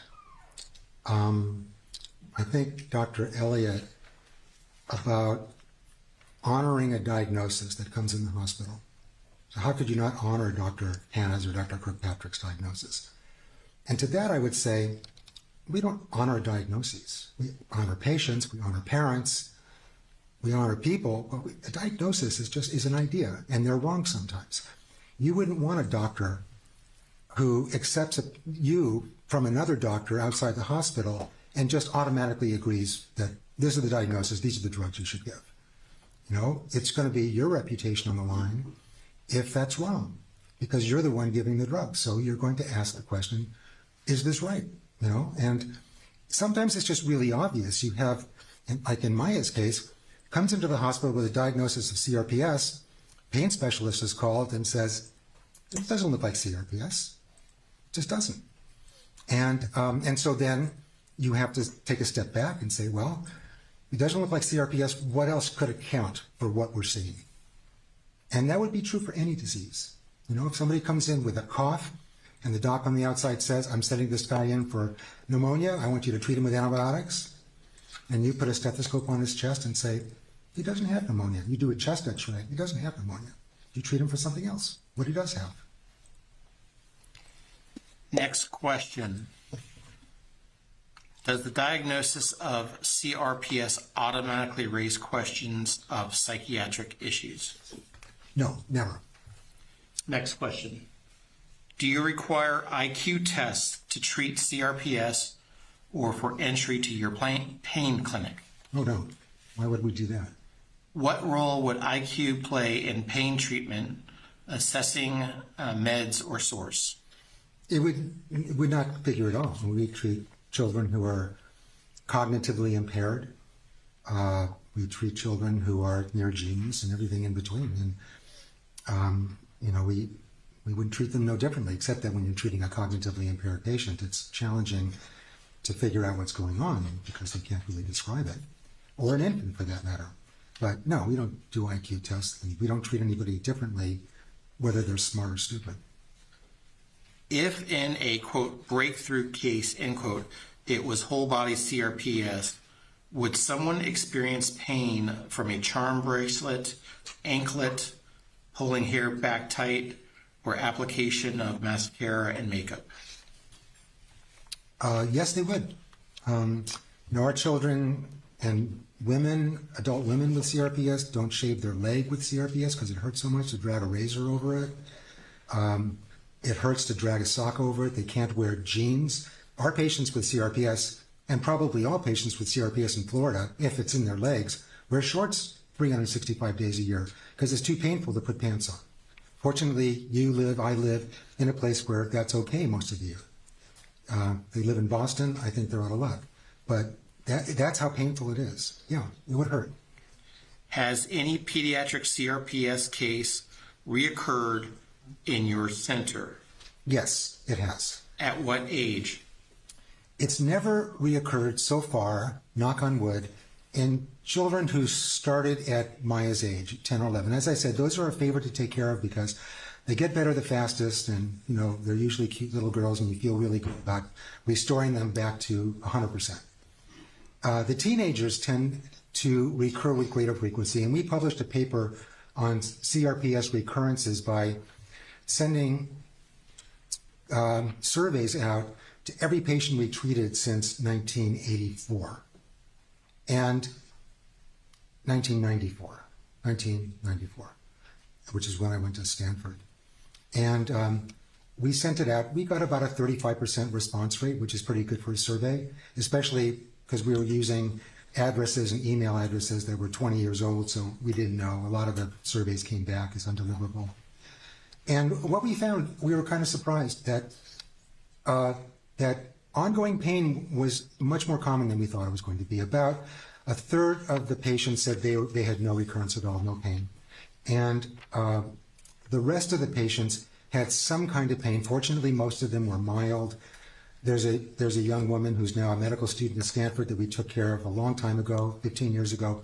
And she's an avid hiker, and she tells me when she goes on a really long hike, her foot hurts afterwards for a couple of days. And that's probably the CRPS. But so the pain can be persistent or recurrent, but it's usually not disabling. And then we have had children whose CRPS has roared back at 100%. They come back, they look sometimes even worse than they did in the first place. It could be a year, 2, 3, 4 years later. Then we do the same thing that we always do, and we make it go away again. What was the length between occurrences of symptoms? Length between? The occurrence of symptoms, and it goes back to the question about reoccurrence in your center. I'm not sure I quite understand the question. Are you asking about the evolution of the development of CRPS after an inciting injury? It's usually days, maybe a week, 2 weeks at the most, but usually the change morphs from normal pain, if you want to call it that, to this really excruciating pain. We've had kids, a typical scenario, this is really typical scenario, is a child injures their ankle or foot in a sport, and they go to the emergency room, x-ray is taken, and the doctor's probably not used to looking at pediatric x-rays. They look different than adult x-rays, and they can look a little funny sometimes, and says, well, I'm not sure if there's a fracture, so let's put you in plaster just to be safe.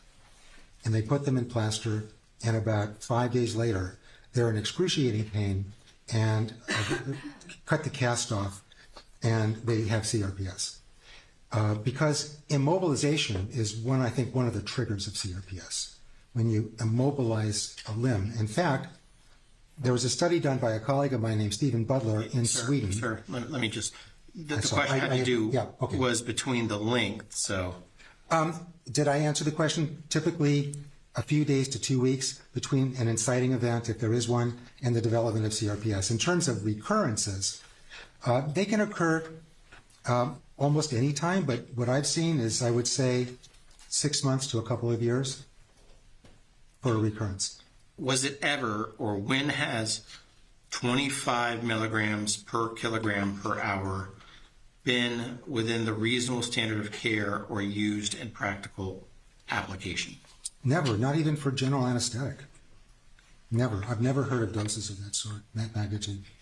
In CRPS, final requirement to rule out other diagnoses versus psychiatric requirement define the same before diagnosis. Are these directives in conflict here? They were in conflict with what Dr. Hannah and Dr. Kirkpatrick did. They didn't, neither of them read the notes from any of the hospitals where she had previously been taken care of. And I think if they had read those notes, they would have stopped and questioned the diagnosis. I hope they would have stopped and questioned the diagnosis, because I think those notes are very telling. They're that the symptoms that Maya was exhibiting came and went, and her reports of symptoms and what the medical professionals observed, and by medical professionals I'm talking about doctors, therapists, nurses, what they observed and wrote in the chart were very, very different, oftentimes, almost every day, than what was being reported to them by Maya or her mother. So that kind of discrepancy to me raises red flags.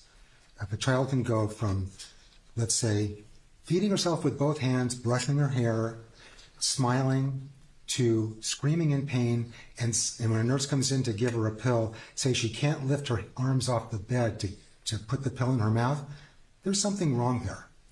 And it raises red flags. I can't say exactly what it was. There's a few possibilities, but that isn't how CRPS works, and that should raise questions about the diagnosis. Testimony has described Maya's Johns Hopkins All Children's Hospital visit as an, quote, interruption, end quote, in treatment. What was the presumed conclusion of the dosage for ketamine? The presumed conclusion for the dosage of ketamine that she was getting from Hannah was it was too high by tenfold. The dose that they started in the intensive care unit was 3 milligrams per kilogram per hour, and that wasn't adequate to stop her from screaming in pain and thrashing. It was raised to 5 milligrams per kilogram per hour, and nobody felt comfortable going above that. So nobody had ever experienced giving doses higher than that in or out of an operating room. So that's where they leveled that off. Now, if you look at whether the ACH admission was an interruption in her therapy, I would say it was, and that's a good thing. Because if you look at the overall trajectory, from when she was admitted to, let's say, the next summer, she was better the number of drugs that she was on, starting with a huge list of drugs, and slowly narrowed down to virtually no pain medication at all by the next summer. She's on a little asthma medication, a little allergy medication, but nothing directly for the CRPS. And yet, in spite of that, she's doing great in the summertime. And why was she doing great? I think because she wasn't going through periodic ketamine withdrawal, and she was getting physical therapy at Agility twice a week, almost twice a week, almost every week, for that entire period of time. And we're showing continuous improvement. A few other things could account for that improvement as well. She's growing up a little bit. etc. But the point is that what they did was they put a stop to what was being done by Hannah, and that was a good thing. Now, Doctor, we're about halfway through the questions, so let's see Okay, if we I'll try can to be just answer the specific question asked. There's going to be opportunities for others to ask follow-ups, so let's just try to answer them. Okay. The next question, can the CRPS pain starting in a limb radiate to other areas as well? Yes, it spreads up to the body, can go all the way up to the thigh, even the lower back, and it can cross over to the other side in some patients. Are most medical treatments for CRPS temporary, although effective for at least some relief? Some patients are lucky enough to never experience CRPS again. And most patients, over 50%, that is to say, children over 50% will have some recurrences later in their adult life. You stated CRPS does not usually reoccur when adolescent girls present with it and are treated. Is it not CPRS a lifelong condition, although fluctuating in severity over time?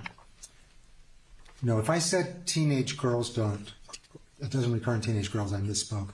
As I said, it typically doesn't recur in 9, 10, 11-year-olds. CRPS doesn't even start much before that age for some reason we don't quite understand. It begins to start as puberty starts to develop. Those kids don't seem to recur. I've never seen one in 30 years.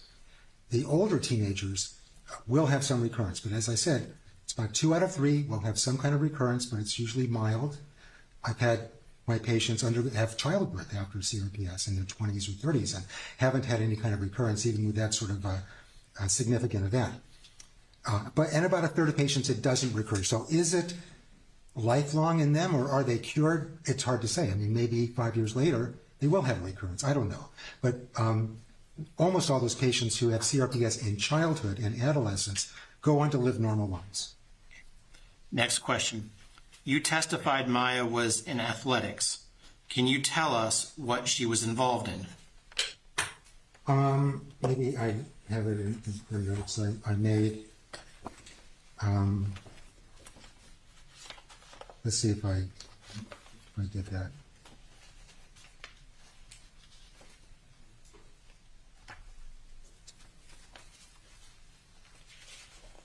Skipping forward.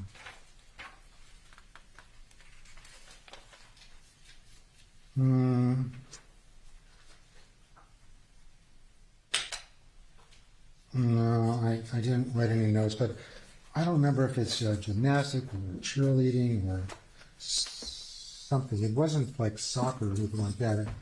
My recollection is it's something like that, but I can't specifically remember without going back into the chart. Next question. You agree with All Children's Hospital's treatment of ketamine 5 milligrams per kilogram per hour and anesthesia dose. Per your testimony, Precedex, a sedative, and Haldol, 1 milligram IV. With your experience as an anesthesiologist, do you think Maya would have been sedated, or do you think these medications could cause a mind-altering state in her and cause her to yell out at staff or cause her personality to be different? The Precedex at 0.7 milligrams per kilogram per hour is a highish dose. 0.5 is typical. So it's not an extraordinarily high dose, but it's a pretty high dose, and it's enough to deeply or significantly sedate most kids. They'll be arousable, they can wake up and answer questions and move in bed, and then they'll go back to sleep. So she was on that, and she was on ketamine at 5, and it would be really unusual to be on those 2 drugs and be awake and screaming. And that was probably the reason, I'm presuming, for the Haldol, is because she was a wild woman and they needed to control her. They can't have somebody thrashing in bed, pulling out their IVs and things like that, not to mention disrupting the entire environment by screaming. So Haldol is a major sedative that's used to calm people down. Now, would she be in an altered state? I don't think so. You said that an intrafecal pump is way too dangerous procedure. Who is it that should make that determination, you or the patient? Not the patient, for sure. I mean, you don't allow the patient to come in and say, I think you need to take out my appendix, or I need a lobe of my lung removed, or something like that. I mean, they have no idea what the risks of an intrathecal pump are, which includes spinal meningitis. They don't work that long. They tend to clog up, and etc. So intrathecal therapy is something that we use in dying cancer patients, for sure. It's very, very effective. But they're going to be dead in 6 months, and so we don't have to worry about whether it's going to work for 2 years. And we don't have to worry about spinal meningitis because, we know that they're dying. So it's not something that we otherwise use in pediatrics. Is CRPS and or the Budapest criteria calls for once CRPS symptoms appear, they are continuous for life or until, quote, cured, end quote, or can they come and go all or in part forever or simply vanish and never appear again? There's a lot of questions in that question. So I'd say that the physical observation of stuff that goes on with CRPS diminishes during therapy over time. So the leg can remain cold and blue for a while, then it warms up as it's remobilized and reused. The allodynia goes away slowly. So all those symptoms go away. And once we're done with the child and we think we've restored them, they can have some residual color changes. Those can stay for quite a while. That is to say, their leg will kind of turn weird colors sometimes. It'll be normal, and then it'll not be normal. But the rest of the symptoms and signs go away unless there's a recurrence, and then they come back. Next question. Was I correct in hearing you say that one of the Budapest criteria relating to differences in body part temperatures was Maya did not have a colored or blue leg? I'm not aware that she had a blue leg or color changes in her leg, and or that she had a difference between right and left in the skin temperature of her leg. This seems very drastic to meet the Budapest criteria. Cannot differences in body temperatures that are measured by basic gentle touch, by non-touch thermometers, or is, quote, discoloration, end quote, the criteria? The criteria are go in categories: motor, vascular, skin, and the vascular criteria, you don't have to have them all, but it's color changes and temperature changes. You can definitely have one and not the other. But they usually go hand in hand because the color change means lack of blood flow. That's why the leg turns blue, and if there's not blood flow, there's not warm blood getting down into the leg, so the leg's going to feel cold. So they usually go hand in hand. The Budapest criteria, I think the question was, are they drastic or something like that? They're very, very useful. And they're not sacrosanct. They're not carved in stone. And sometimes children come in with very early CRPS, and they just haven't blossomed into the full picture. But you get the feeling that that's where they're going, and in fact it tends to be where they go. Next question. Is it your view that if a drug or, quote, way of treatment, end quote, that is approved by the U.S. government is the only valid or allowed treatment? Truthfully, almost nothing we do is FDA approved in children. Almost nothing. So no, I don't agree with that. Almost every drug that we ever give kids has not been approved for the use in children by the Food and Drug Administration. So we're using them, it's called off-label. Next question. I believe past witnesses' testimony used the term titration. And with many drugs, more may be, let me start again. I believe past witnesses' testimony used the term titration. and with many drugs, more may be needed to have the same benefit over time. Is ketamine similar to other medications? That's different than titration. So there's two things in that question. One is titration, and one is tolerance. So tolerance is when you're using the same drug over time and you need to up the dose to get the same benefit. That happens with opioids, for example. It happens with insulin for diabetics. One dose works, and over time they get resistant to it, so you have to give them more and more and more over time. Titration is something that you do, let's say, over minutes or hours or maybe days. You start a drug and you don't get the effect you want, so then you up the dose. We do that with Neurontin, gabapentin, for example. We start at 100 milligrams a day, but our target is about 1,800 milligrams a day in your average teenager. If you don't give them 1,800 milligrams right off the bat, because number one, they'd have horrible side effects. Number two, you don't know what dose between 100 and 1,800 is going to work for them. So you just slowly ramp it up. That's called titration until you get the effect that you want. Next question. You testified high-dose coma ketamine is not done in the United States. I'd assume it is not FDA approved. Is that yes, no, or it's not FDA approved, but that's not why it's not used. Per other medical witnesses, is it or it is approved in other countries throughout the world? Is that correct? Mexico doesn't have an agency like the FDA, so stuff doesn't get approved or disapproved there. And that's why it's used so freely in Mexico, in Monterrey, by Dr. Cantu. The European Union does have a licensing body that's like the FDA that covers all our countries. I don't know what the status of ketamine is, but I'm pretty sure it's being used off-label there as a high dose. And we could use it here. It's not a law, the FDA approving or disapproving it. Nobody's going to come and arrest us for doing that. We don't do it. The medical community doesn't use ketamine coma because it hasn't been shown to be effective and it's highly dangerous. As Cantu said, there was a 50% chance of Maya dying. Now, I think that's a little bit high, but still, it's dangerous. And we don't do it because it's dangerous, not because of anything the FDA says.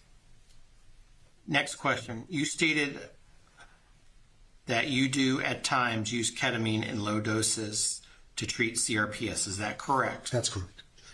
In terms I can better understand, low dose ketamine over time, is it like chlorine tablet floating in a pool to help make water better? Would not a period of high ketamine then be like a, quote, shock treatment, end quote, in a pool, which has its benefits as well? Well, I've heard a lot of analogies to humans and medicine, but never a swimming pool before. As a general rule, more is not better. If you give 500 milligrams of penicillin to somebody, does that mean 2,000 milligrams is going to be better? And the answer is no. Why? Because 500 is enough, and the higher you go, the more toxicity you have, the more side effects you have, the more danger you have. So more is not better, and shock treatments, we don't do that to the human body. It doesn't make sense. We're on the last page. Only 4 more questions to go. In 2016, was CRPS a well understood ailment? Yes. In 2016, was CRPS a curable illness? Well, I want to modify well understood. As I said, we don't know, and we didn't know in 2016, the exact cause of it. So there's a lot of science that's been done, a lot of biologists looking at it. We know there's changes in the spinal cord, there's changes in the nerves out in the body, there's inflammation. All these things are associated with CRPS. We don't know what actually causes it. We don't know why nobody gets it before the age of 10 or so. We don't know why it's 8 times more common in females than in males. We have no idea. So we don't understand it in that sense, but we definitely understand what it is. Like when we see it, we know it, and we know how to treat it with the available tools that we have, which are far from perfect, but this is what we got. Second question was... in 2016, was CRPS a curable illness? No, and it was not, and I wouldn't call it curable. I would say it's something that goes into remission, hopefully for a long time in those patients who do have CRPS, for whatever reason. You know, is it luck? Is it genetics? I don't know.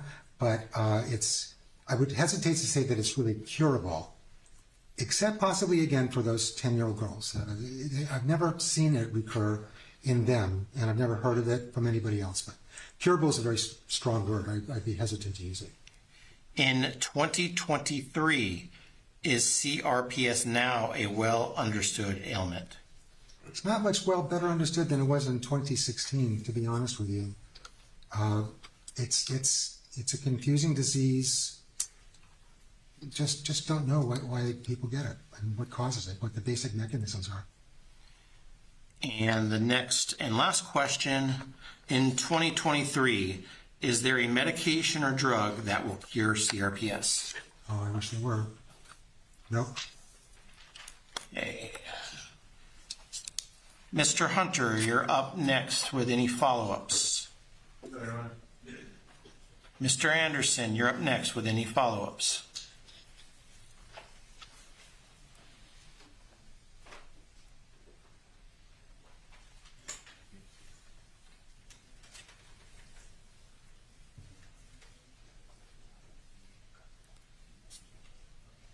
You said that Johns Hopkins had weaned her off of almost every drug, right? No, I didn't say almost every drug. But most of the drugs. No, not even most of the drugs. That took several weeks. Okay, well, why don't would it refresh your recollection to actually look at the discharge summary to see?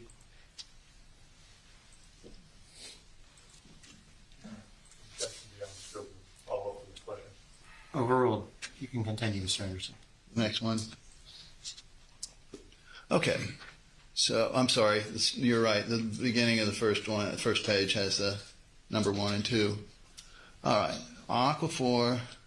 Not a drug. Lenzatrel. Let's go. The next one. All right. Acetaminophen, albuterol, baclofen. That's prescription, is it not? Yes, it is. So is albuterol, is it not? Yes. All right. Cetirizine is, right? Let me. She's obviously going to leave on asthma medications and allergy medications because she had asthma and allergy when she came in. So albuterol and cetirizine are allergy and asthma medications. So obviously, the same is true for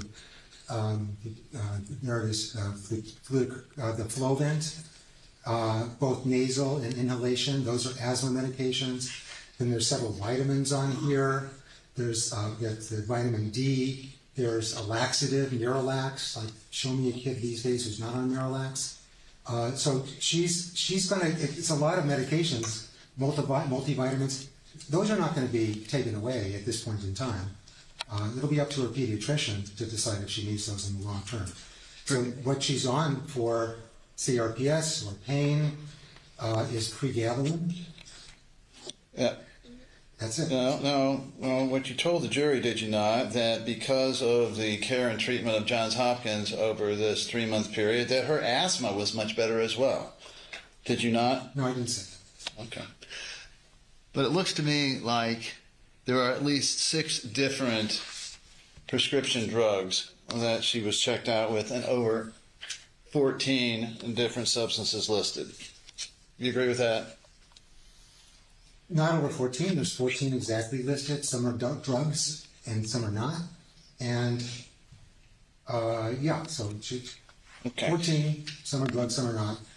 And the pain medications that she was taking when she came in are not on the list. You were telling us that the ketamine coma is dangerous, highly dangerous.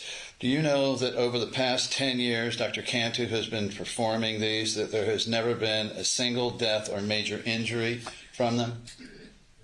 Well, Mr. Anderson, he's doing this in Monterrey, Mexico. There's no report of a single death or a single injury, but how do we really know that? And so he's just stowing the bodies in the backyard or something? I mean, why wouldn't there be? Sir. I'm just saying we don't really know. There's no data. I will sustain the argumentative objection. I'll withdraw. Then as to Dr. Hanna, are you aware he has treated over 18,000 patients with his infusions, some up over 2,000 milligrams over 4 hours. Objection, Your Honor, lack of foundation and proper impeachment. Overruled. Well, you're testifying all about these men. I would like to know if you're aware of that. 18,000 patients in his practice? Yep. I don't believe it. Okay. All right. Let's just say if he comes in and testifies to that, that's how many.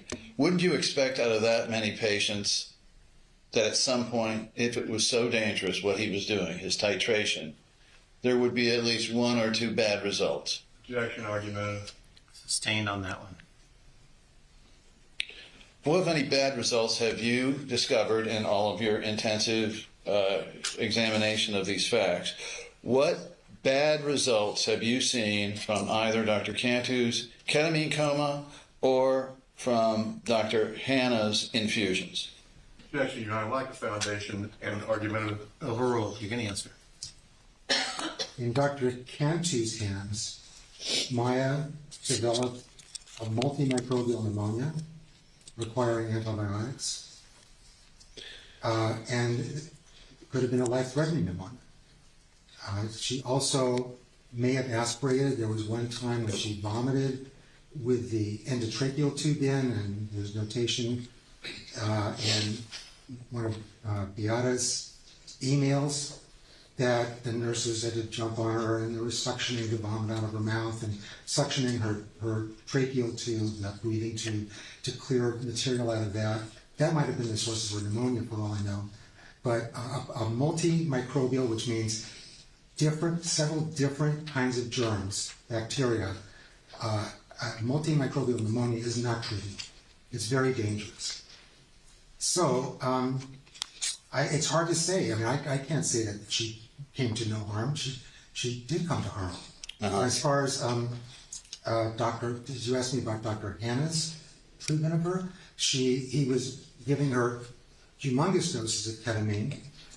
She was losing weight. She had abdominal pain. She wound up in the hospital. I can't say that there was no harm from that. No, I was asking you about statistics, whether you have any statistics or reported cases. Let's leave your view of what happened with Maya aside. Any reported cases or statistics from either physician indicating the procedures they were using were causing injury or death? Lack of foundation, argumentative, Your Honor. Be honest with You can answer that. Overruled. Are you asking me, did Cantu and Hanna report their problems? I'm asking you whether any patients came forward, whether government agencies came forward, whether Dr. Cantu himself came forward, whether Dr. Hanna himself came forward, whether their family, friends, anybody else ever came forward with any information you've been able to find that either one of these procedures caused a serious injury or death. I'm going to overrule the objection. You can answer it, then let's move on, Mr. Anderson. Well, I have not. I'm not a detective. I did not go after Cantu and Hanna and look to see if in their practices they had harmed anybody. You didn't go after Cantu and okay, so how would I know the answer to that question? I haven't gone through the files and police records or lawsuits. I haven't gone through the databases to see if Hanna's ever been sued before, or if anybody has raised a claim or made a claim to the medical board. All these things are possible. I have no idea. Probably not. I mean, probably it's all under the radar. Mm-hmm. This is called the suicide disease, is it not? No, I've never heard that term. You've never heard of CRPS being called the suicide disease? Never, I've never heard that. All right. Have you ever had any patients commit suicide as a result of CRPS? When we did our survey, we found one patient who had, actually her parents filled out the survey. She was 30 years old, and she had committed suicide. But when she left our practice, she was in remission, and then she overdosed on OxyContin. Where she got the OxyContin, from whom, I have no idea. But it was an OxyContin overdose. Not sure if it was a suicide or not. Were there actually 3 others? Did you have 3 other suicides? No. Okay. So ketamine is FDA approved, and it is true, is it not, that there is no FDA upper limit to its use? Well, it's approved as a general anesthetic. Yes. and it's approved to be titrated to the anesthesiologist's judgment of effect, right? To perform general anesthesia and surgery. It's not approved for neuropathic pain, complex regional pain syndrome, etc. Well, right now it says it's as an orphan drug, is it not?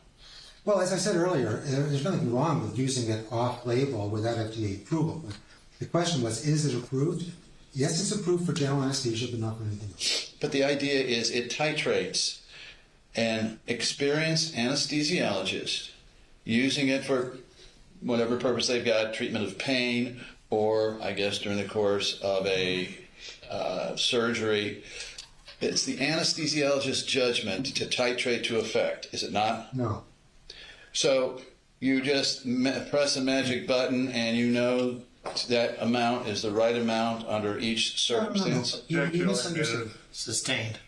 Well, would you agree with me that the judgment of the anesthesiologist is very important in determining the amount of a particular anesthetic given during a procedure? During an operation? Yes. And the goal is to achieve efficacy, that is, a positive response to whatever medication you're using. During surgery, Correct? the goal is to have the patient unconscious. Right. So now, in Dr. Cantu's case, you were talking about harm to, I guess, Maya, and you said it was from an infection, right? Mm-hmm. That was not caused by the ketamine. That was caused by the fact of intubation, wasn't it? No, absolutely not. Wasn't it treated within a matter of 4 or 5? Finish with his answer. I thought he just did. No. The intubation was done to protect her airway so that she wouldn't get pneumonia. And she would be able to they could breathe for her. The intubation was necessary. That's why we do it in the operating room. That's not what caused the pneumonia. Perhaps I misspoke. The ketamine as a chemical, a drug in her body, did not prompt the development of bacteria. It was the fact that there was a tube down her throat that produced this. No. True? No. That's not how it works. The ketamine rendered her unable to breathe effectively and unable to protect her airway from aspiration. Therefore, the tube was put in to protect her airway. So in that sense, the ketamine was not the immediate cause of her pneumonia, but it was the cause because without the ketamine, she wouldn't have needed the tube, she wouldn't have needed the ventilator, and she wouldn't have developed the pneumonia. How many patients have you intubated in your career? Many thousands. Thousands of them. Thousands. And through the course of your intubations, you have from time to time seen this exact same occurrence. That is the development of a bacterial infection.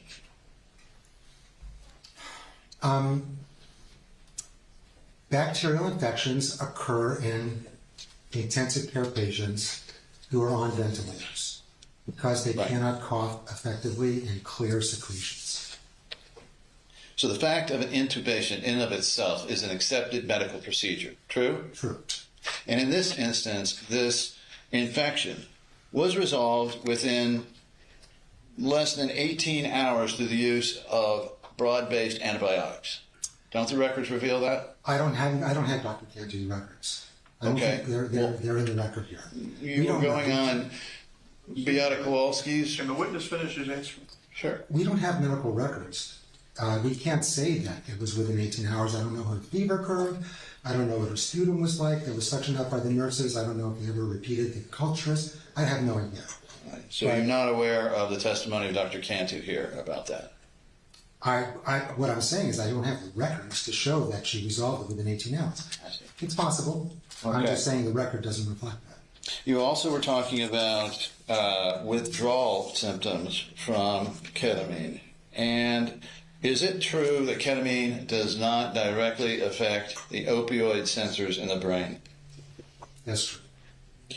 And through the course of this, the one thing I recognize is you said as part of withdrawal symptoms, you would expect someone to be wired, right? Ketamine withdrawal? Yes. Benzodiazepine withdrawal, morphine withdrawal? Yeah. Yeah, but we're specifically talking about... Wired is not a good term. I regret using that. Let's say anxious and agitated. All right. What objective signs accompany agitation and what was your other term? Yeah, I said anxious. Anxious and agitation, is that right? Yes. Okay. What physiological signs of agitation and anxiety will you have? Would you expect? Physiological signs? By what do you mean physiological? Well, would you expect an elevated blood pressure? Possibly. Elevated heart rate? Probably. Would you expect in the medical records themselves some statement by the patient of being anxious or being agitated? Perhaps. Children don't generally say I'm anxious. Well, and you can see their agitation. They don't need to tell you that. Nowhere in any of these records did you see any indication of an increase in blood pressure, an increase in heart rate, and a statement of any type that the child felt agitation. Children don't feel agitated, they act agitated, and people observe that agitation. And she certainly was agitated. And the fact that there aren't vital signs that you might expect to go along with that opens a whole other can of worms. And I don't know if you want to go there, but probably I'm not a psychiatrist, so I shouldn't. She was agitated for a grand total of about 5 hours, was she not, on October 7th? And yeah, and then she went to sleep. Right. 5 hours, right? Meaning what? And they gave her an antipsychotic either that night or the next, right? That's right. And they kept her on an antipsychotic for most of her stay, did they not? No, I don't think it was most of her stay. At least for the next 4 weeks. That wasn't most of her stay, but they did keep her on for a period of time to consult with you. Anything else, Mr. Anderson? By the court's question, I do not believe so. You're free to ask whatever questions you want. Thank you, Judge. Tom? Anything further, Mr. Hunter? No, Your Honor. Members of the jury, are there any more questions? May this doctor be excused? You may, Your Honor. Yes, Your Honor. Thank you, sir. Oh, before we forget, the report that you were reviewing, I need you to give it to the clerk so we can have it marked for identification. Thank you, Your Honor. Well, the clerk was going to come up and wrestle me if I didn't do that.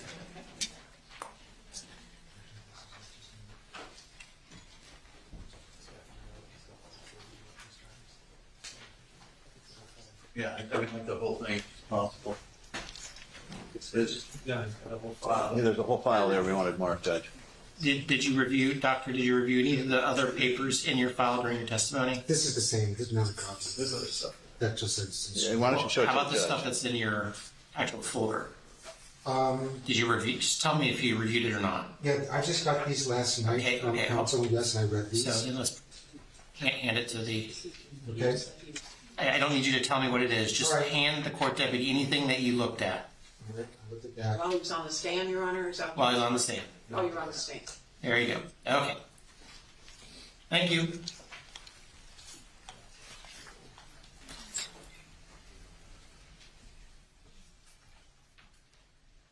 Your next witness, Mr. Hunter. Mr. Shapiro. Yeah, would you like us to proceed forward, Your Honor? I do, and in another half an hour to an hour, we'll take a break. Sure. The defense calls Dr. Paula Dees.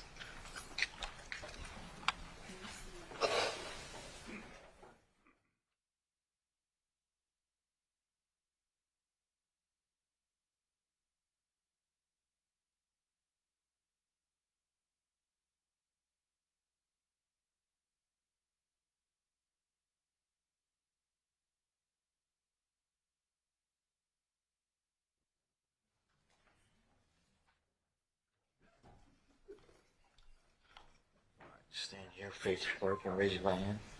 Please solemnly swear to affirm the testimony you're about to give will be the truth, the whole truth, and nothing but the truth.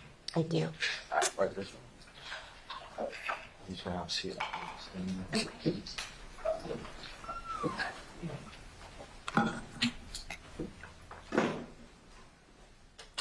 May it please the court? May I proceed? Thank you, Your Honor. Good afternoon. If you could introduce yourself to the jury, please. My name is Paula Dees. And Dr. Dees, what is your profession? I am a pediatric hospitalist at Johns Hopkins All Children's Hospital. What is a pediatric hospitalist? A hospitalist is a pediatrician that specializes in taking care of hospitalized children, so outside of the ICU, but on the general medical service. So let's go back a little bit, if you don't mind. Where did you get your medical degree? My medical degree I obtained at Florida State College of Medicine. And what did you do after obtaining your medical degree? I attended pediatric residency at the University of South Florida, training both at Tampa General Hospital and at All Children's Hospital. And then after graduating residency, I stayed on and was hired as an attending physician at Johns Hopkins All Children's Hospital, and I have been there for the entirety of my career since. During your training or your residency, did you receive any awards or honors? I did. I would have to refer to my CV for a complete list, but during medical school, I was inducted into the Alpha Omega Alpha Honor Society, which recognizes top academic performers in medical school. I was also inducted into the Gold Humanism Honor Society, both in medical school and residency. That honor society is a peer-nominated process identifying physicians that are felt to be kind of exemplary, empathetic, and compassionate physicians. Are you board certified? I am, both in pediatrics and have my subspecialty certification in pediatric hospital medicine. And you may have said it, I apologize. How long have you been with All Children's Hospital? I did complete my residency training and did training at All Children's. I have been an attending physician at Johns Hopkins All Children's since June of 2011.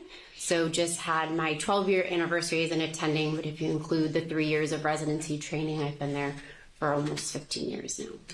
And I think you touched on it earlier, but if you could explain to the jury, what does a hospitalist do? So a hospitalist is a pediatrician that takes care of patients that require hospitalization. So their medical condition is severe enough to require hospitalization and not just be managed by their pediatrician as an outpatient or in the clinic setting.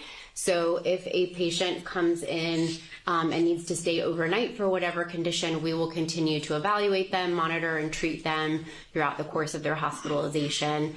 We often work with other subspecialists and consultants. We have a multidisciplinary team at our disposal there at the hospital.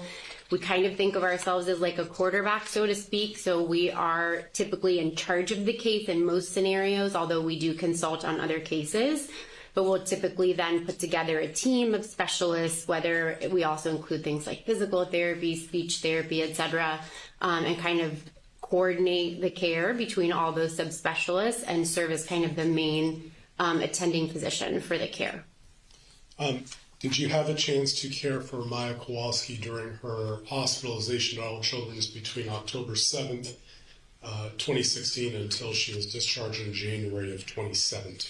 I did. Okay. I'm going to walk you through a couple of your encounters and see if we can get an idea of what you provided care for. We're going to start with Joint Exhibit 1001-0425. Okay, and if you can go into the second half of that page where it starts with hospitalists. So, doctor, we see two names here after the word hospitalist. One is yours, and then there's someone named Patrick Del Santo. Can you explain who that is? Patrick was one of our residents at the time. We are a teaching service at Johns Hopkins All Children's Hospital, so we can typically, as part of our hospital medicine team, can have medical students, residents, and so Dr. Del Santo was one of our residents at the time. So how does that work? If you could explain to the jury, do you see the patient? Does the resident see the patient? How does that work? Sure, great question. So typically what happens is the residents will come in the morning, they'll begin to review all of the charts, review the electronic medical record, they'll go and examine the patient prior to round, so we call that like the pre-rounding process. And then we get together as a team and we'll go around room to room and see the families and the patients together. The residents will typically present the case to me as the attending physician. And so ultimately it is my responsibility to have oversight and to supervise their care, ensure that if I perhaps would disagree or have additional comments or thoughts, that I would add that in. With respect to the documentation, typically the residents will generate the note. They are physicians that have graduated medical school and have training. So they will generate the note, but then it is my responsibility as part of my duties as an attending physician to review their note, ensure that it's accurate and complete, and try to add any additional comments that I may have based on my experience or my visit. So to answer your question, I do see the patient every day. Sometimes we may all be together as a group with the residents. Sometimes I may have seen the patient independently if the residents are rounding independently that day, but I will still see the patient unless there's an extenuating circumstance like for example, if the patient's in the operating room and I'm not able to track them down. I think there was one date where Maya was in therapies and in the gym and I had a hard time kind of tracking her down, but that was an isolated, that would be an exception, not the rule. The rule is that I see them every single day. So let's go to the next page if we can, 0426. At the top, there's something that says progress note. What's a progress note? A progress note is our account of just the daily encounter. So there are several different types of documentation that we would complete on my service. For example, when a patient first enters the healthcare system in our hospital, we would perform a history and physical.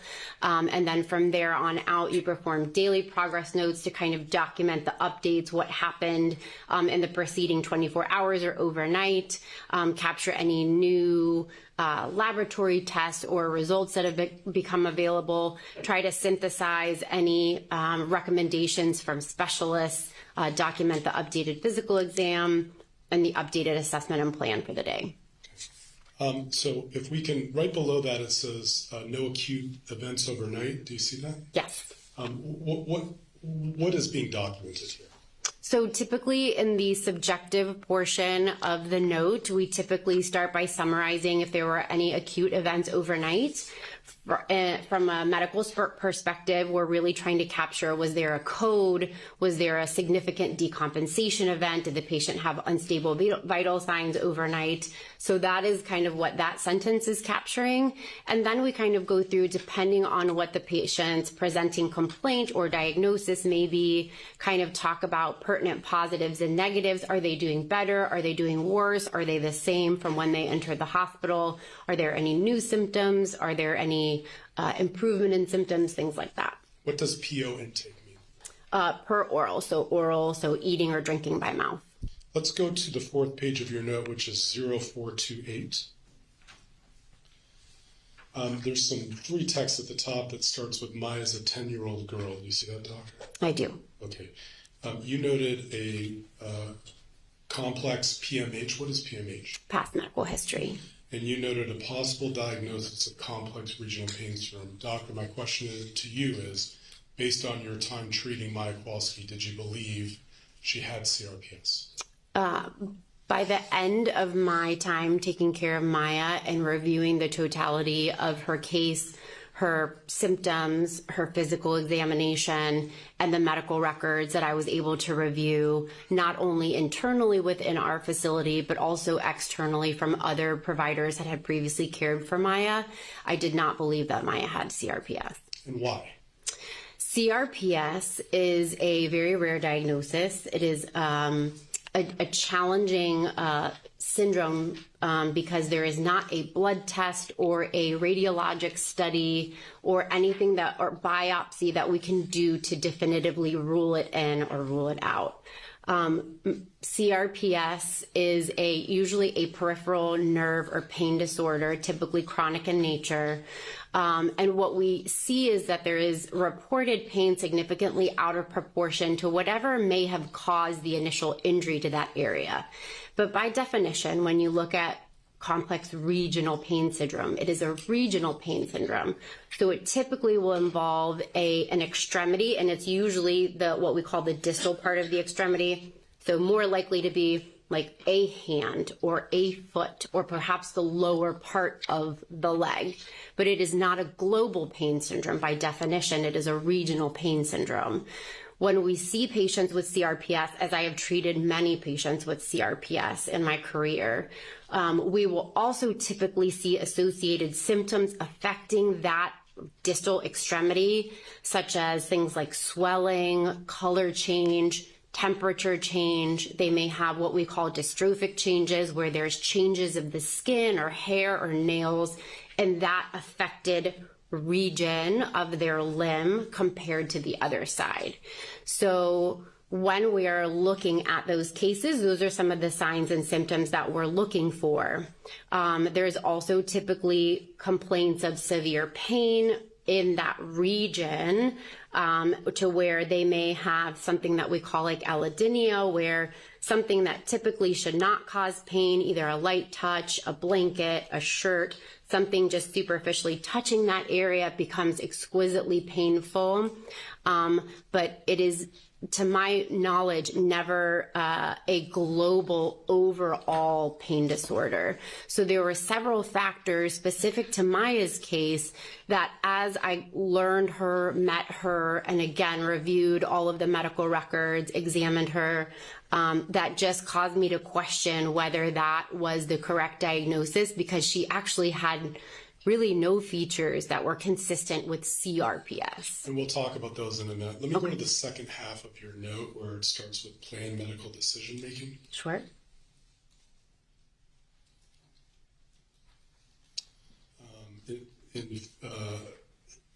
About halfway down, it says, continues with diffuse body pain secondary to pain medication dependence, now being weaned. What did you mean by that statement? So that's a part of the note that the resident would have written, and that is their perception or their interpretation. When Maya entered our health system, she had been receiving what I can only characterize as superhuman doses of ketamine, and it is likely that she had some form of physical dependence to those excessively high doses of drugs. And so through the guidance and recommendation of the multidisciplinary team that was taking care of Maya prior to her being transferred out of the ICU, they had begun the process to try to wean her off of those medications. Certainly, she was under close surveillance to try to ensure that that process was done as comfortably to her as possible, but there can be discomfort in that process. A little lower in your note, you noted that I think it's below this one, that the parents wanted an intrathecal clonidine during the admission. Your Honor, we object to the reading of the medical records. Didn't mean to lead through this, but there was a reason. Anyway, if you go to the bottom part of the note, not this one, but just below it, was there a request for a clonidine pump? That request was not made to me directly, but it was passed along to me. Objection, hearsay.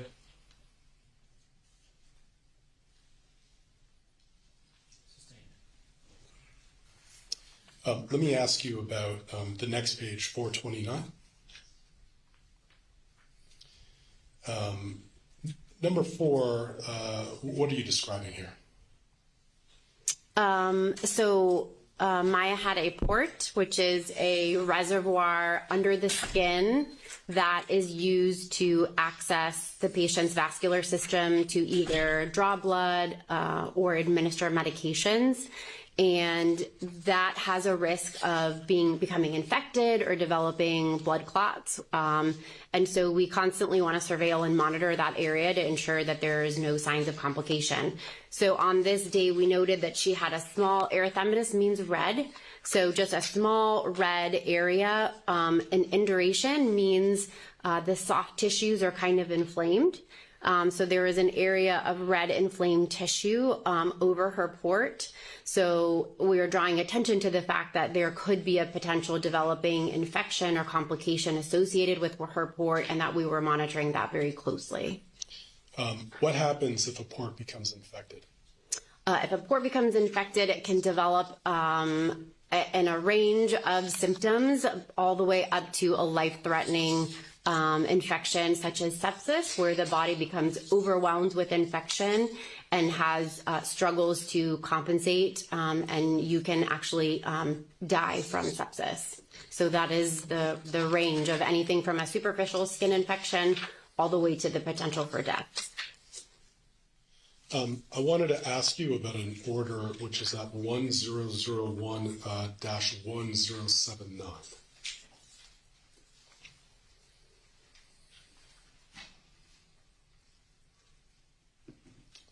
And it's the second one down where it says order for seizure monitoring unit.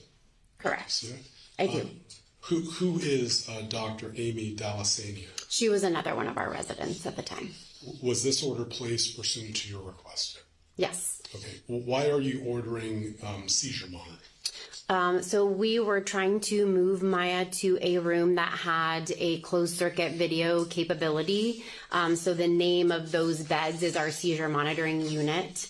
My concern in learning Maya, meeting Maya, and evaluating her, and also learning of other reports from colleagues and consultants in the case, was that Maya had repeated discrepancies noted in what she said she could do and what she would be observed doing when she wasn't aware that she was being observed, so to speak. So, for example, and we may get to it, but there was a time where we'll ask her, can you move your legs? And she would say no. But then later that same day, I would see her holding her legs up in such a way and crossing her feet to where someone that can't move their legs would not be able to do that.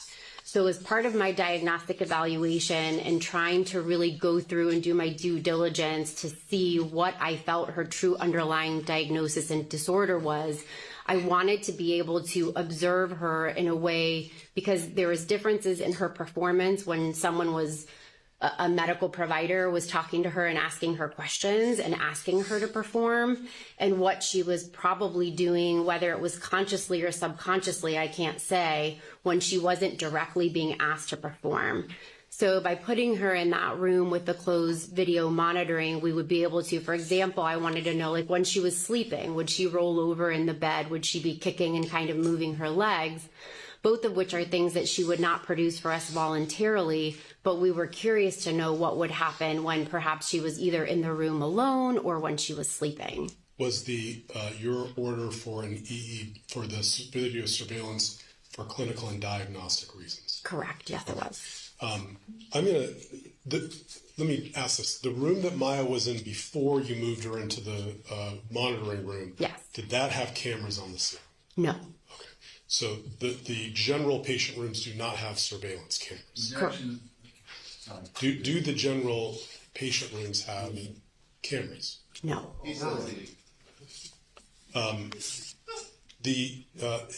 If I may approach, Your Honor, I was going to have the witness. You may. Okay.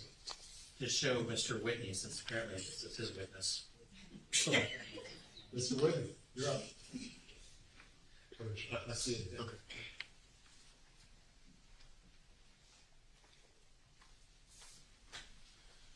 Doctor, I've handed you what I've marked for identification as Defense Exhibit 3304-1.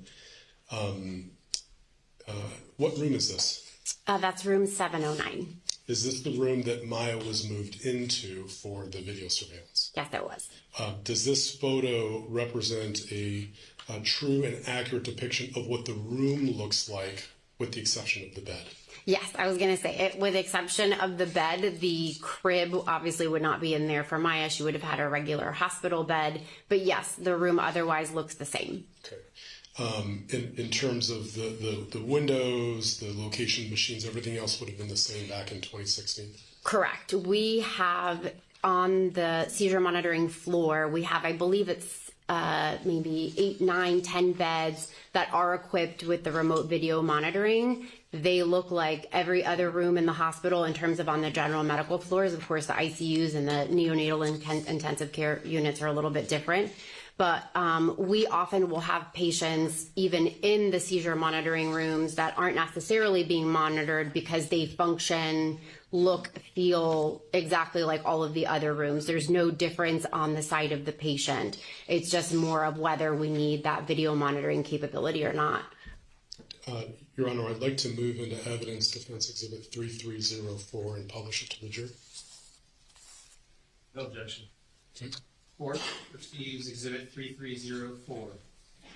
And can we put that up on the screen, please?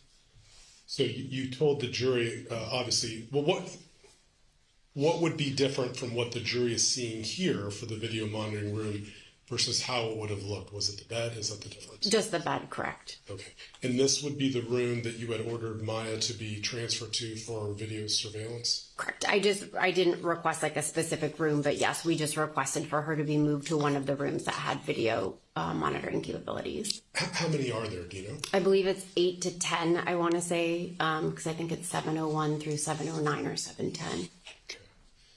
Let me show you what I've marked as what's been marked and moved into evidence as 3002-0002, which is the consent for medical treatment. 3002. And if you could take up the top where it says consent to treatment in that first paragraph. And I question you, doctor, did you believe you had consent to do video monitoring? Objection calls for legal conclusion. Sustained. Doctor, why did you not reach out to the Kowalskis to ask them for their consent to move Maya into video monitoring? Same objection, calling for legal conclusion. Overruled. You can answer that. Because the use of video monitoring is covered in our general consent to treat, so it is not something that we request separate authorization or consent for.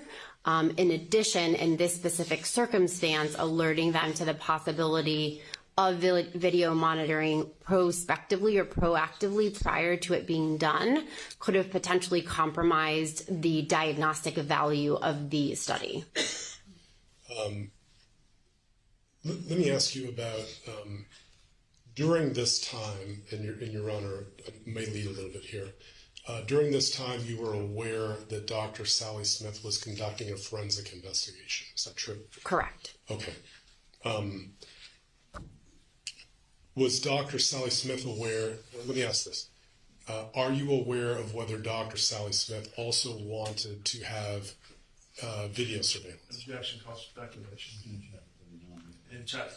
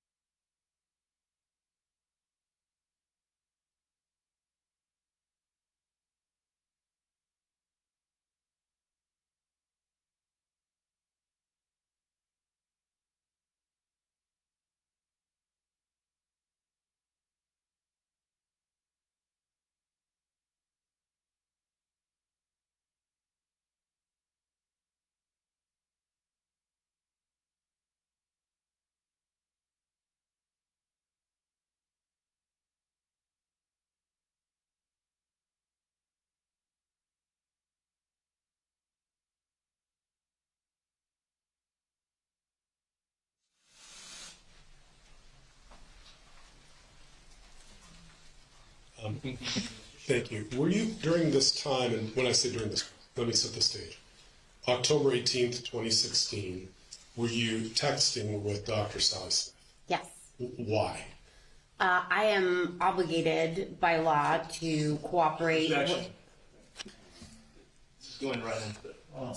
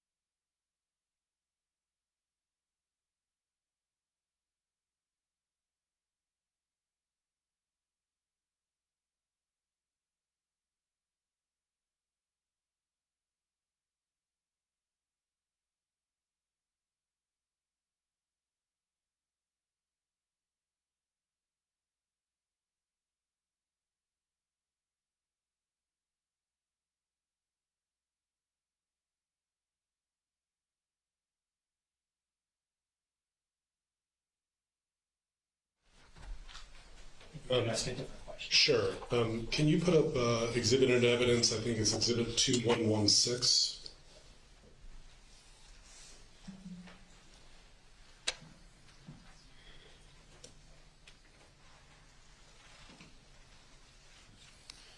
Showing you some text messages that you had between you and Dr. Sally Smith. Why were you texting with her?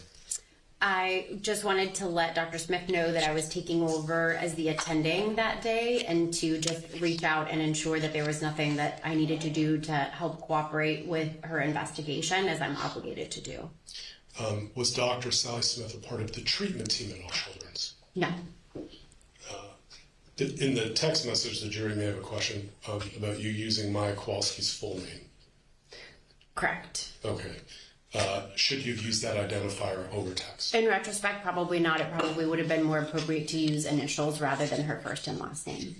But to be clear, the order that you had your resident place for EEG monitoring, that was your decision, irrespective of what Dr. Sally Smith may or may not have wanted. Is that fair? Correct. Let me ask you about Joint Exhibit 1001-421.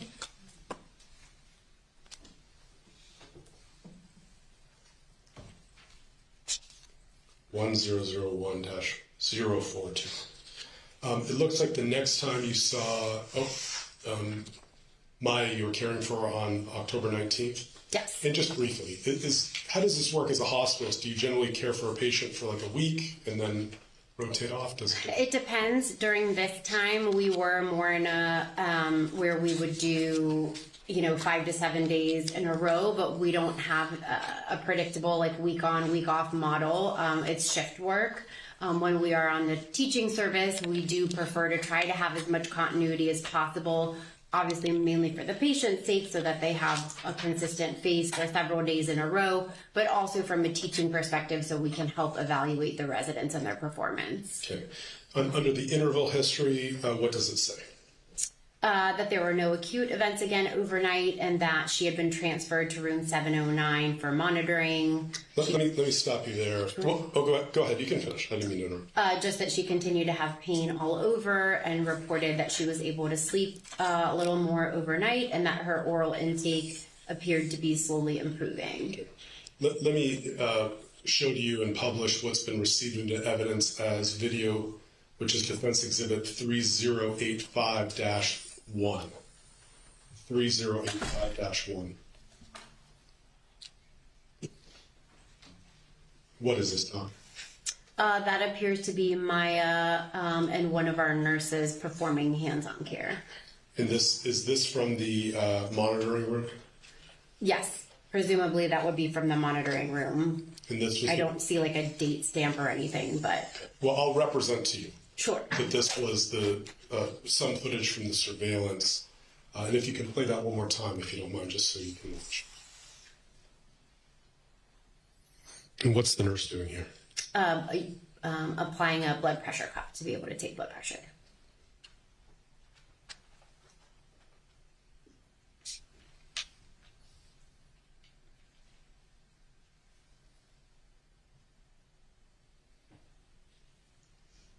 Let me show you what has been received in evidence as 3085-2.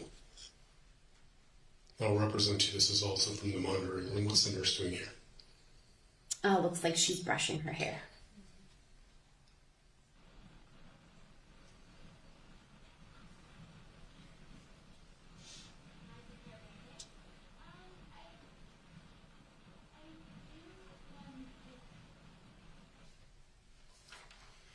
Let me show you what's been marked into evidence as 3085-3.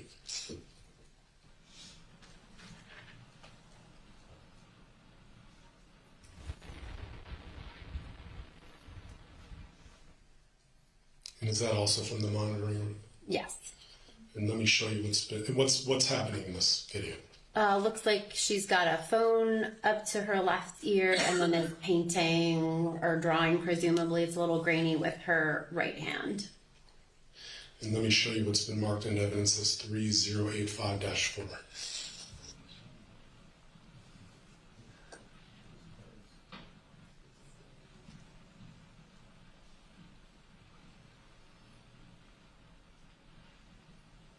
What's the nurse doing here?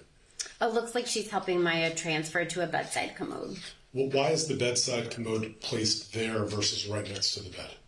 Well, there has to be a space in between the bed and the bedside commode, because otherwise you can't, like, just think about it, you can't kind of get into it. So you have to be able to get your legs off of the bed, stand up, pivot, turn around, and then sit down.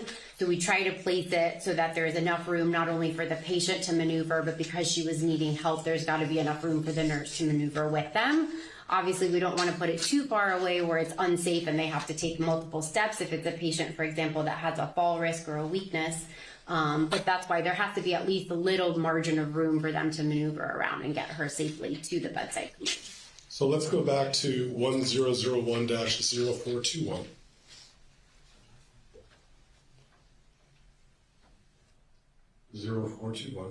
And it would be your progress note from after Maya had spent the night in the monitoring room. Okay.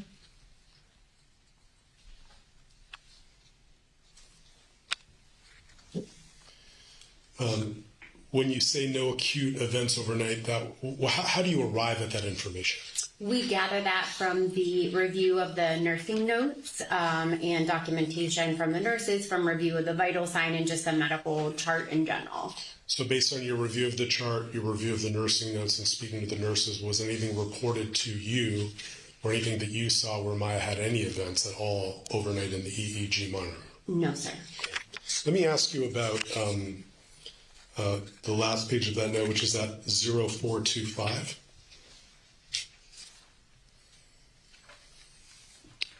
Under the attending physician note, if you can pull that out. Take a moment and read it to yourself, and then I'll have a question for you, doctor.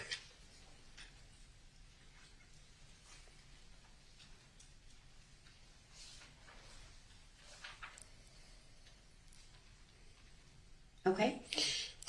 So if you could explain to the jury, there's a part that starts where it says resident with the following comments, colon.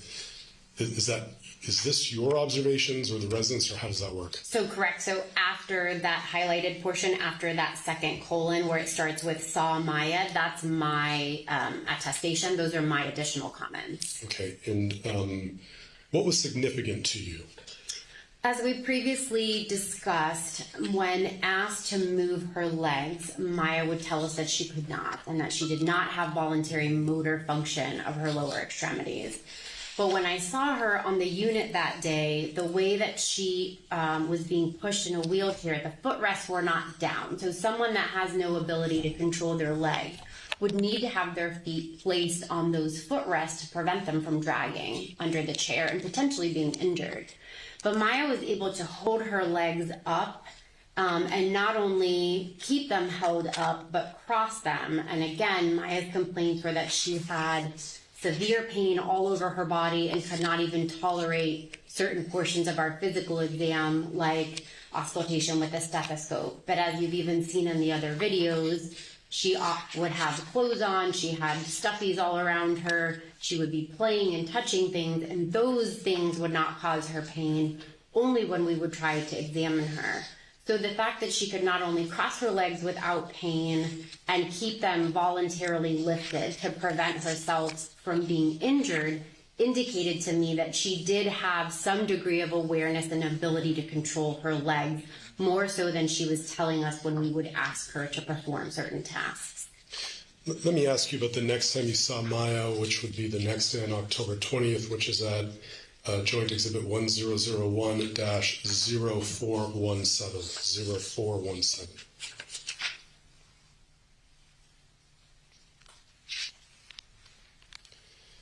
And again, you would have been rounding or seeing Maya, I say rounding, but seeing Maya with your resident, and who was your resident at this time? Still Dr. Del Santo. Okay. I wanted to ask you about the first part of your note. Why did you document about Maya's eating? Maya had concerns for some chronic malnutrition and for weight gain, abdominal pain, esophageal candidiasis, and so it was important for us to monitor her nutritional status and to monitor her weight while she was in the hospital. So it was just important to comment that she was eating and not experiencing any active pain as she was eating in front of me. What is esophageal candidiasis? So the esophagus is the muscular tube that connects your mouth down to your stomach.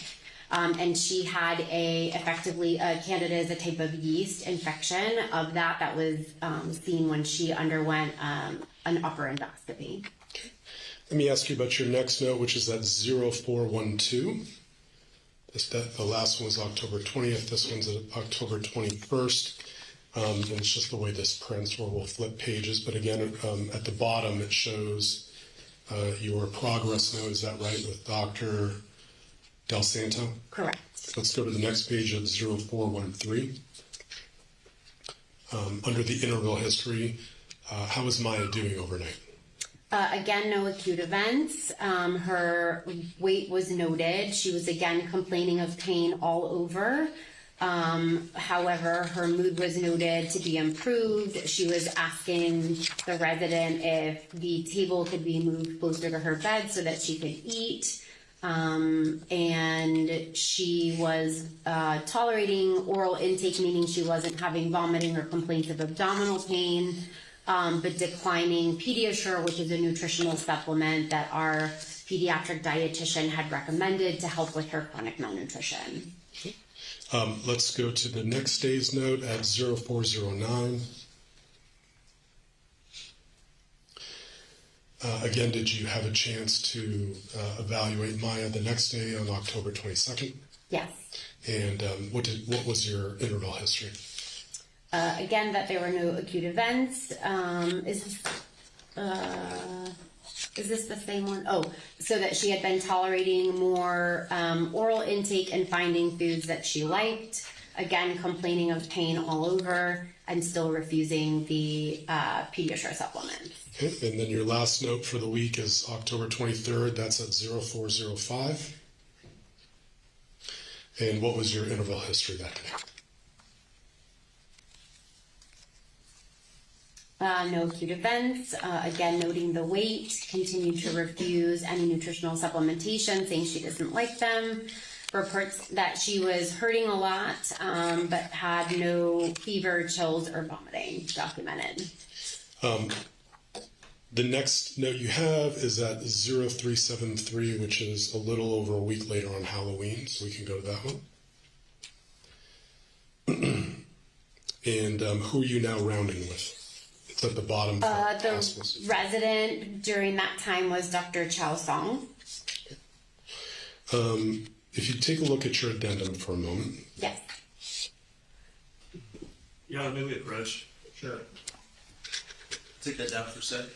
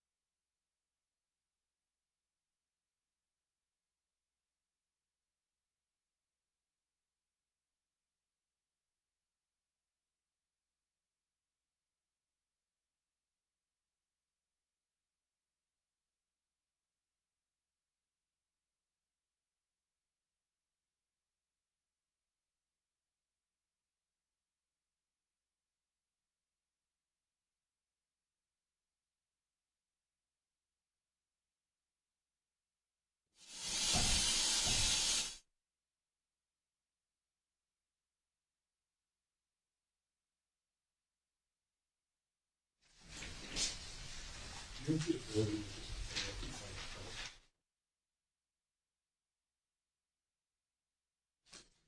I may approach it. Doctor, I'm going to show you. Can I see it? Ethan, can I see that? Yeah, sure. You won't be able to read my handwriting as much as she can.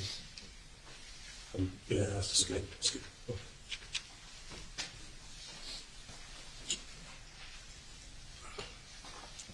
Go ahead and take a read through your addendum and let me know when you're done.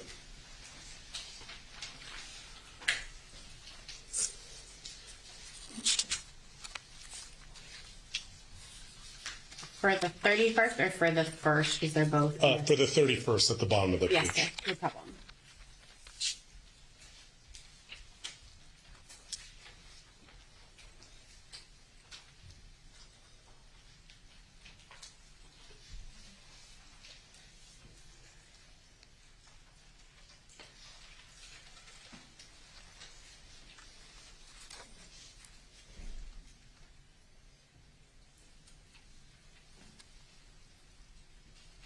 Okay.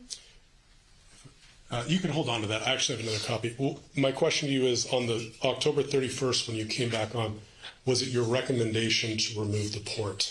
Yes. And why? Based on my review of Maya's case, including her physical exam, her presenting complaints, her medical record, both internally and externally, that I had access to, I did not believe that there was an indication for her to have the port. The decision to have a port has to be made based on indications for long-term therapy requiring frequent accessing, frequent IV pokes, frequent treatment, and often is reserved. So for example, patients undergoing chemotherapy, requiring a lot of intensive treatments. In some cases, we may have patients that have central venous access because they've been through so many procedures that they just don't have any good IV sites left. At the time that we were treating Maya and that I was treating Maya, there was no indication for any IV therapy. And there was no plans for any ongoing IV therapy based on the recommendations from our team. So when we're making medical decisions about what is in the patient's best interest, we have to obviously, like anything, weigh risks and benefits. And I really was concerned that the potential risks to Maya, already having seen that she had had that infiltration in that red area prior, the risk of infection, the risk of clotting, which both independently could lead to death, concerned me, that I felt that it was important that I advocate and recommend that the port be removed, because I really thought that the risks were much more than any potential benefit to Maya. Let me ask you, thank you for that, and I'll come and take it up. So let me ask you about the next time that you saw Maya, which was November 1st, and that's at Joint Exhibit 1001-0369. And at the bottom, what was the interval history?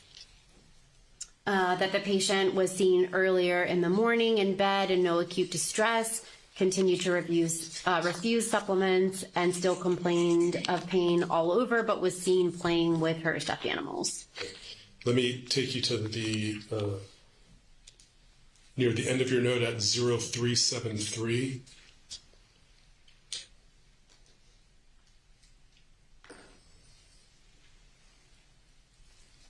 And then, yes, that, if you could expand it down to the second paragraph as well, only the first two, where it ends with her signature.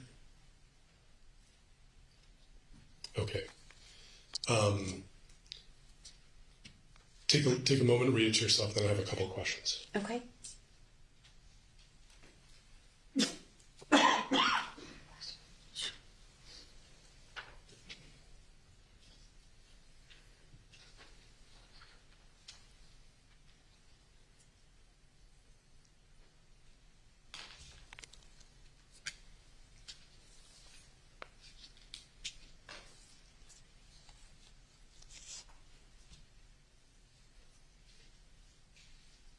Okay. Did you have a chance to have a conversation with Mrs. Kowalski about port removal? I did via phone. And did you recommend to Mrs. Kowalski that the port be removed? I did. During that conversation, did Mrs. Kowalski ask you about medications? Yes. There's reference in here to pure compounded dextromethorphan. What is that? My familiarity with dextromethorphan is that it is a cough suppressant. Okay. And was that indicated to you based on your evaluation of Maya at that time? No. And then the next drug that Mrs. Kowalski asked you about was naltrexone, is that right? Correct. And what is that drug for? Naltrexone can be used, for example, in alcoholic patients to help reduce craving, patients that have been addicted or dependent upon opioids to reduce cravings. We have patients sometimes who, if they have like picking or self-injurious behavior, it can be used to try to help curb that drive to want to injure themselves and pick at wounds and injuries. So I did not believe that there was an indication or for that treatment ongoing. And the next drug is Namenda. What is that drug? My familiarity with Namenda is that it's like an Alzheimer's type drug, or we use it for arousal or awareness or alertness in patients that may have had traumatic brain injuries. And was that, in your opinion, as the treating physician, medically indicated for Maya? No. And the last drug is Nuedexta. What is that drug? I don't even have personal professional familiarity with Nuedexta. I looked it up at the time, I'm sure, because I did not have familiarity with it, but I don't remember at this current moment what that research entailed. Okay, thank you. I have one more question I'd just like to approach real quick. Sure.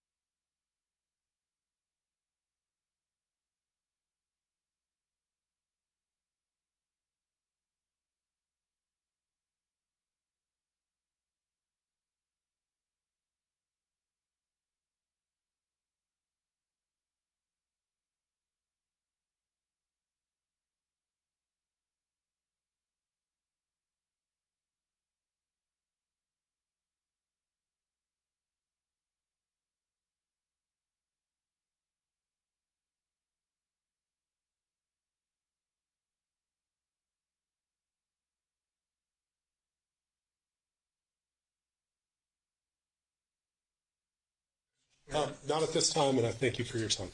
Okay, members of the jury, it's 5 minutes, not my statement to my wife 5 minutes, actual 5 minutes. Do not discuss the case amongst yourselves, do not do any investigation, and receive no information. All rise. Jurors exit. None the other.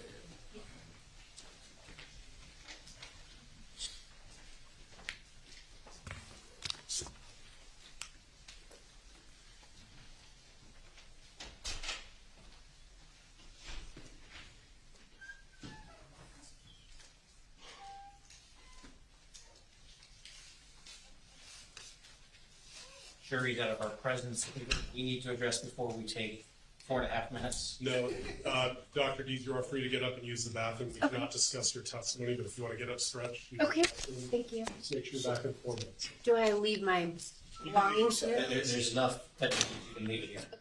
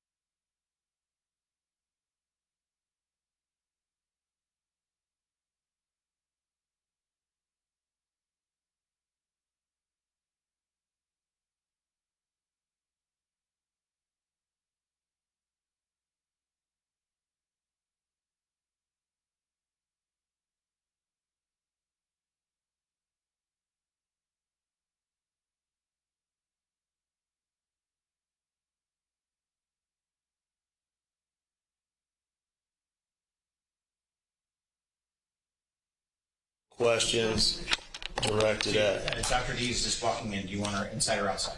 outside, preferably. Dr. Dees, if you could wait outside, please.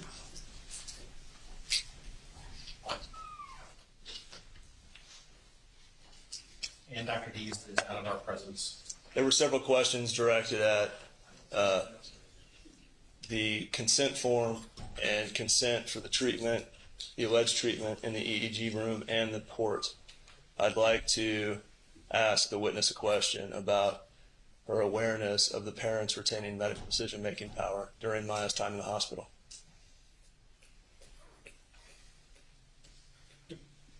I object for the same reasons of the draft. I mean, it's going to ask her for a legal conclusion on this. And I would say, Mr. Whitney, in the draft that we're going to be talking about as soon as the jury goes home, there's a provision in there that we leave in a statement saying that the parents retain their medical rights. Understood. Well, medical rights. Understood. I won't ask. Anything else? No, Your Honor. Are you ready to bring in the jury? Yes, Your Honor. Do you want me to get the witness? Oh yeah, let's get the witness back. Always a requisite for having a jury trial. A witness. I don't know.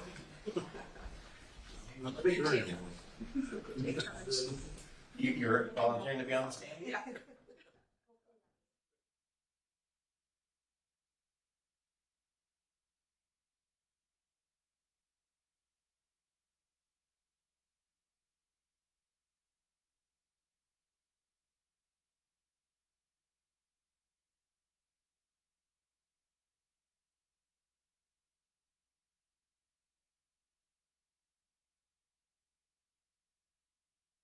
Seated. Members of the jury, I want to confirm while you're away, you did not discuss this case amongst yourselves. You did no investigation and received no information. Is that all correct? Correct. Did anyone approach you about the case in the 5 minutes we were gone? And did you see any media coverage in the last 5 minutes? Mr. Whitney, your turn. Thank you, Your Honor. Afternoon, Dr. Dees. Good afternoon. You were previously deposed in this case. You recall that? I do. You do not have any expertise in complex regional pain syndrome, do you? I am not like a registered expert, no, sir. Yet you testified that under your assessment, you believed, your words, at the end, that Maya did not have CRPS. Is that right? Correct. When did you arrive at that determination? I couldn't give you an exact date, I'm sorry. Can't tell us which date? There's no date that I decided that she did not have the diagnosis. I can say that by the end of the time I took care of her, that was my impression, yes. Your last interaction with her, if I was following, was November 1st or 2nd? I believe it was more like the 7th, I think. All right, about the 7th of November, that'd be the end of your time with her, right? Correct. So by that point, you'd reached an opinion that Maya did not have complex regional pain syndrome. Correct. As part of the treatment team. You were part of the treatment team. I was part of the treatment team. All right, correct. so the jury should be looking for bills for CRPS after November 7th, correct? I don't understand your question. I'm sorry. All right. Now, you understand that complex regional pain syndrome is not equivalent to paralysis, right? Correct. So the fact that Maya could move her legs does not indicate she did not have complex regional pain syndrome.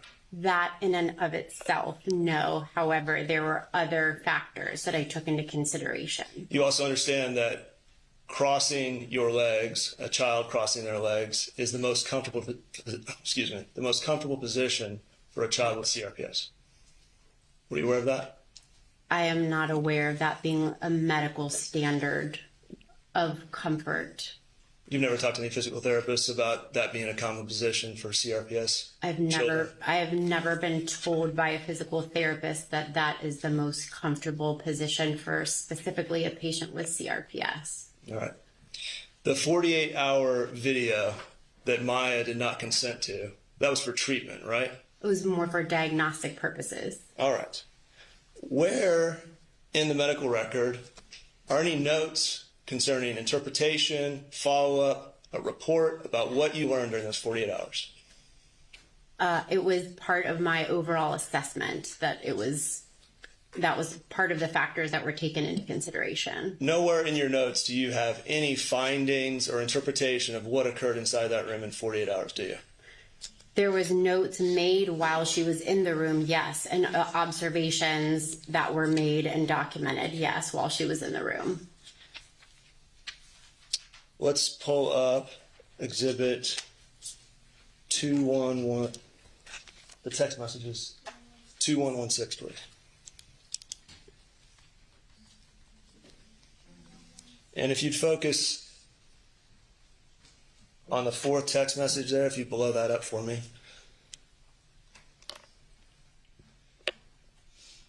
Just pull out the fourth text message and enlarge it, please. This is your text on October 19th to Dr. Sally Smith, right? Yes. It says staff has been making notes while watching her remotely, right? Correct. Why aren't the staff notes in the medical record? I can't answer that. We've never seen them. Have you? No. But this was for treatment. No, it's for diagnosis. Diagnosis as part of the care and treatment for Maya Kowalski while she's inside of Johns Hopkins Hospital. Correct. All right. And you're exchanging here text messages with Dr. Sally Smith about diagnosis for the purposes of care and treatment while Maya Kowalski's in the hospital, right? Correct. But your position is Sally Smith is not part of the treatment team. Dr. Smith is not part of the treatment team. All right. If you would please. Yeah, you're ready to push.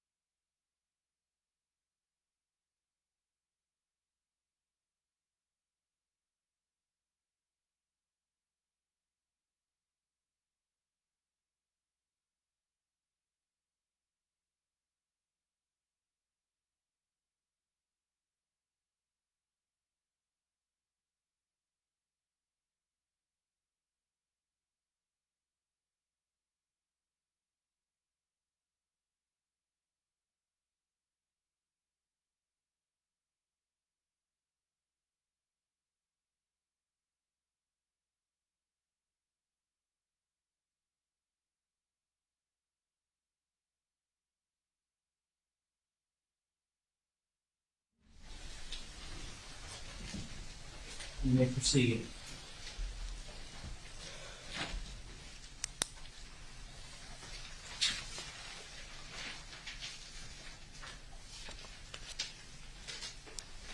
If we're going to come back to these, but if you could please publish 2277-0068.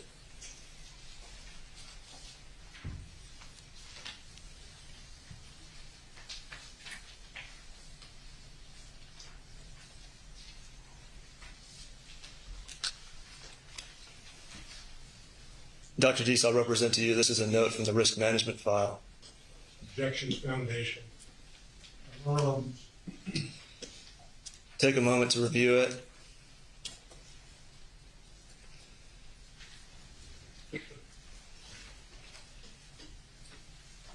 recognize your name on that note?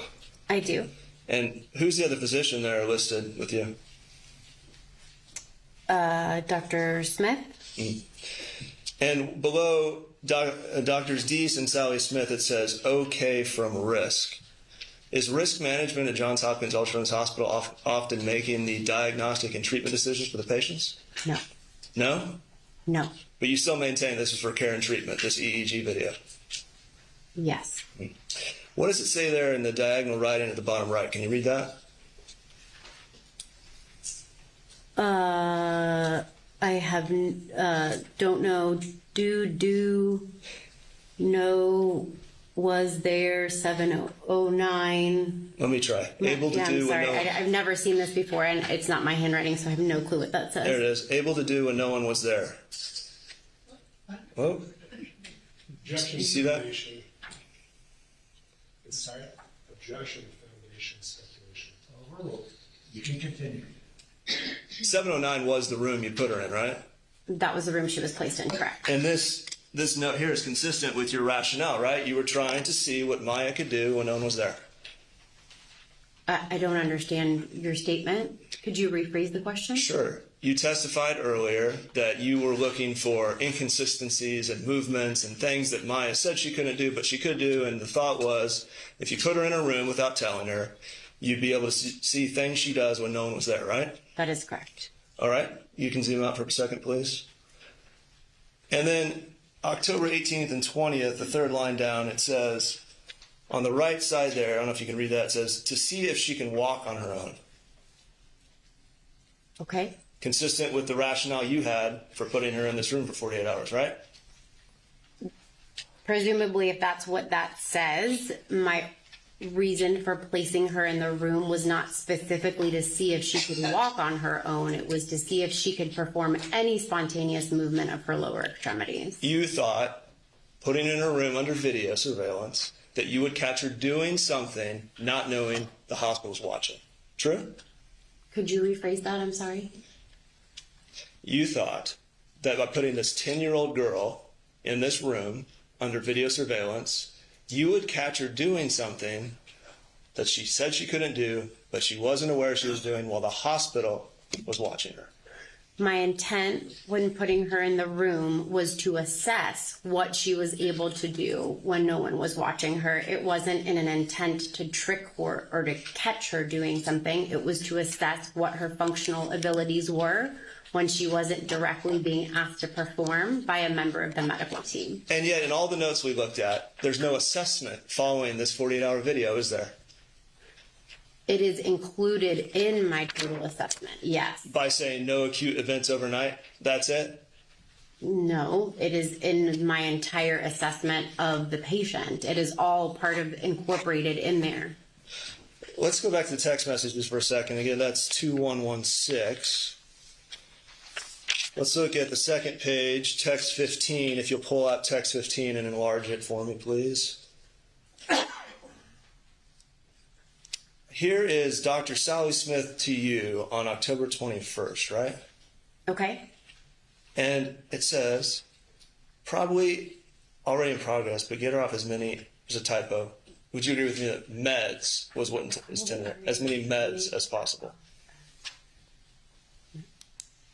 My interpretation, I agree with you that it was probably a typo, and that is probably what she was saying is meds, not mess. All right. Removing medications from a patient. You'd agree with me that that's a treatment and care decision. Correct. Sally Smith's involved in this decision, is she not? No.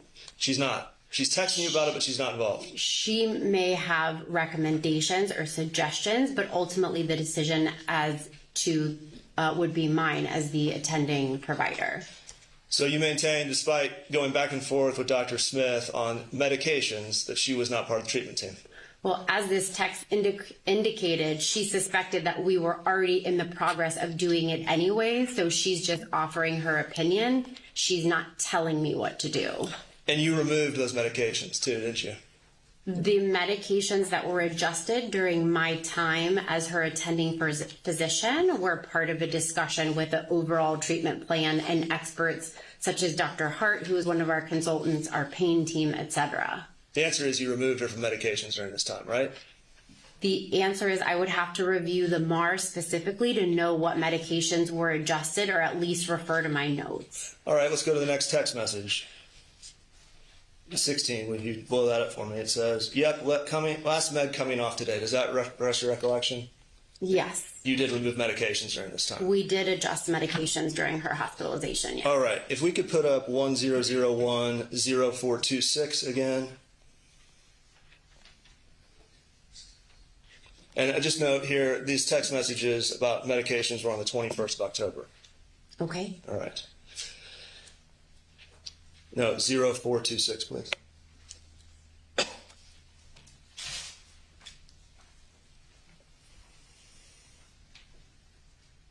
Top line, Maya reported she's having pain all over.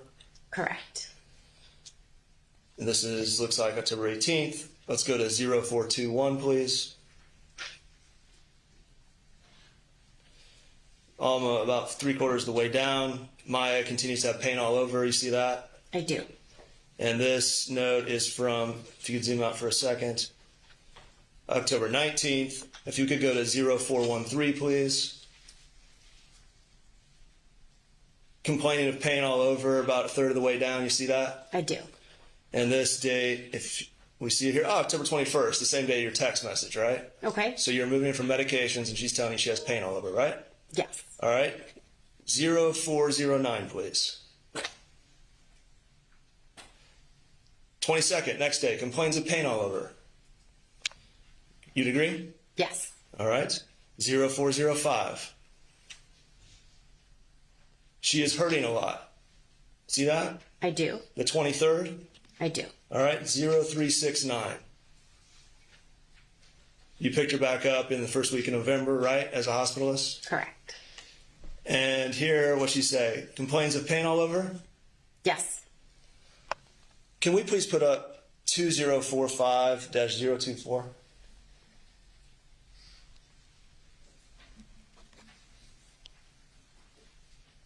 -024. You recognize the patient bill of rights for the hospital? I do. Would you please take a look at number 19 there? It's at the top right. Yes.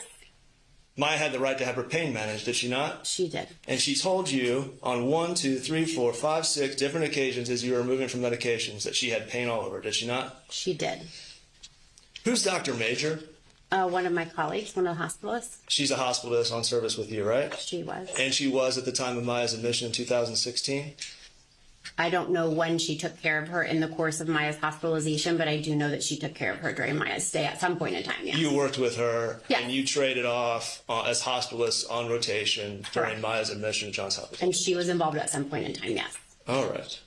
Well, if we could put up 1002-006, which I'll represent to you as Maya's discharge note. And if you would please pull out the bottom paragraph there. And the third line down, if you'd highlight it for me. What does this say about Sally Smith as part of the treatment team? Doctor approach.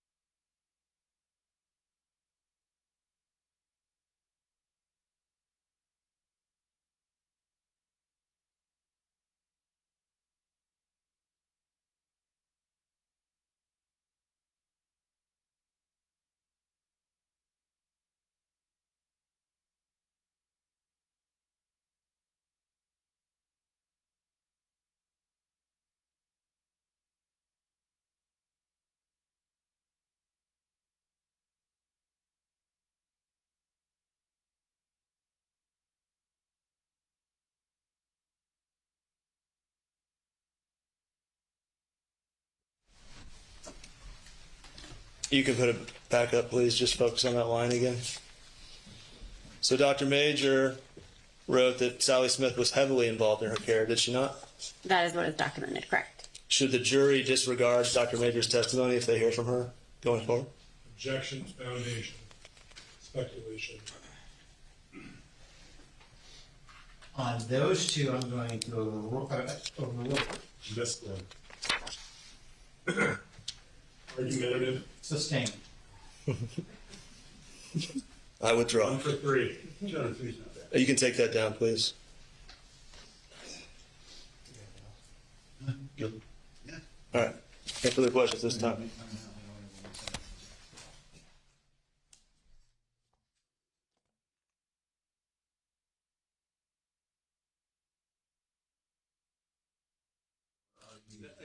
I'm sorry.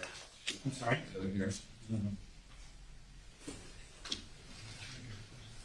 Oh, yeah, you're right. Sorry. So it's Mr. Shapiro's turn? Yes, Your Honor. Why are you reducing medications for Maya? Pain medications. That's a great question. As we discussed previously, there were a lot of inconsistencies with Maya's reports of her symptoms, with what she said she could and couldn't do versus what we would objectively observe. When you think of someone that is experiencing 10 out of 10 pain, all over pain, it would be exceptionally uncommon for not only days, but weeks in a row to have that sustained level of pain to where you are simultaneously calm, smiling, playful. So although I absolutely agree, and I'm very passionate about ensuring that our patients have their pain well controlled, we have to have an indication to treat them and their pain. So we don't use, morphine or ketamine or Dilaudid, these big, strong narcotic pain medications, for example, for a scrape, right? We have to assess the patient's reported level of pain against the objective information as to why they would be in that type of pain, and then select pain medication that would therefore treat that type of pain. So because we did not feel as a medical team that Maya's condition was consistent with CRPS, there was not an indication to continue to escalate her pain, especially when she was not observed, at least I can only speak from my own personal experience, having any type of outward demonstration that she was actually in significant pain. I've treated, I don't know an exact number, but thousands of patients over my career. And when we're... Let me redirect on this. The decision to start and stop pain medicine, Yes. Was that made by you? That was made in collaboration with our pain specialists and physiatrists, yes. And the pain specialists and physiatrists, those are the all children's employed pain specialists? Yes, sir. Okay. In going through the chart, have you seen a single order from Dr. Sally Smith in that chart? No.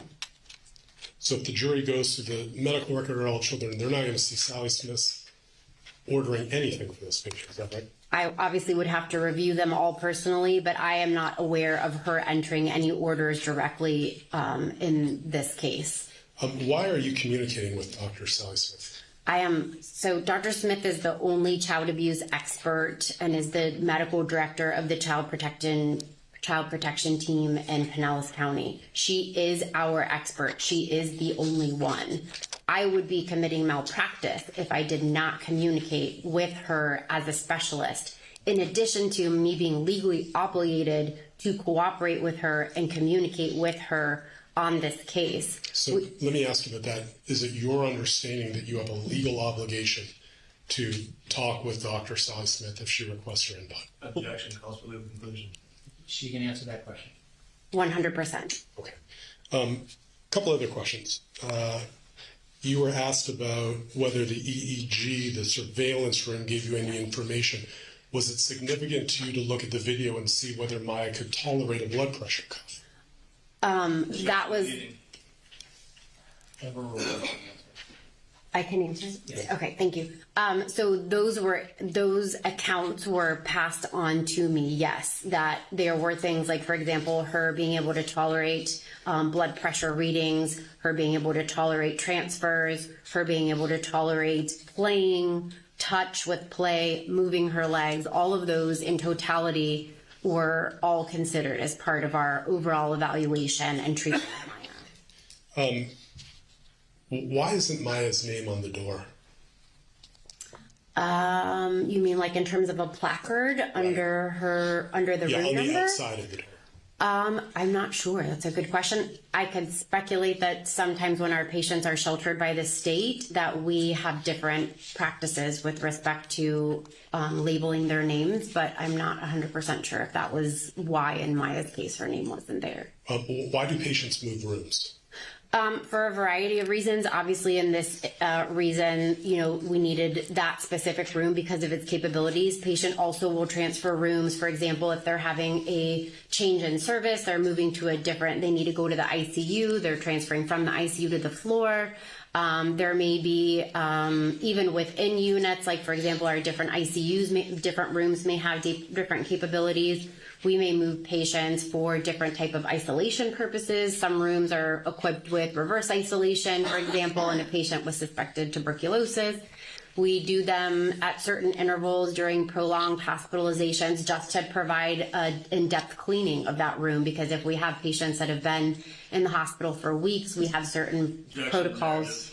Do you move patients so you can do a deep cleaning of the room? Yes, that's what I was just explaining when I was cut off. Lastly, do you remember an incident towards the end of your care, on or around November 5th, where you were able to observe Maya using her legs in a certain way? I do. Can you tell the jury about that? Yes. So I was conducting my rounds that day on my own without my resident team. And the door was kind of propped open a little bit. And so I was approaching her door to come in and say hi. She was seated in her wheelchair kind of at the foot of the bed. There was a child outside in the hallway that kind of started to run towards her room. So instinctively, I kind of grabbed the door quickly to try to close and prevent that child from running into the room. And in the moment, Maya was obviously interested in the kind of the quickness, presumably, of what was happening, and me shutting the door and heard the commotion outside and propelled her legs several paces to propel her wheelchair forward so she could look and see outside and see what was happening. And was that one of the instances where you were able to observe Maya being able to physically do things that she told you she could not? Yes, sir. One moment. I appreciate your time. I don't have any other questions at this time. Thank you, sir. I have a few more. Sure. So Maya wanted to see another kid at the hospital? Presumably, she was trying to figure out what the commotion was, yes. Were you aware during this time that her social contact with her children had been cut off by Kathy Beatty? Objection, foundation speculation. I was never under the impression at any point in time that Maya had social contact with other people cut off by Kathy Beatty. But to be clear, her offense was wheeling her wheelchair to try to interact with another child, right? And did you object? Sorry. No. No, okay, sorry. I never said that there was an offense. What my observation that I shared is that Maya reported she could not voluntarily move her legs, and that because of that event, I was able to see her not only move her legs, but move them with a very defined and intentional purpose to propel her wheelchair forward. And CRPS is not paralysis? Correct. All right. They are not synonyms. And No. then regarding Maya reporting pain to you day after day after day after day, you just didn't believe her, did you? It's not a matter of not believing her, but I did not believe that the pain that she was reporting was in any way supported by objective evidence and was not consistent given how long she had been making those complaints over the days and days and days that she maintained absolutely no change. Because you didn't see the pain, you ignored her complaints. It didn't matter what Maya told you about pain, did it? No, that's not true at all. No further questions. I just have one yard. The insinuation that Maya was cut off, Maya was allowed to go to recreational therapy, Absolutely. music therapy, Yes. and she was allowed to, not just allowed, but encouraged to interact with all the other children there, was she not? Correct. Within the rules of obviously, you know, we have patients that are on isolation and we can't cross-contaminate certain things. But yes, she had volunteers. She frequently had people in her room playing with her. So yes, I am unaware at any point in time that Maya was restricted in any way from having what would be normal hospital policy protocol visitations, interactions with other patients and staff. Thank you. Further, Your Honor. Jury?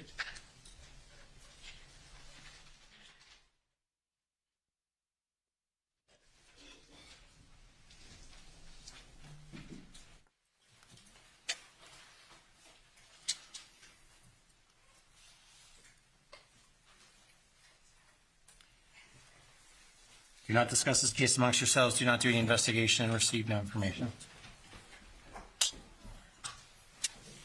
All right, jurors agitated.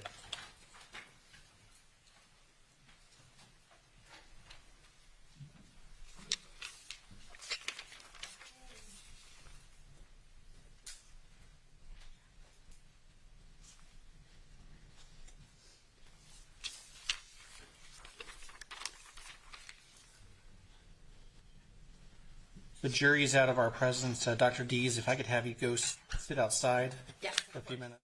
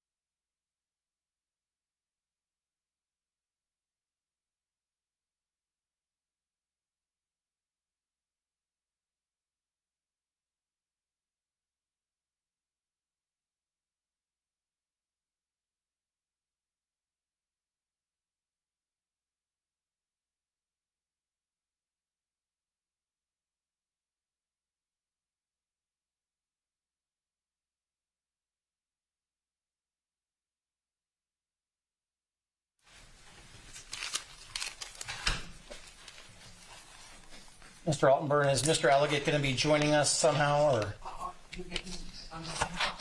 All rise, jurors enter.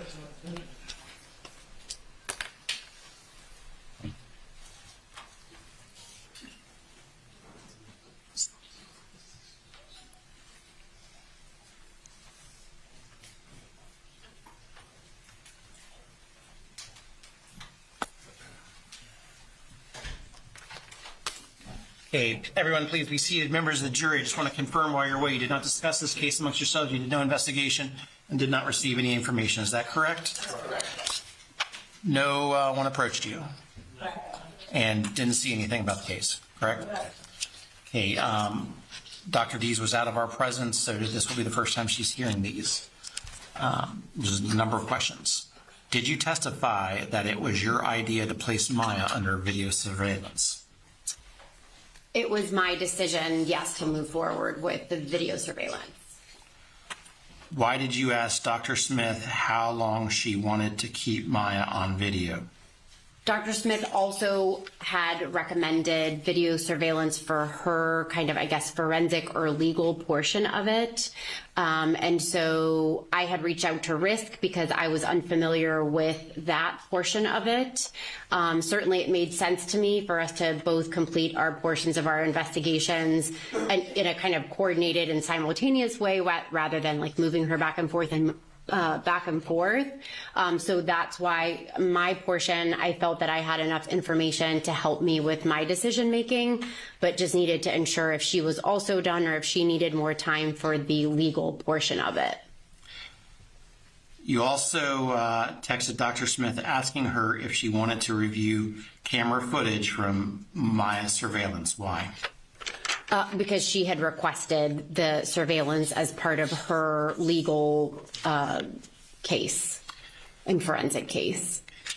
Who was on the care team with you? So those would be internal providers at Johns Hopkins All Children's Hospital. So everyone from myself, my consultants, my residents, our nurses, our physical therapy, occupational therapy, pain team, all of our internal providers that were part of her care team. Does CRPS pain change daily? Presumably it can, of course, yes. If Maya complained about having pain all over, how does Maya dress herself? That's a great question. I can't answer that on her behalf. The October 18th progress note. Why is pain, quote, all over, end quote, in quotes? So when we're teaching our residents about involvement in cases that are, child abuse, medical child abuse, neglect, sexual abuse, things like that, where we understand that there's a high likelihood that there will be, court proceedings, legal things, we try to explain to them that it's important to not interpret a patient's symptoms and document their interpretation of the patient's symptoms, but to simply ask them the question and then put their response in quotes, because we want to make sure that we're not changing what the patient reports and that we're just factually gathering that information and then reporting it as they've stated it. Were you presupposed to doubting Maya? No. How many CRPS patients, pediatric patients, had you treated before Maya? I don't have an exact number. I would say it's hard to kind of extract the past 6 years of experience that have passed, or 6, 7 years. I would say at least a handful at that time, if not 2 handfuls, but it's maybe 5 to 10. I'm not exactly sure, but more than just Maya, certainly. How many CRPS pediatric patients have been treated at All Children's Hospital before Maya? I don't know the answer to that question. I'm sorry. Next question. Would you be willing to admit that sometimes staff in high-stress service jobs develop family-like relationships, supportive of one another as the work is arduous and prolonged?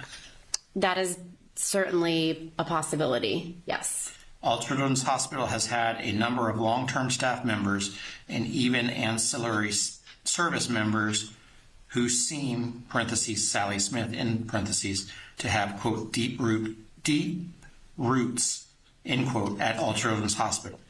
How would you describe these relationships as almost familial? I'm not sure I'm understanding the question. Is the question asking that there have been a lot of staff members that have had longevity at the hospital, and how do we interact with each other as a family? I'm sorry. I think for follow-up, if the lawyers feel they need to, or if the jury feels they can follow up, they can. But I'm just reading it as it's... Do you mind repeating it to see if... Sure. All Children's Hospital has had a number of long-term staff members and even ancillary service members who seem, parentheses, Sally Smith, in parentheses, to have, quote, deep roots, end quote, at All Children's Hospital. Okay. How would you describe these relationships as almost familial? Or maybe it's, would you describe these relationships as almost familial? I can only speak from my personal experience being a physician that not only trained as a medical student, I did a rotation at All Children's, then completed my residency training, then have stayed on as an attending.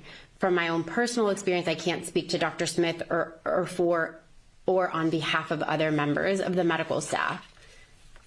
Some of my very best and dearest friends are colleagues, absolutely. One of the things I'm most proud of working for Johns Hopkins All Children's Hospital is the caliber of physicians, nurses, consultants, team members that work in our institution. Everyone is committed to taking care of kids, doing it in a high quality, evidence-based and compassionate and family-centered way. We definitely all support each other and are there for each other, but I have never had concerns about boundaries of personal relationships compromising our professional integrity or compromising our ability to remain objective in the face of a challenging case, for example. So I hope that answers your question. Did you observe Maya being denied religious ceremony? No, never. Did you ever hear about Maya requesting religious ceremonies? No, not to my recollection, no. Is it within normal expectations that most kids struggle to eat hospital food? Well, so in theory, hospital food usually is thought to be unpalatable, but I do think that we have, we're a pediatric hospital. We're pretty friendly towards, we've got ice cream and milkshakes and cookies and stuff like that. It's not like, I guess, what you would see on TV where it looks like a TV dinner and it looks like it's this frozen, horrific reheated mess. So absolutely. Are there some kids that don't like our food? Of course, right? I mean, everybody has their own personal preferences. But have I seen kids order SpaghettiOs and Pop-Tarts for breakfast and they're sitting there eating it like it's the best combination and I'm sitting there nauseous because I don't understand how they could possibly eat that combination of food? That too, right? So it just depends. But, each case is so different and each child is so different. So it's kind of hard to make a global assessment of that. Did Maya struggle to gain weight and consume desserts? I don't know about desserts specifically. I remember she was eating a lot of graham crackers from my notes, but I don't know specifically more than that about desserts. There was a history of struggling to gain weight, but she did have improvement in her weight during the hospitalization. What kind of oversight did a hospitalist have over Kathy Beatty's position, if any at all? So the social work department has their own reporting structure, and we are not responsible for the oversight of their standards of care, professionalism, conduct, proficiencies, et cetera, anything like that. They are certainly the social workers are an invaluable part of our teams, but we don't have a direct responsibility to monitor or evaluate or ensure their practice standards, if that makes sense. As the coordinating hospitalist, did your work require you to interact with Kathy Beatty? Yes. Does a child's overall treatment in the hospital have an effect over their recovery and length of treatment in your experiences? Do you mind repeating the question one more time, please? Sure. Does a child's overall treatment in the hospital have an effect over their recovery and length of treatment in your experience? So that's a difficult question to answer because there are so many different diagnoses that I treat as a hospitalist. So I can treat anything from asthma to pneumonia to seizures. I, on a daily basis, treat kids with multiple chronic medical conditions like cerebral palsy and, dysphagia, to where they have gastrostomy tubes and feeding tubes. So it's really hard for me to think of all of my patients as one to be able to answer that question, because there are some kids that absolutely, without coming into the hospital, would not get better on their own, right? And so I feel like we help them recover more quickly. There are certainly, I'm sure, some cases where there are prolonged hospitalizations that dynamic, being away from families, which of course is stressful and hard, being away from their support networks, that I could definitely foresee where there are situations where maybe that could impact their path to recovery. But overall, of course, and that's our job, is to try to help them. We want them to get better and to get them back home or wherever it is that they came from. Some kids come to us from skilled nursing facilities and we send them back there. But our goal is to get them medically stabilized, make sure that there's no longer need for acute inpatient services before we transition them back to where they are, so that they can continue to thrive and do all the things that we love to see kids doing. Next question. What floor did you work on take place? And I'm assuming that means when you were with Michael. So my general areas that I work in the hospital are the 7th and 8th floors. That's where the majority of my patients are. Occasionally I have to go see patients on the 2nd floor, which is like our perioperative areas. We go down to the EC to consult on patients or to admit patients. I'll go down to the ICUs to transition patients either in or out of the ICU. But my main kind of domain or territory that we typically practice and round on are the 7th and 8th floors. Who was the Kathy Beatty of those floors? The social worker that covered the 7th and 8th floors? Yes. I'm sorry, I don't know that I'll be able to remember people's names that far back. I believe Yvonne Walton was one of our social workers that I remember interacting with a lot during that time period, but I don't know that I can remember anyone else's name. I'm sorry. Do these positions normally stick to a patient on multiple floors? It's possible, so it depends on the patient and the diagnosis sometimes, and the staffing models for the social work department have changed over the years when I've been there. Sometimes it's kind of diagnosis specific, where they follow a cohort of patients, right?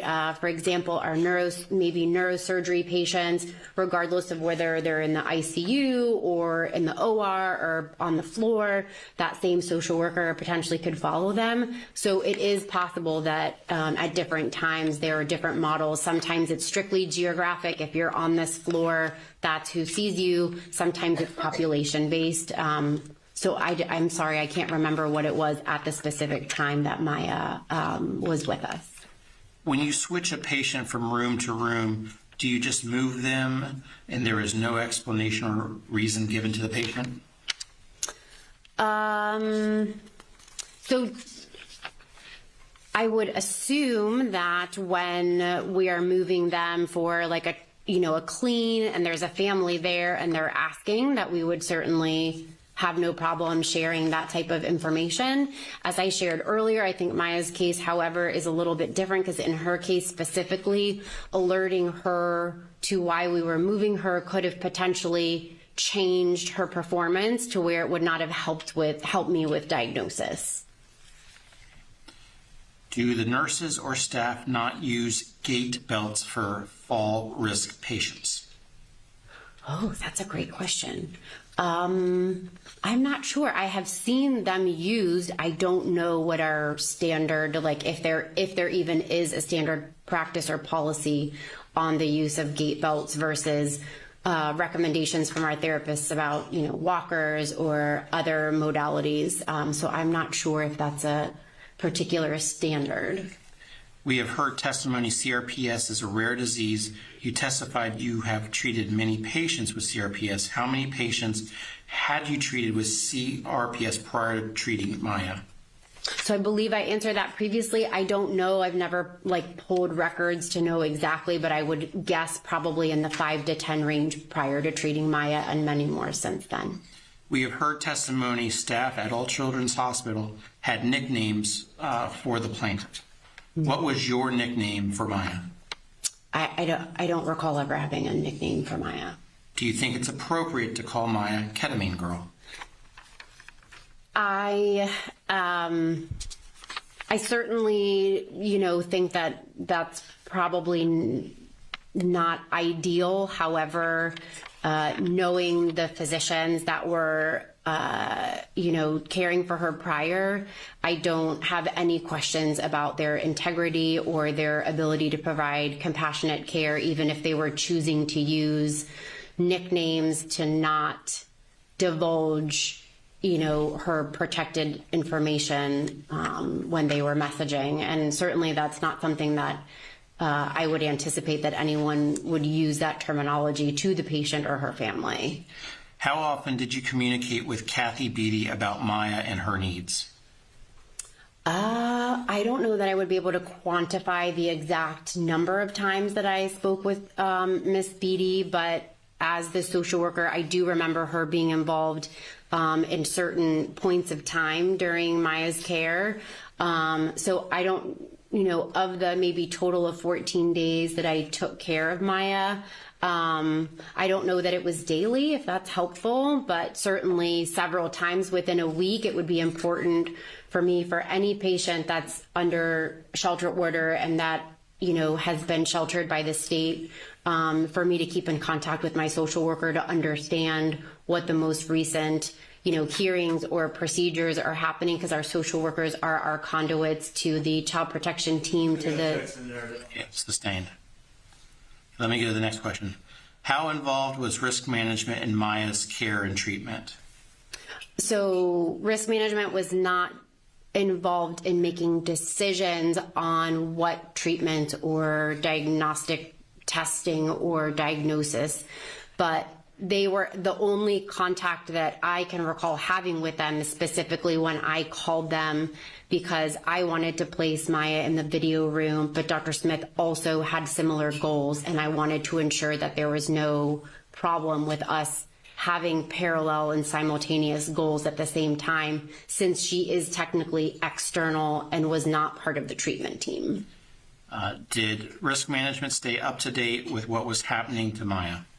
I'm not sure. That's a great question. I'm not sure how they interact, like if they only just wait for someone to call or if they're monitoring the case. I'm not sure what their practice is. I'm sorry. Are you aware if upper management was aware of what was happening with Maya in your hospital?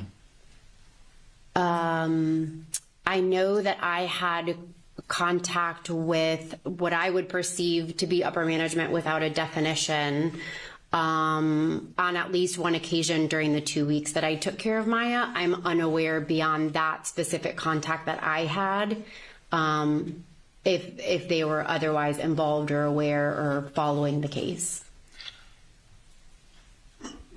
How long did Maya receive Haldol while at All Children's? I would have to refer to the medical record for that. I don't know that off the top of my head.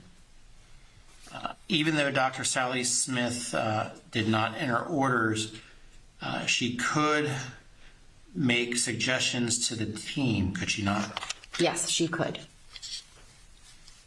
Ultimately, as the attending provider, it would be that attending provider's decision whether or not that was appropriate and reasonable to perform as part of Maya's evaluation and care. Sorry. Please finish. I apologize. No, you're good. Were you finished? Yes. And I apologize if I was too quick there. You testified you did not make mention to the patient or parents that Maya was being moved to a video observation room because in initial hospital sign-up papers, it is already agreed to that the hospital can do as part of the hospital's treatment. Is that correct? Correct. And also, in addition, because the purpose was for me diagnostically to be able to evaluate her function, if I told her that we were specifically moving her to that room to monitor her, if there was any element of conscious control of what she was doing or not doing, then I was very concerned that it would be counterproductive and that she would therefore be able to be aware that she was being monitored constantly, and therefore it would not be a true reflection of her function and more of her conscious effort. When you move a patient from a room, let's say to the x-ray room, do you let them know, or because they are already agreed to treatment, you wheel them around without explanation?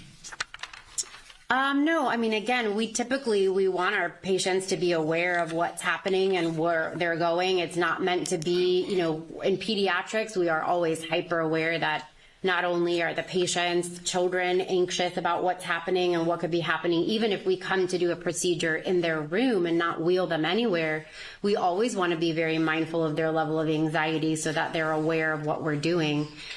However, in this particular case, it was different strictly with the EEG monitoring, because if we had alerted her, it could have altered and impacted the results of my investigation. At the time you encountered Maya, how many years had you been a doctor? So I graduated from medical school in 2008, and then I took care of Maya in 2016. So for 8 years. In your time as a doctor up to the time you encountered Maya, how many patients had you examined and given the diagnosis of CRPS? I don't have enough recollection of the previous cases specifically prior to Maya in terms of was I the one to deliver the diagnosis of CRPS. Typically when we're evaluating patients with suspected CRPS, we have a multidisciplinary team, right, where we may have specialists involved, whether it's neurology, physiatry, rheumatology. No, you can finish the answer. So, and maybe I'm being too literal with the question, but I don't remember, I can't tell you a number of the patients that I was involved in making the diagnosis or treating patients that already had CRPS, if I was the one that delivered or made the diagnosis, so to speak. So it's, I guess the short way to answer that question is I'm not sure how many I have personally been the one to diagnose. Please clarify requesting Maya be transferred to the, quote, seizure monitoring room, end quote. That was not because Maya was having seizures. Correct. So the video equipped rooms are in our seizure monitoring unit. So it's a virtual, I guess it's kind of like a virtual unit where it's on 7 North. 7 North has maybe 28 beds. And I believe it's rooms 701 through 709, 710, something like that are outfitted with the cameras for remote video monitoring.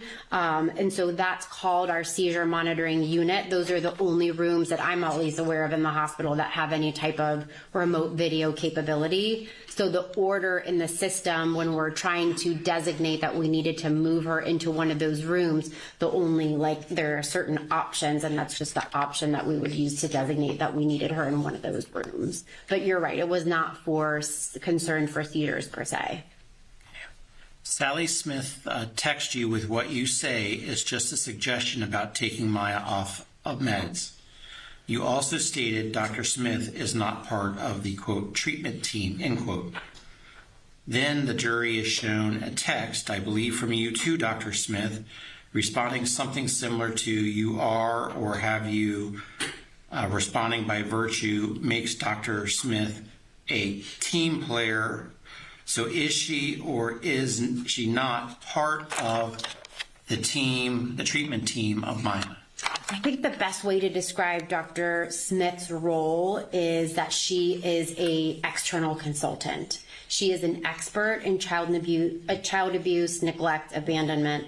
And in this case, we were concerned and suspicious for medical child abuse. So as the lone and only child abuse specialist in Pinellas County, she was a consultant that was part of the legal process, so to speak, that was involved when you have a patient where you're suspected that they are a victim of physical abuse, medical child abuse, sexual abuse, etc. Objection, relevance, non-responsive. Yeah, why don't you go ahead and finish your answer? Okay, so I'm assuming it's pretty close to being finished. yes, so she was not part of our internal treatment team. She's an external consultant. That's the short answer. Mr. Shapiro. One question. The role of Dr. Cy Smith in this case was as director of Pinellas County Child Protective Services? Correct. Okay, thank you. And I'll be quick. I think the jury will start throwing things at me. You talked about internal providers. Sally Smith had access to Maya's medical record, right? Yes, my understanding is she did. She had staff privileges, right? She has staff privileges in two different capacities, so in which capacity are you asking? As a physician. Staff privileges as an active staff member at Johns Hopkins Hospital. In addition to her role as CPT, she is a local community pediatrician that has admitting privileges to see her own patients. I don't know the difference between her access in her role as CPT and medical director for the child protection team versus her ability to access the chart as a physician with admitting privileges, because her practice admitted their own patients, just general pediatric patients, not involved in the legal process. She was on executive committees at the hospital, right? I don't know her committee involvement, I'm sorry. She was the residency rotation director at the hospital, right? I am unaware of Dr. Smith being a residency rotation director. Would you agree with me that hospitalists, of the physicians involved in a care team, have the most hands-on contact with the patient? Not necessarily. In Maya's case, would you agree with me that the hospitalists are the most constant presence of any physicians? During the time she was on the floor, yes. And you testified that we, and I think you said we, you mean the hospitalists, were not supervising the social workers, right? Our responsibility is not to supervise these social workers, like performance, training, things like that. No further questions. No, thank you. Okay, and members of the jury, okay.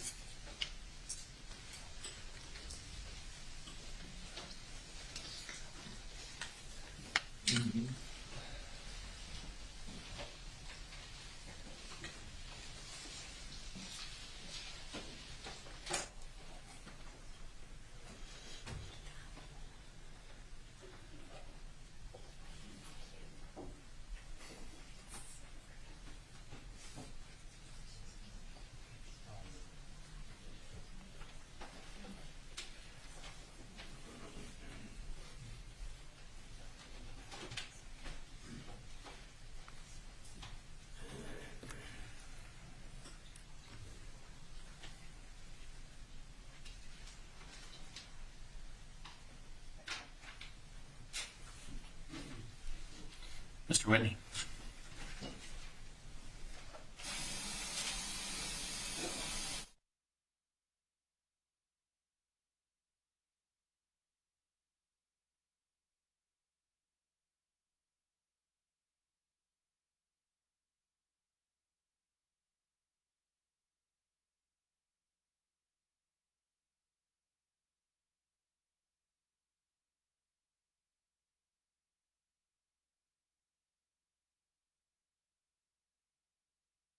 Members of the jury, unfortunately, that's not a question I'm going to be able to ask this witness.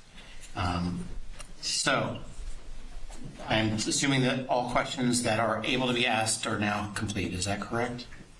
Okay. Members of the jury, have them back at 9 o'clock tomorrow, ready to go.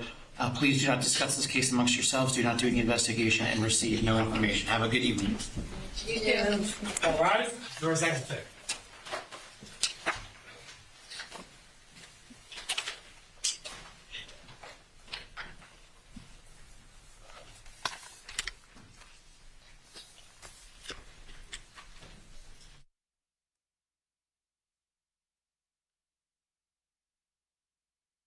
Our presence, may Dr. Dees be excused? Does she need to remain under subpoena? No, Your Honor. No. Have a good day.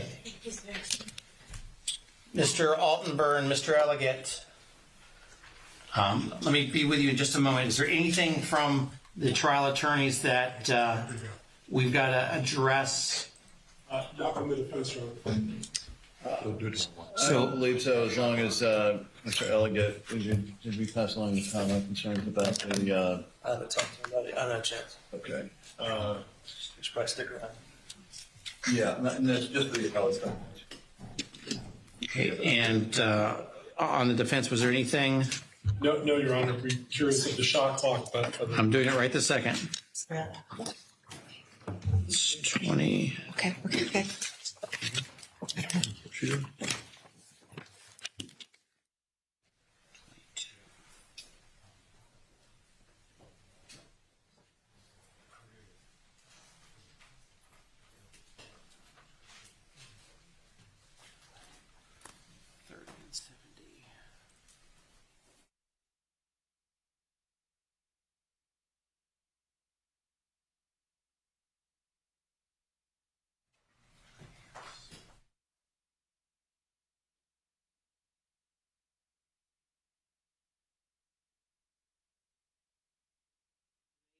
Plaintiffs consumed 1 hour 40 minutes. They are at 52 hours 40 minutes. The defense consumed 3 hours 45 minutes.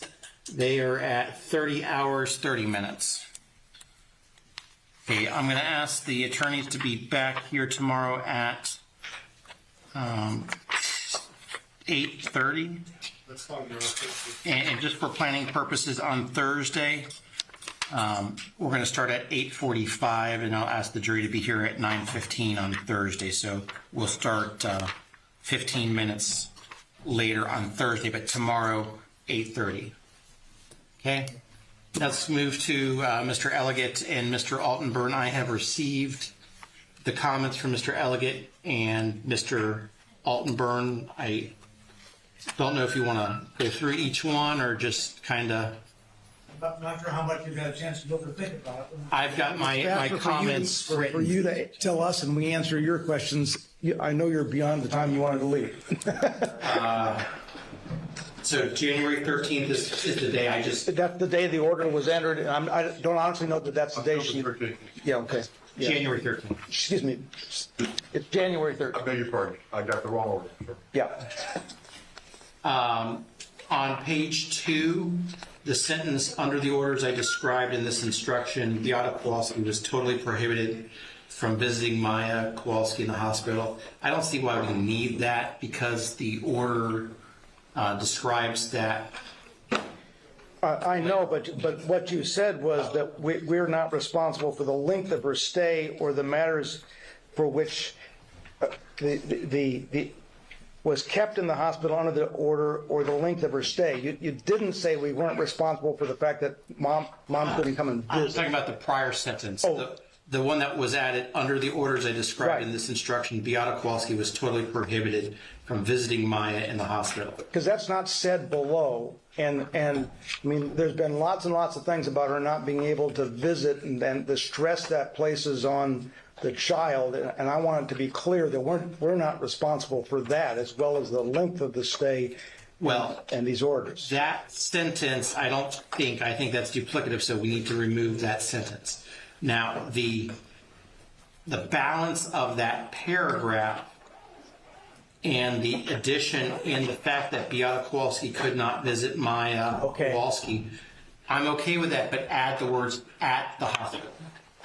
And the fact that Maya Kowalski could not visit, that Beata could not visit at the hospital. At the hospital. Okay. And then the last sentence there, the hospital is responsible under any of the claims presented to you. I think we just say period and then strike out as the jury. Okay, okay. I'm trying to follow. Where are you? Sorry. Page 2. And the sentence begins. Well, it's the last clause of the top paragraph. Nick, do you want to come up here? You can look at what, I don't mind. I apologize. Yeah. Maybe it's changed. Just to expedite, you want Yeah, to look at this? It's just under the claims being presented to you.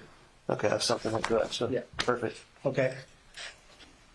The next issue on the paragraph below, the one that was added, the sentence that says, if disagreements concerning her care and treatment arose, I don't see why we need that sentence.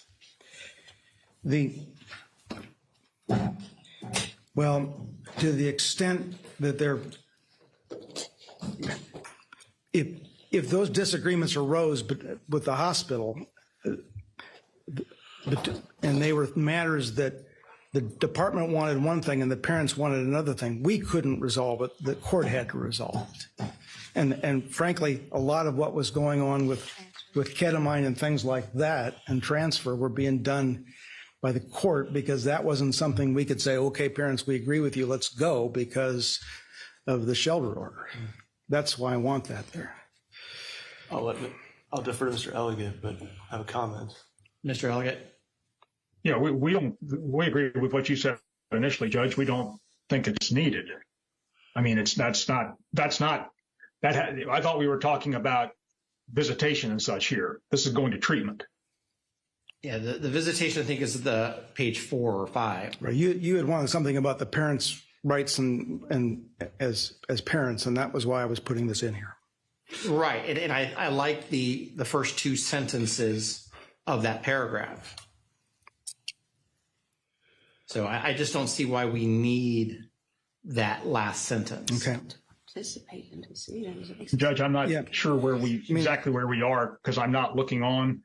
But on page 2, paragraph 6, I have a note: family therapy was authorized. Let me see if I can quickly find.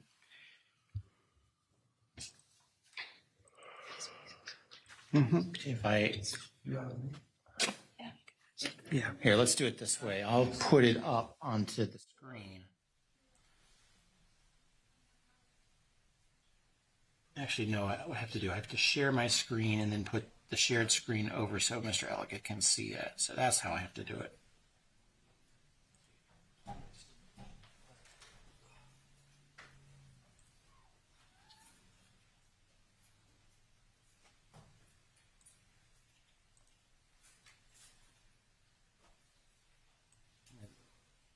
Move this. Can you see that, Mr. Elegant? Yes. I gotta make it smaller.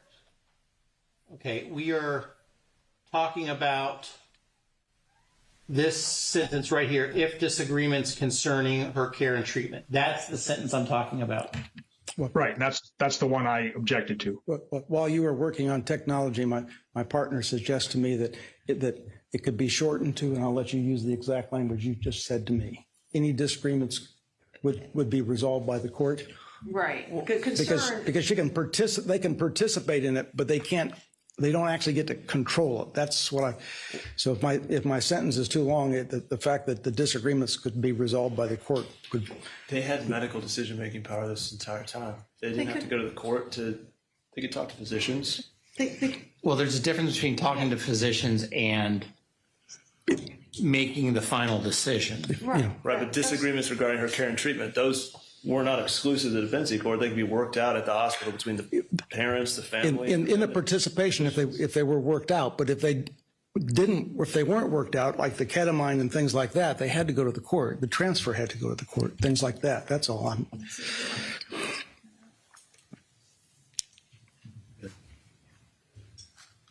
Mr. Elegant, what about Ms. Crowell's truncated statement?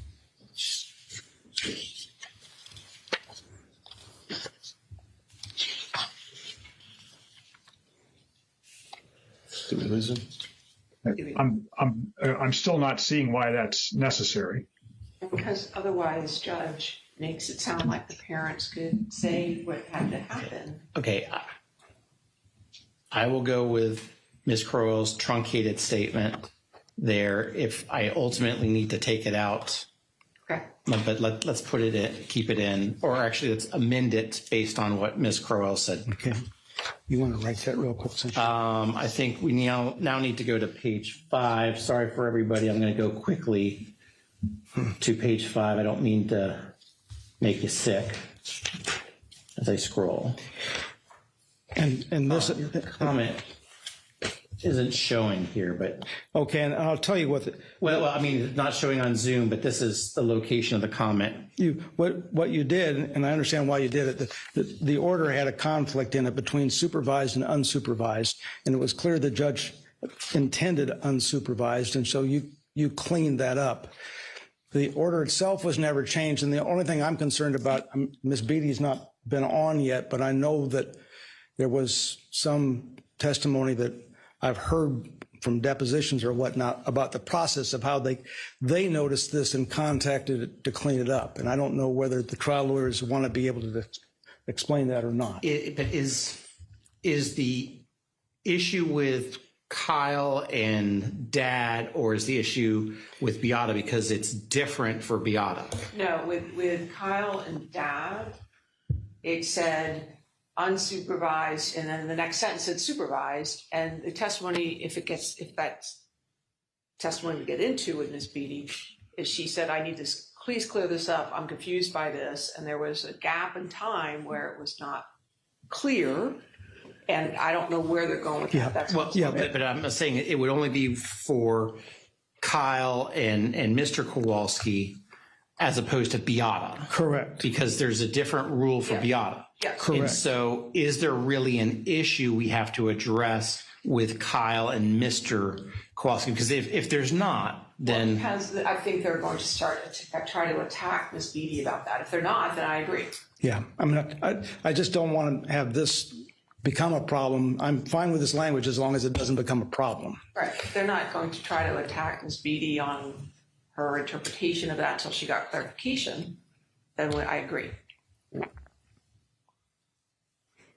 Well, let me just throw this out as a possible solution. One, we don't deal with it in what's going to be read immediately. Okay. That if it becomes an issue, then in the final version, or I say the final version, in the version that is a part of the jury instructions, we can add language if necessary. Or maybe even if it came up, you could explain that because you've seen the order, but one way or the other. Solving it on the fly seems like better than trying to rework this order, especially when it's getting late for you. So I'm fine with that. The last thing that I mean, it just seems to me, reading context, it was unsupervised, and I think the context. No, I think we all agree with that. Yes. I don't disagree, Judge. I think we'll have to deal with it depending on where they go when Ms. Beatty's on the scale. And then there's a final sentence that I'm not sure, like them, I'm not sure it's necessary, but if it is, the part about against recommendation of John Hopkins is page 10. Is on page 10 at the very end. Let me get.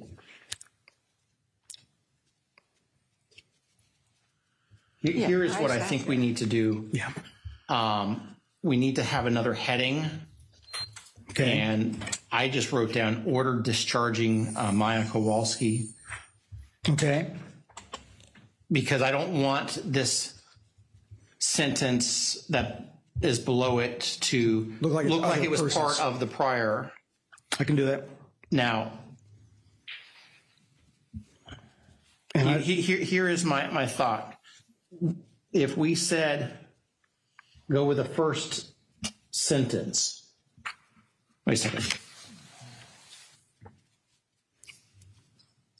All I'm objecting to is noting it was against the recommendation of John Hopkins All Children's Hospital. That's just getting in, again, to the testimony and things that went on at the hearing. Well, that was going to say, why don't we put a period where that comma is and then strike starting with noting through the balance of the sentence. And that's the rest of that's totally fine with us. Mr. Elegant, looks like I'm stripping out a piece of your sentence. I understand, Judge. Anything on that? Well, sort of the overall thing that the hospital's getting a pass on a lot of things it did and said. Now, what is, I want to put a period where the comma is and then strike the balance. Yep.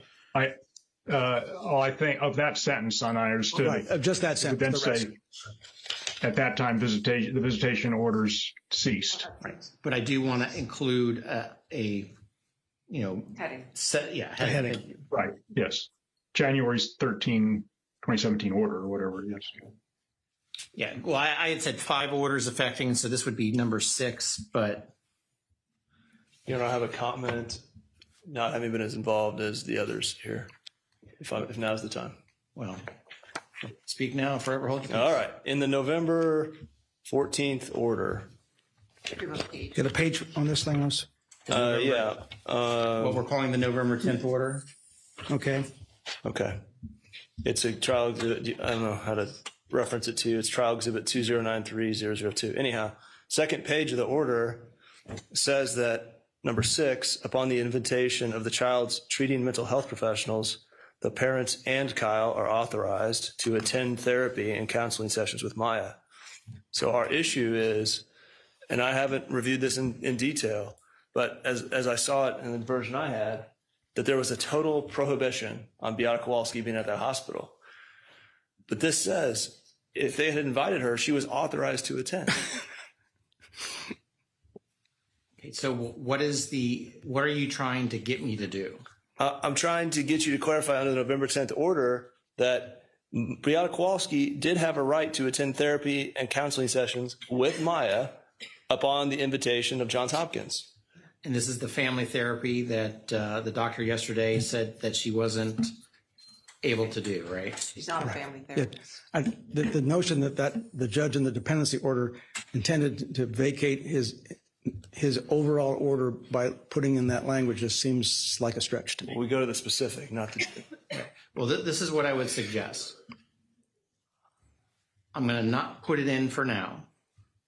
When we get to the final instructing of the jury, if we need to add language, then we can. If there was testimony that their lawyers contacted us and said that this overrode the other order, I'd be more impressed, but I don't think there is. So we have to have lawyers contacting each other to say anything in these orders? This is, I think, what I think we need to do at this stage, because ultimately, if that becomes an issue, then we'll have to craft a specific instruction on it. And this doesn't preclude that. All right, we believe it. Thank you. We believe it's an issue. We understand. We'll come back to it. Final Mr. question. Elliott, I'm sure, has heard and then can work with your team on an appropriate future instruction. So, final quick question is, do we let the jury have a hard copy while he's reading all this to them? We haven't done that previously. I'm just asking you whether you want to do it with this. I've been thinking about that. If we're going to possibly alter and add, you don't want to do that. Probably best to let me just read it with a statement that in the instruction packet at the end, you will have this in there. And so they will know that they will have what I'm going to read them. Now, am I reading this tomorrow? I would like to have you read it tomorrow because Ms. Beatty is going to be on tomorrow. No, she's not coming until Monday. All right. I still think, well, you tell me. I think we need to just take a moment, Bud, reflect on it, if that's okay, and then. That's. I'm okay with not reading tomorrow. Okay. You're going to have, if there is anybody coming up tomorrow that would demand that this be read to, you've got, Dr. Smith will be here on Thursday, so you may want to do it by then, but I think tomorrow is probably a safe day of reflection. Okay. Anything else about this order before I take it down? No, Your Honor. No, Your Honor.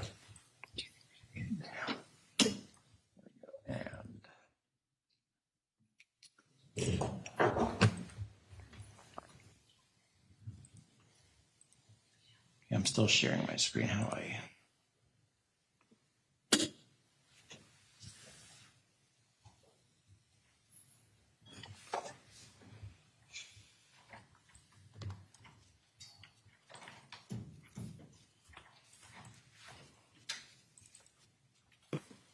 It's just not wanting me to.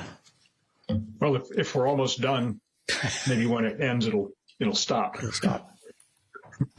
Yeah, it's not even giving me the option to stop it at this point. Yeah. I think when you terminate. Sorry. It was on my other screen. There we go. Anything else we need to address this afternoon? No. Okay, 8:30 tomorrow. See you then. We're in recess. Thank you.